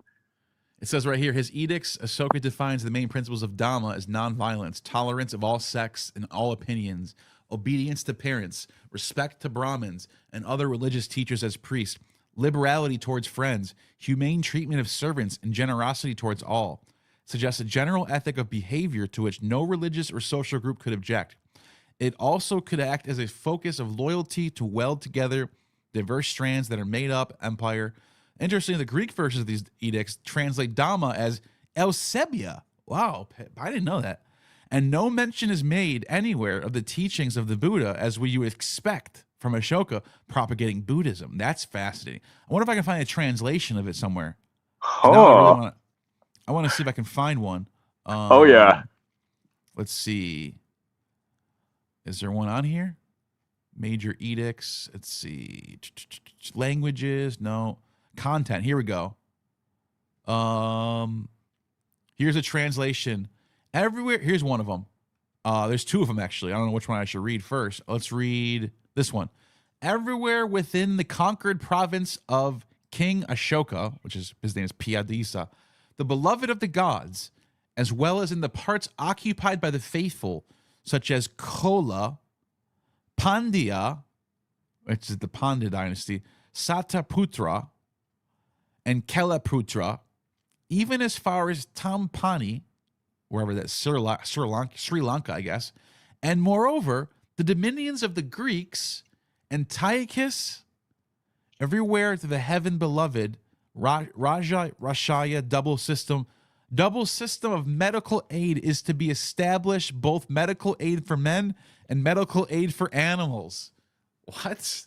Wow. This one right here, he uses the word Iona for Greek, which is interesting because people thought that when the Bible, when Daniel mentions Greeks, it doesn't say Greeks or Hellenes. It uses the word Ionians. So people were like, oh, that's so ancient, bro. Definitely Daniel's definitely ancient. But then it's like, wait a minute. We have this 200 BC inscription right here where the Greeks are known as the Ionians. So that's actually wrong. That's actually a Hellenistic word for Greeks. So that was a big deal. But look, he mentions Antiochus here. He mentions Antiochus there, and then where's the other one? I think he mentions the other Greeks too. But anyways, you get the point. Oh yeah, that's fascinating. He's just like calling for a universal system, basically. I think he's like asking for a system for the people can travel freely from country to country, get universal health care, and some sort of some hospitality system going on. Social animal welfare, that type of thing. Here's one right here. Everywhere in the dominions of King Devon Parya Priyanasya and his borders, the Kols, the Pandyas, the Kelapatya, Tamprani, the Yona king, which is the Greek king, Antioga, you can't even say it, the name is like Antioga, and the other kings who are neighbors of this Antioga, everywhere, two kinds of medical treatment were established. Medical treatment for men, medical treatment for cattle. Wherever there were no herbs are beneficial to men and beneficial to cattle, everywhere they caused it to be imported and to be planted. Kind of random though, I think that's like I think it kind of makes sense. It's like there isn't this strong line between like man and animal. Like it's like animals are sentient beings. Eventually, they will like kind of develop.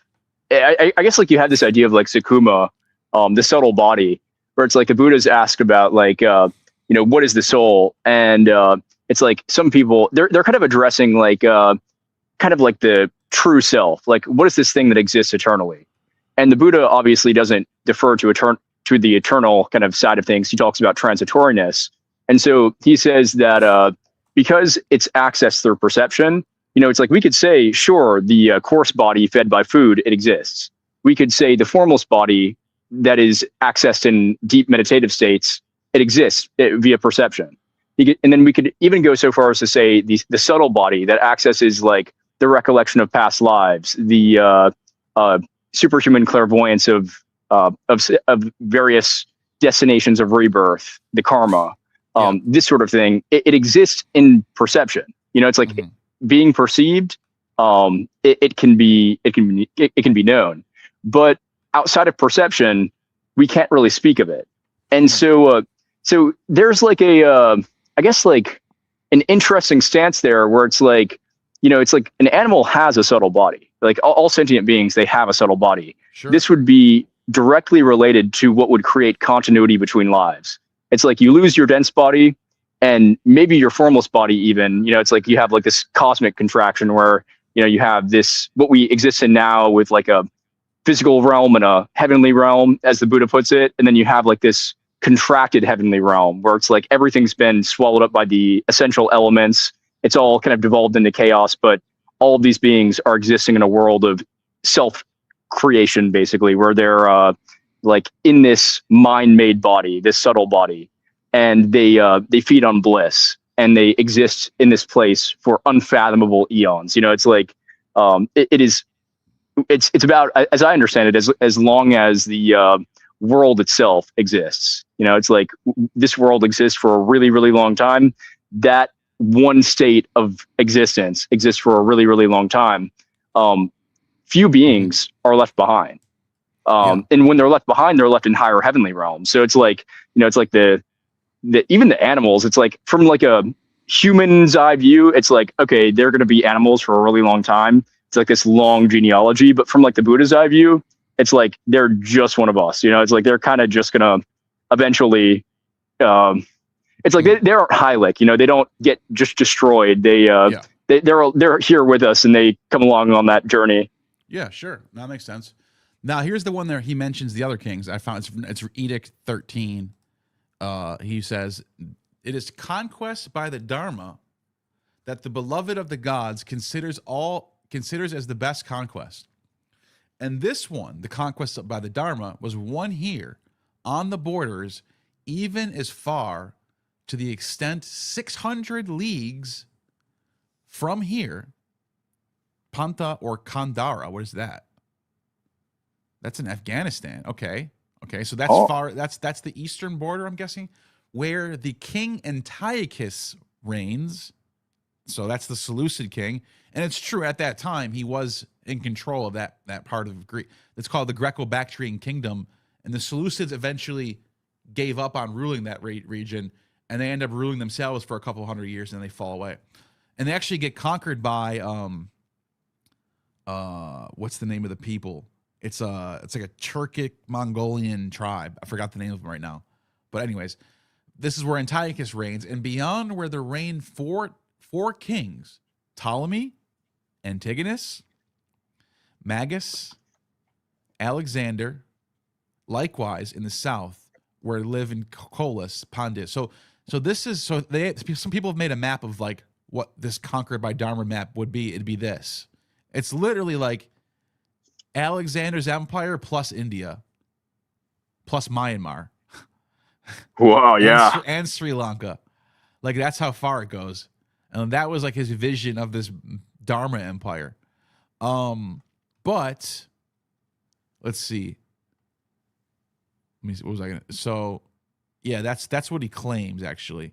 But people are probably wondering which Alexander is this. It's actually the Epirian, the king of Epirus, which was the descendant of Pyrrhus, the one who conquered Italy and then ended up like, it's called the Pyrrhic.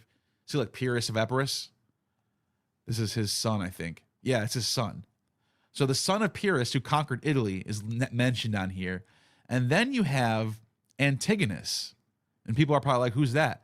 Antigonus is the guy who, his father, or his grandfather, I think, is the one who fought next to Alexander the Great. So his father, Demetrius, the city, Demetrius Poliorcetes, the city barger, whatever that name is. And then his father is Antigonus the One-Eyed, who is this famous general who fought under Philip and Alexander in all those wars. So you can see like the people mentioned on this edict are like super well-known, famous. Obviously, Ptolemy. Everyone knows who Ptolemy is. And then Ptolemy, he was a big physiognomy guy, right? He that's one of the places I know him from is like face reading. What do you mean physiognomy? So physiognomy is like I guess like it's like you've got the four temperaments or the four humors, and you could have like various face shapes that go along with those.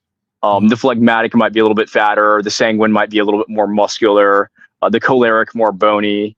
The melancholic kind of more receded, recessed.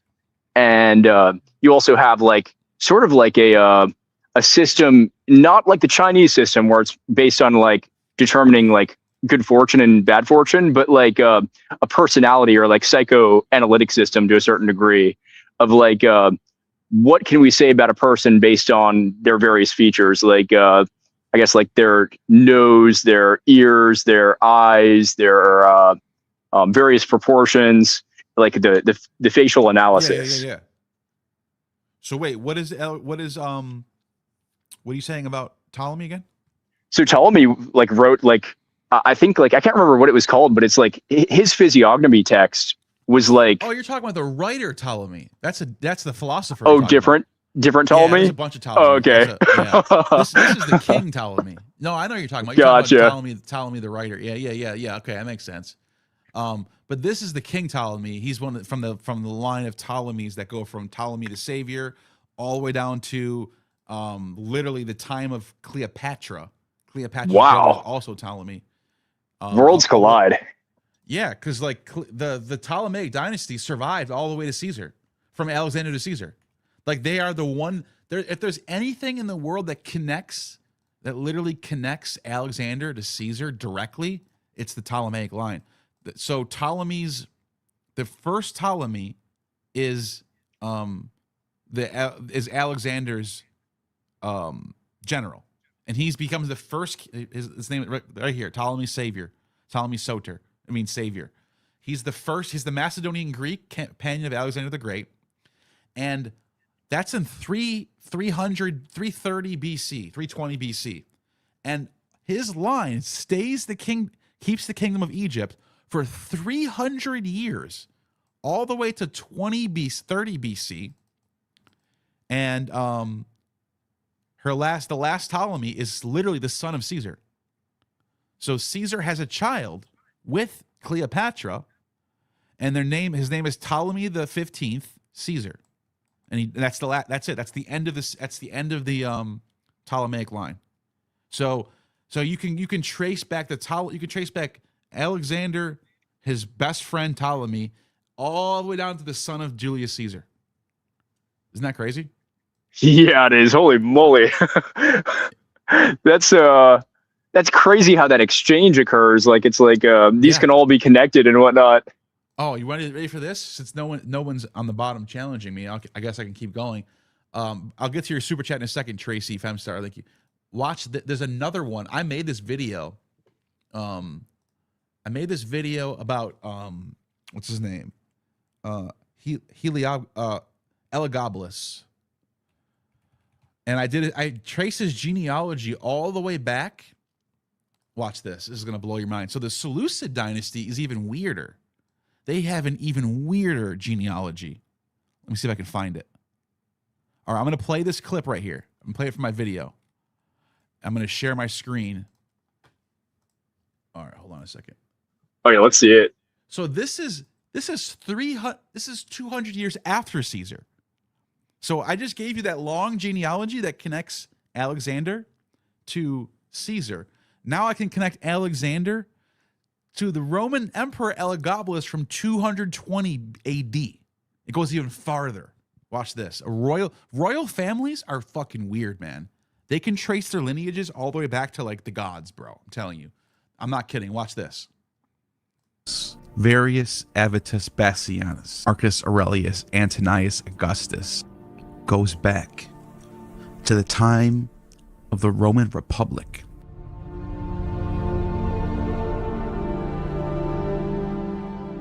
Ptolemy V Epiphanes married Cleopatra. Okay, real quick, let me just comment on this.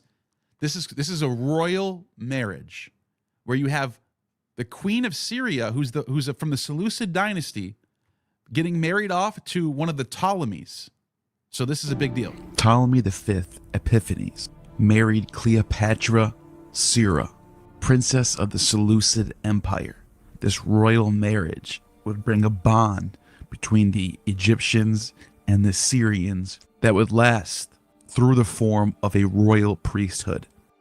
Ptolemy V was a descendant of Ptolemy I, who was the companion of Alexander the Great, while Cleopatra, a Syrian, was the daughter of Antiochus the Great, who can trace her lineage back to Seleucus, also another general of Alexander the Great. This was all the way back in 200 BCE, which sets us up. And when Pompey the Great conquers the East, he will allow the priesthoods of the Eastern realms to stay in place. For example, Jerusalem, the temple to Yahweh, as well as this Syrian priesthood of El Gabal.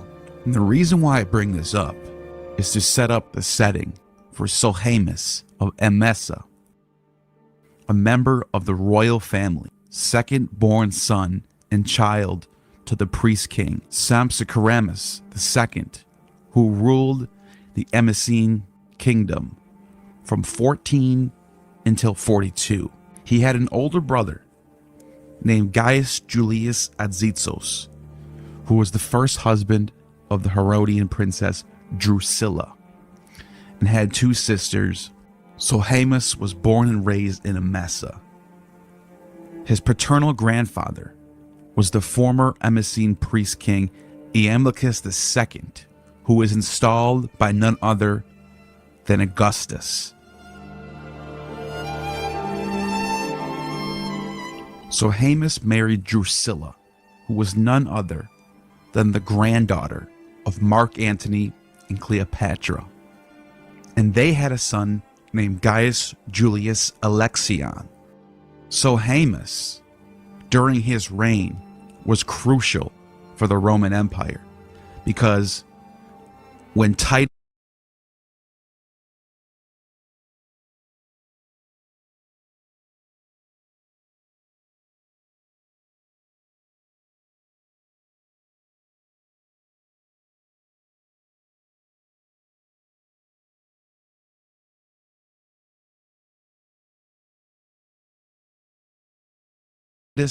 and Vespasian came to conquer Israel, he was a key ally and aligned himself with the Romans against the Jews. This would allow the priesthood of El Gabal to survive for another century. Which brings us to Julius Bassianus.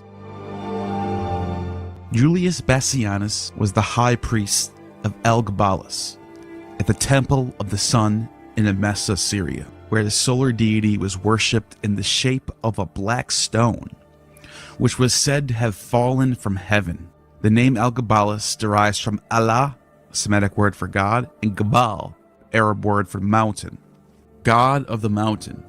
Bassianus was a member of the royal family, which I just had described, tracing its roots back to the royal families of Ptolemy, Seleucus, Mark Antony, Cleopatra, and the Romans knew that this was a real royal priesthood that existed in the Eastern Roman Empire. Now, Bassianus had a daughter named Julia Domna, who married the Roman Emperor Septimus Severus.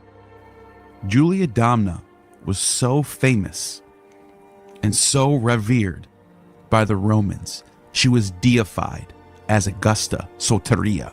In Athens, we have a Greek inscription from 211 of the Common Era. The inscription records a decree of honors granted to her by the Athenians. She is given the title Savior, implying that the decree was in gratitude for some protection accorded to Athens. The surviving sections of the text are concerned particularly with honors that identify Julia Domna with the ancient protective goddess of Athens, Athena Polias.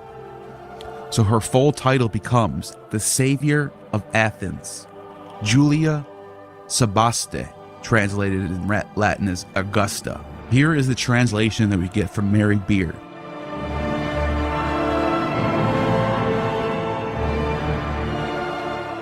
Of her inherent philanthropy, cooperating for all, the Savior of Athens, Julia Sebaste, I propose that in all other respects, it should be done as my colleague in office, Elpidophoros, son of Hades from Palin, during my absence proposed, all the annual archontes are to sacrifice to good fortune on the most holy birthday of Julia Sebaste, fied woman, Julia Domna. Now, why did I tell you all this? You're looking at the title and saying, what does this have to do with Elagabalus? And when Severus died in 211, Domna became the mediator between their two sons, Caracalla and Geta, who inherited the throne. And she was the actual empress, the most powerful woman, the most powerful person, actually, in the entire Roman Empire. More powerful than Caracalla and Geta. And they were supposed to rule as joint emperors at her command. According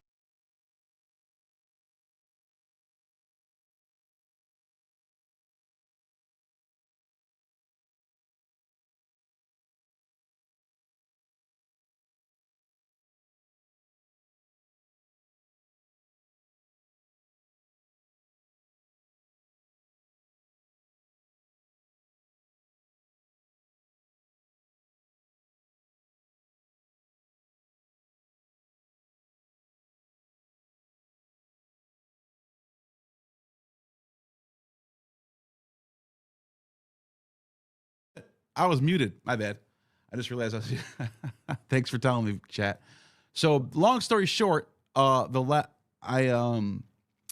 point of that was Elagabalus, who is like one of the wildest Roman emperors ever, was like literally had the most royal bloodline you can think of. Like, you couldn't even make that up. How insanely connected he was through his bloodline goes all the way through through Mark Antony, the Julio-Claudian line, Alexander's generals, you name it, like everyone, all Syrian, Greek, Roman, Latin, whatever, they all of it. Phoenician, he even had Phoenician ancestry. Everything. He was just like completely connected in every way you can think of, and that's basically why he becomes the emperor. He's just through popularity, I guess. And he was the worst emperor ever, by the way. The worst. Absolute dog shit at controlling the empire. He lasted 2 years and got killed. So. Dang. Whoa. He tried to become I appreciate you. He was an actual really? transgender. Yeah. He made an edict saying, if any doctors in the empire can make me into a woman, I'll make them the richest person in the empire. And I don't know how successful that was. You never heard of Elagabalus? Wow. I've never heard of him. I know about Elagabalus. Here, I'll just show you this is not like me making this up. This is total, like you can see this it's probably on the Wikipedia page, I'm guessing. Family and priesthood, that's all in there. Rise to power. Religious controversy. Oh yeah, he does all these religious reforms, and he like tried to bring in the Christian tradition, and like no one wanted it back then. Too early, I guess. And then here it is right here. Elagabalus' sexual orientation is disputed, owing a salacious and unreliable sources. Cassius Dio states that Elagabalus was married to women 5 times. His first wife, who he married, he divorced, took the Vestal Virgin. Where is it? Some writers have suggested Elagabalus may have identified as a female or transgender and may have thought, look at, there's 1, 2, 3, 4, 5 sources for that. Dio states that Elagabalus came to be called Woman Lady Empress after marrying Heracles. The emperor reportedly wore makeup and wigs, preferred to be called a lady, not a lord, and supposedly offered vast sums to any physician who could provide him with, see what it is? That's in Cassius Dio. That's literally written in Cassius Dio. Some historians, I couldn't imagine those an ancient surgery to do that. Like if they ever tried that, I figure in ancient times that would have been disastrous. It would have been a a butchery. Yeah, that would have been bad. But look, a lot of historians, including Mary Beard and others, think that this is like not true for some reason. I don't know why I don't think they have the I don't think the data's on their side on this, because I just don't think you can make that up about somebody. It's just like weird that Cassius Dio, and they made this up because they didn't like him or something. It's like maybe that's true. Maybe there's some maybe the way they're talking about him as a person is like fabricated a little bit, or maybe pushed beyond the truth. But I think there's at the core of this story, I think there's some truth here.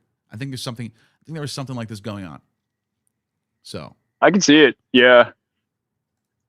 Judging by his facial structure too, he seems to have kind of a melancholic look.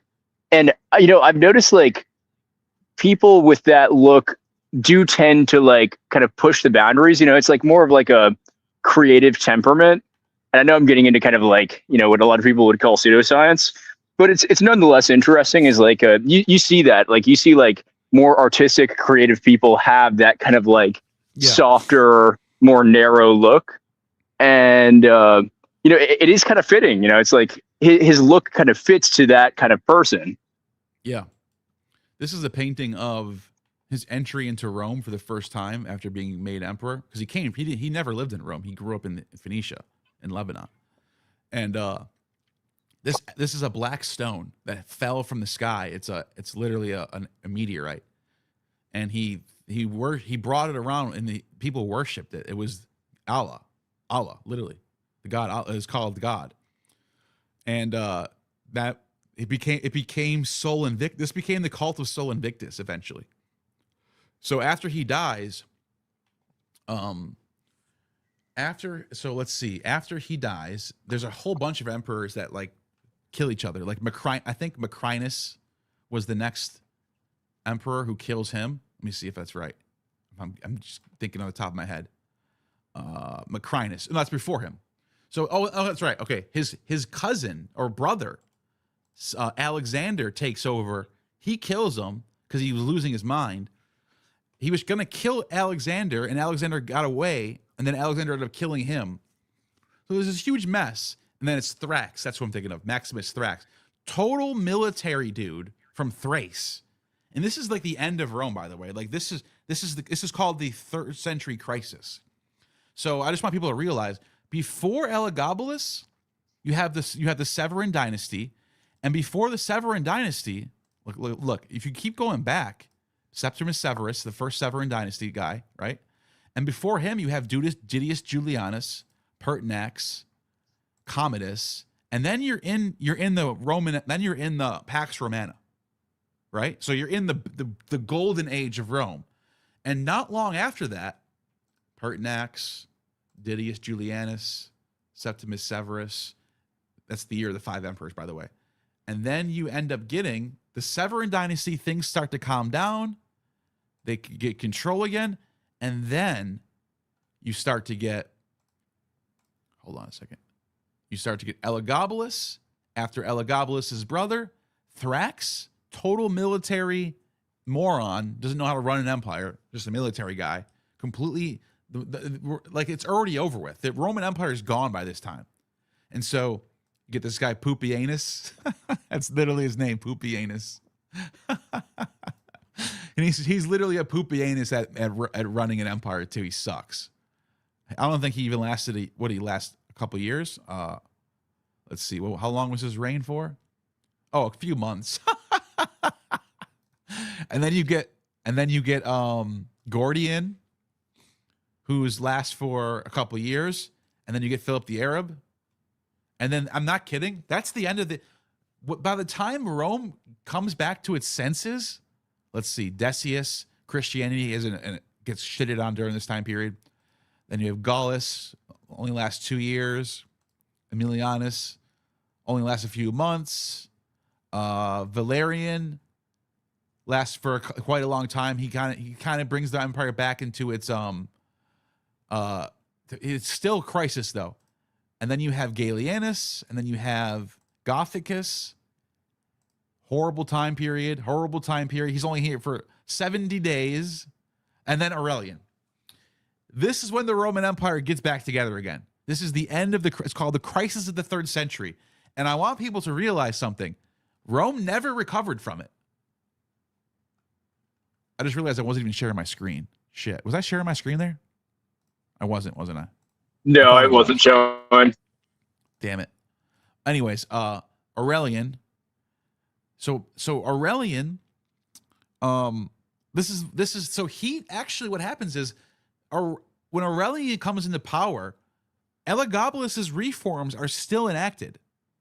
So we're talking 50 years later.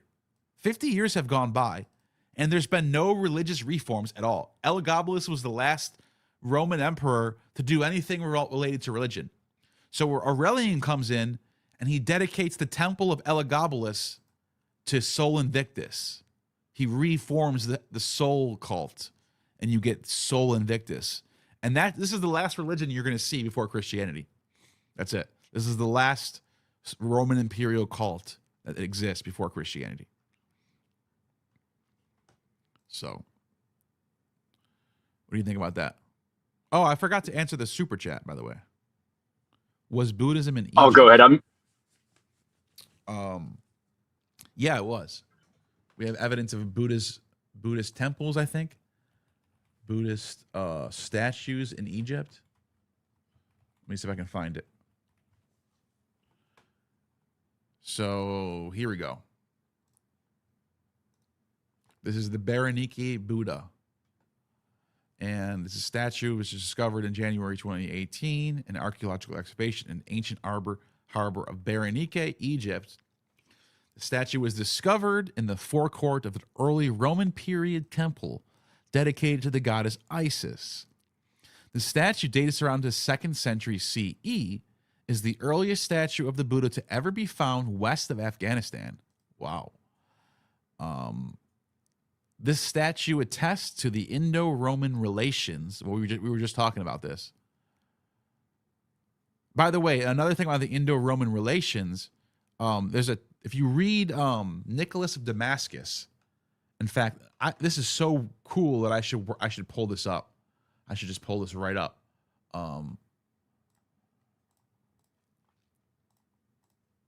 But yeah, to answer your question, I just answered that question. There definitely was Buddhism in Christianity or in Egypt, and I think it was before Christianity too. I think that just because the oldest evidence is 1st century AD or 2nd century AD doesn't mean that's the oldest. It's just when we found it could have been stuff way before that.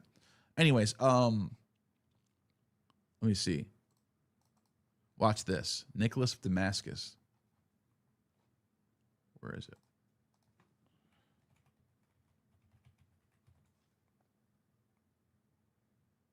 Wait, where's Nicholas? I thought Nicholas of Damascus is in Loeb. No? Let me see. He's not in Loeb?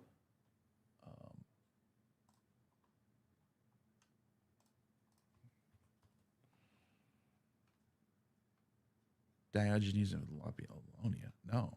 I thought Nicholas was in here. I guess not.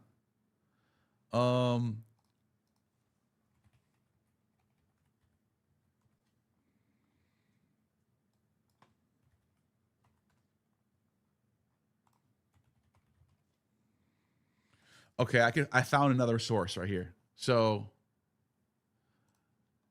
let me see. There's a source from Nicholas of Damascus and this is from 19 BC. So we're talking way before that statue exists. And there was an Indian.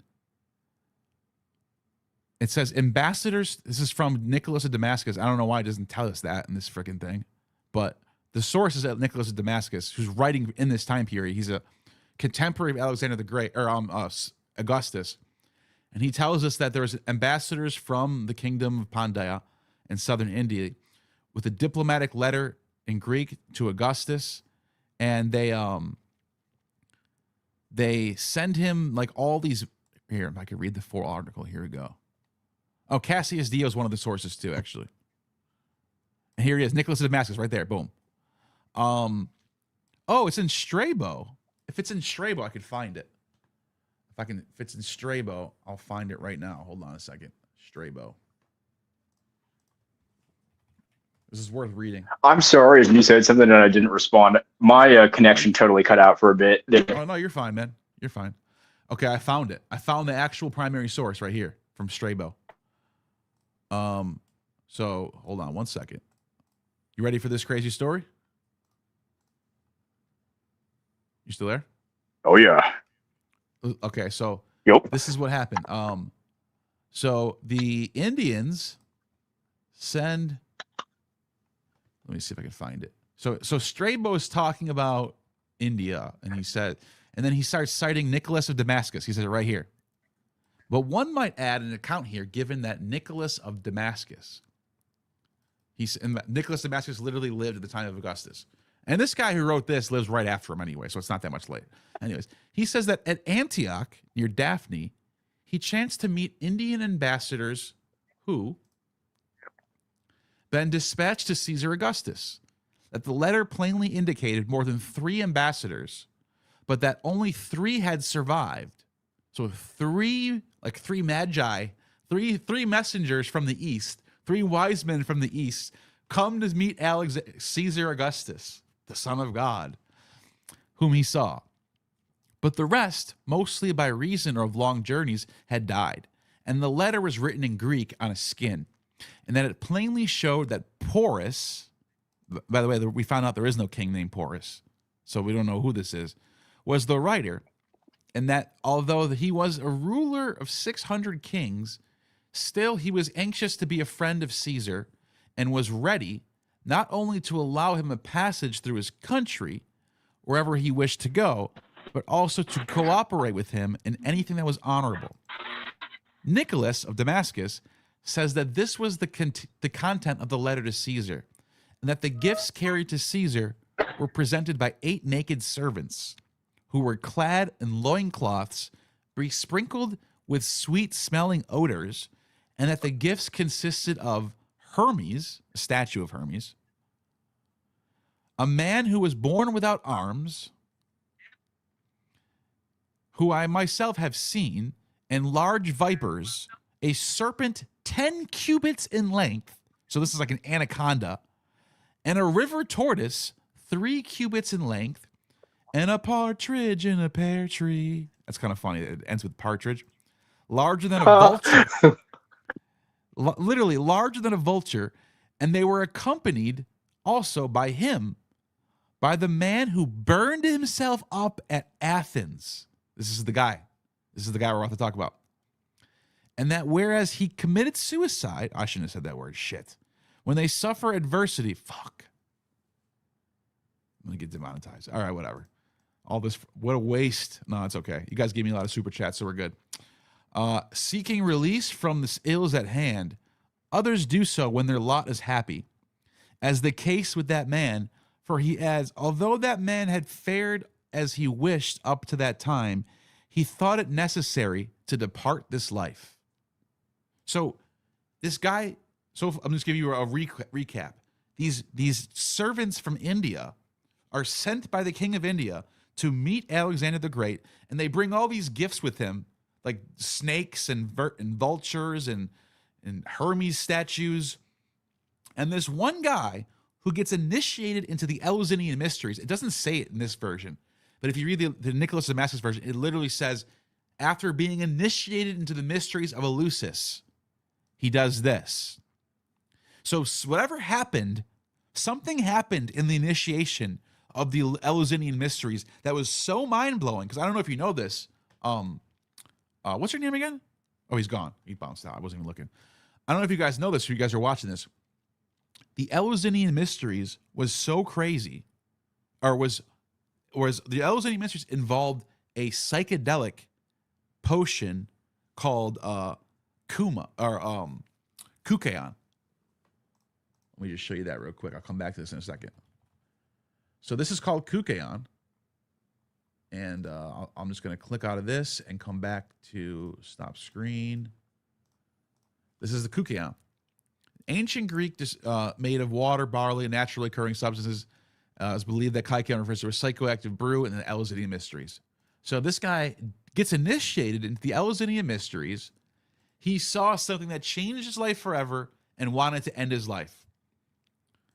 As was the case with that man, he adds, although the man had fared as he wished up to that time, he thought it necessary to depart from this life, lest something untoward might happen to him if he tarried there. And that therefore he leaped upon the pyre with a laugh, his naked body anointed with only a loincloth. Let's see, I'm looking at the Greek real quick.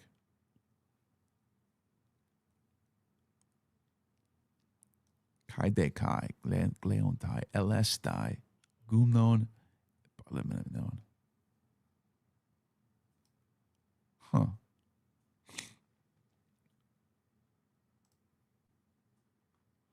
Following words were inscribed on his tomb.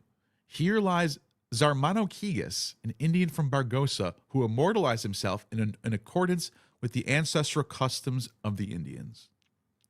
Anyways, I just wanted to show that story about these Indian, and this is related to Indian connections with Rome at the time period. They're definitely connected at this time period. Buddhist statues are found in the West, I should say. So this is the Berenike Buddha. It's found over here, as you can see, in Egypt. The excavations of Berenike also yielded artifacts related to ancient India. An inscription in Sanskrit dated to the Roman Emperor Philip the Arab. So there's that 3rd century period. So, yeah, Buddhism is definitely there. Anyways, let's see. We got any more super chats? Yes, we do. Moningosa. Oh, there you are. Thank you for the 5. Thanks for having me on. Fantastic live stream. Got booted by bad connection. I thoroughly enjoyed our conversation. I enjoyed having you on as well. Thank you for the super chat. I figured that something like that happened. There was someone who was popping in and out of the bottom, and I never got a chance to let them come on. There wasn't any challengers tonight, man. I thought there was going to be some challengers. You know, does that anyone want to come on at all? Anybody? You got something you disagree with me on? Anything? Archaeology? Yeah, any Khazar theory people want to come on here? Come on. Let's hear your Khazar theory. Anything. I won't bite. I'm not gonna be mean, I promise. I might be a little bit of an asshole, but I won't hurt you. Promise you that. I can't do anything from through the computer screen.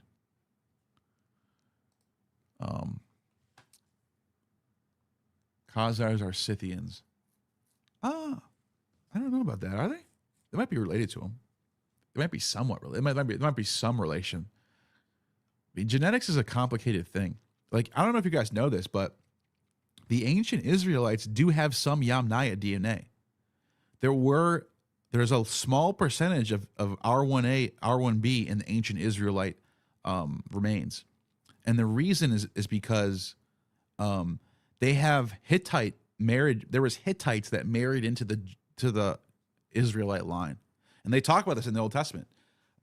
Ezekiel even says, I'll show you right now. Ezekiel, let me see. Ezekiel. Which one it says? Ezekiel verse, hold on a second. Ezekiel verse about David Hittite. And it's not just in Ezekiel, it's other places too. Ezekiel 16. Let me see if I can pull this up. Ezekiel 16.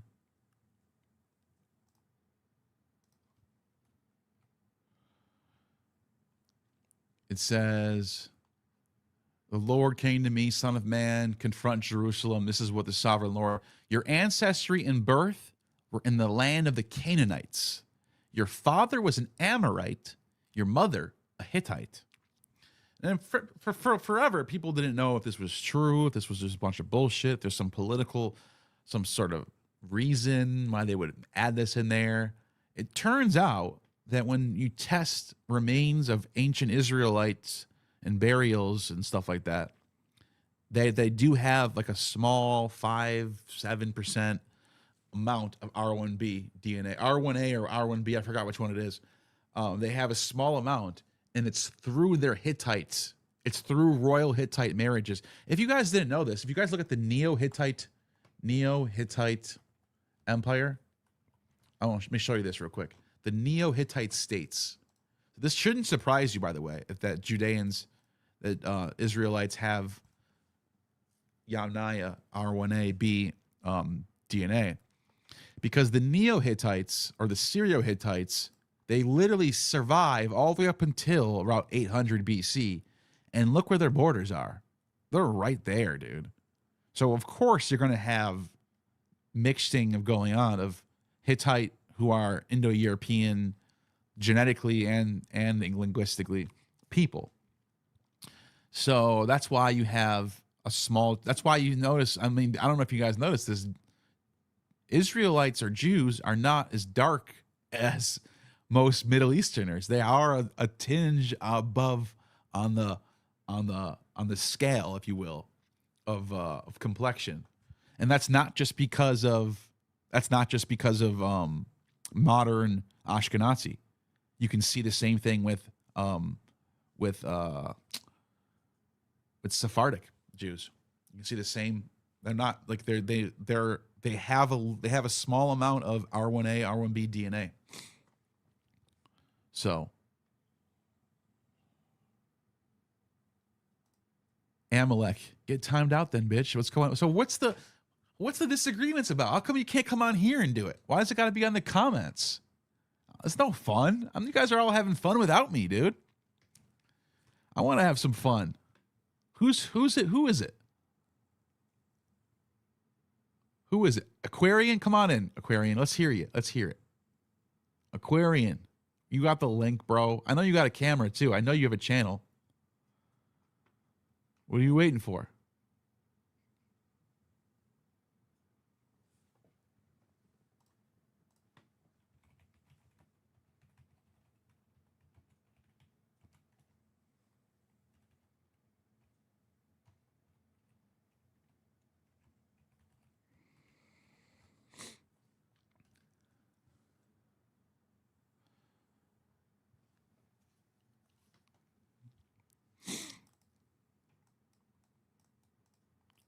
Says right here, archaeological genetic studies, such as those of Ashkelon and Megiddo, Tel Megiddo, show that European-related admixture did enter the region during the transition known as the Late Bronze Age collapse.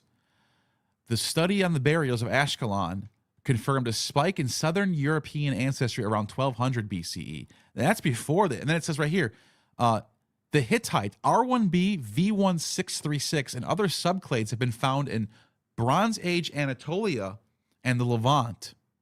The Hittite admixture and the Israelites would have been a primary vector for bringing R1B markers into the Judean highlands, specifically through the Jebusite Hittite lineages.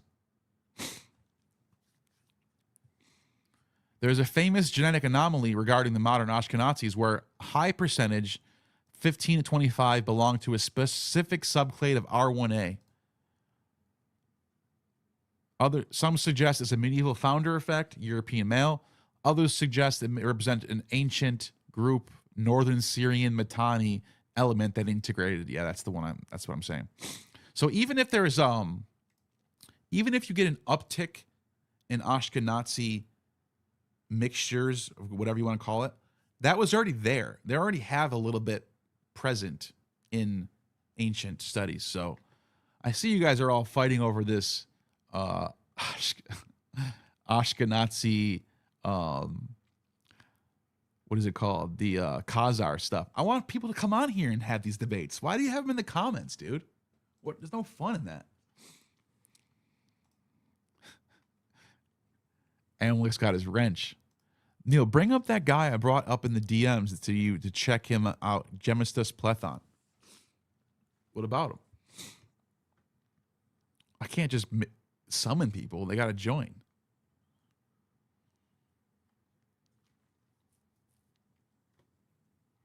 So give it a couple more minutes to see if anyone wants to join, but I'm probably gonna close up pretty soon. It's 2 o'clock here, so.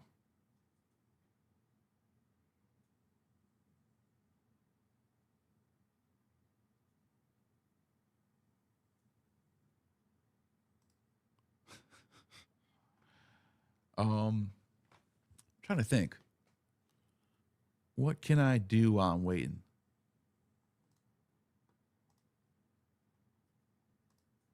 We could.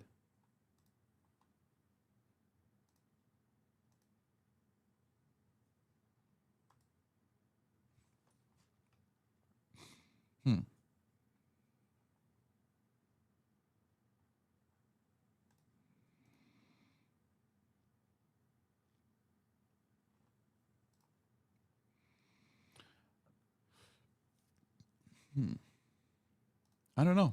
I guess we'll end it here, I guess. It sucks. It sucks. I was having fun, man.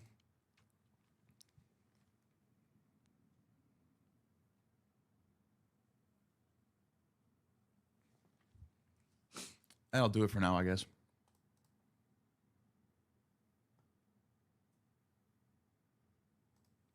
No, I know who Plethon is. I talk about Plethon all the time, dude. I know who Plethon is. Are you kidding me? I talk about Plethon all the time on my channel. I thought you meant who's the guy that you want to talk to.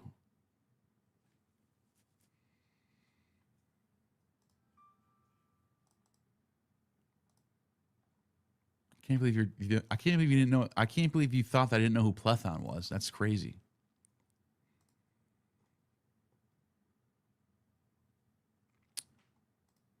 Hey, Sierra, thank you for the super chat. Or thank you for the comment. Yeah. They're adding him to the game. Yeah, dude, I was talking to you and you go, I'm trying to think of the guy's name. Some guy who tried to revive Hell. I go, Plethon? You go, oh, I don't know if that's his name. I'll let you know when I find out. I literally said Plethon. And the other guy I said was Michael Sellos, because Michael Sellos was the guy, because I thought you said 13th century. Because Plethon is the 16th century, or 15th century. I thought you said 13th century. And then I thought about it. I was like, well, Michael Sellos is like 12th century anyway, so that wouldn't, 11th century or something. So that wouldn't work either. But Michael Sellos was the first, like, he's like one of the first to really get the ball rolling of, like, he starts translating Plato and stuff like that. When they almost lost Plato. So he's famous for his work, commentary on Plato's teachings, blah, blah, blah. Anyways, that's the first wave of goodies. And then Plethon comes along, 1400s. First, he tries to fix the schism of the West-East, and he fails. And then he gives up on Christianity. He's like, this is a joke. I'm just going to be a fucking pagan from now on. And then he starts like reading about Zoroaster and fucking Greek gods, and he starts writing all this Greek stuff. And then he literally goes and meets up with the what's his name? The family, what's the Italian family? What's their name? Medici. He literally goes and meets up with the Medici family, and he tells them the Christians are going to burn my books. I want you to put them in your bank and lock them up. And he does this. And then when he dies, his successors all start the Florentine Academy. It's literally the Renaissance peak is because of this guy. The Council of Florence. Plethon and the Renaissance. Here it is. Marcioni's introduction to the translation of Plotinus has traditionally been interpreted to the effect that Cosimo Medici attended Plethon's lectures and was inspired to found the Academy of Plato in Florence, where Italian students of Plethon continued to teach after the conclusion of the council. Nevertheless, Plethon came to be considered the most important influence on the Italian Renaissance. Marsilio Ficini, the Florentine humanist and the first director of the Academy, paid Plethon ultimate honor, calling him the second Plato, while Cardinal Bessarion speculated as to whether Plato's soul occupied his body. They thought he was the second coming of Plato, literally. Plethon may also have been the source for Ficini's Orphic system of natural magic. Crazy. Crazy. I love it, though. This guy saved the world. He saved the world. He literally single-handedly saved the world. Brought us out of the Dark Ages. Maybe I'll do a video on him pretty soon. Like a total video on him. But yeah. That's it for tonight. I think we're going to end it here. I'm pretty hungry anyway. So. And I see like 200 people just dropped off in the last like 40 minutes. So people are probably bored anyway. All right. That's it for the night. And hopefully next time we get some more challengers. I want to do some hot debates here. So anyways, you just attained true gnosis.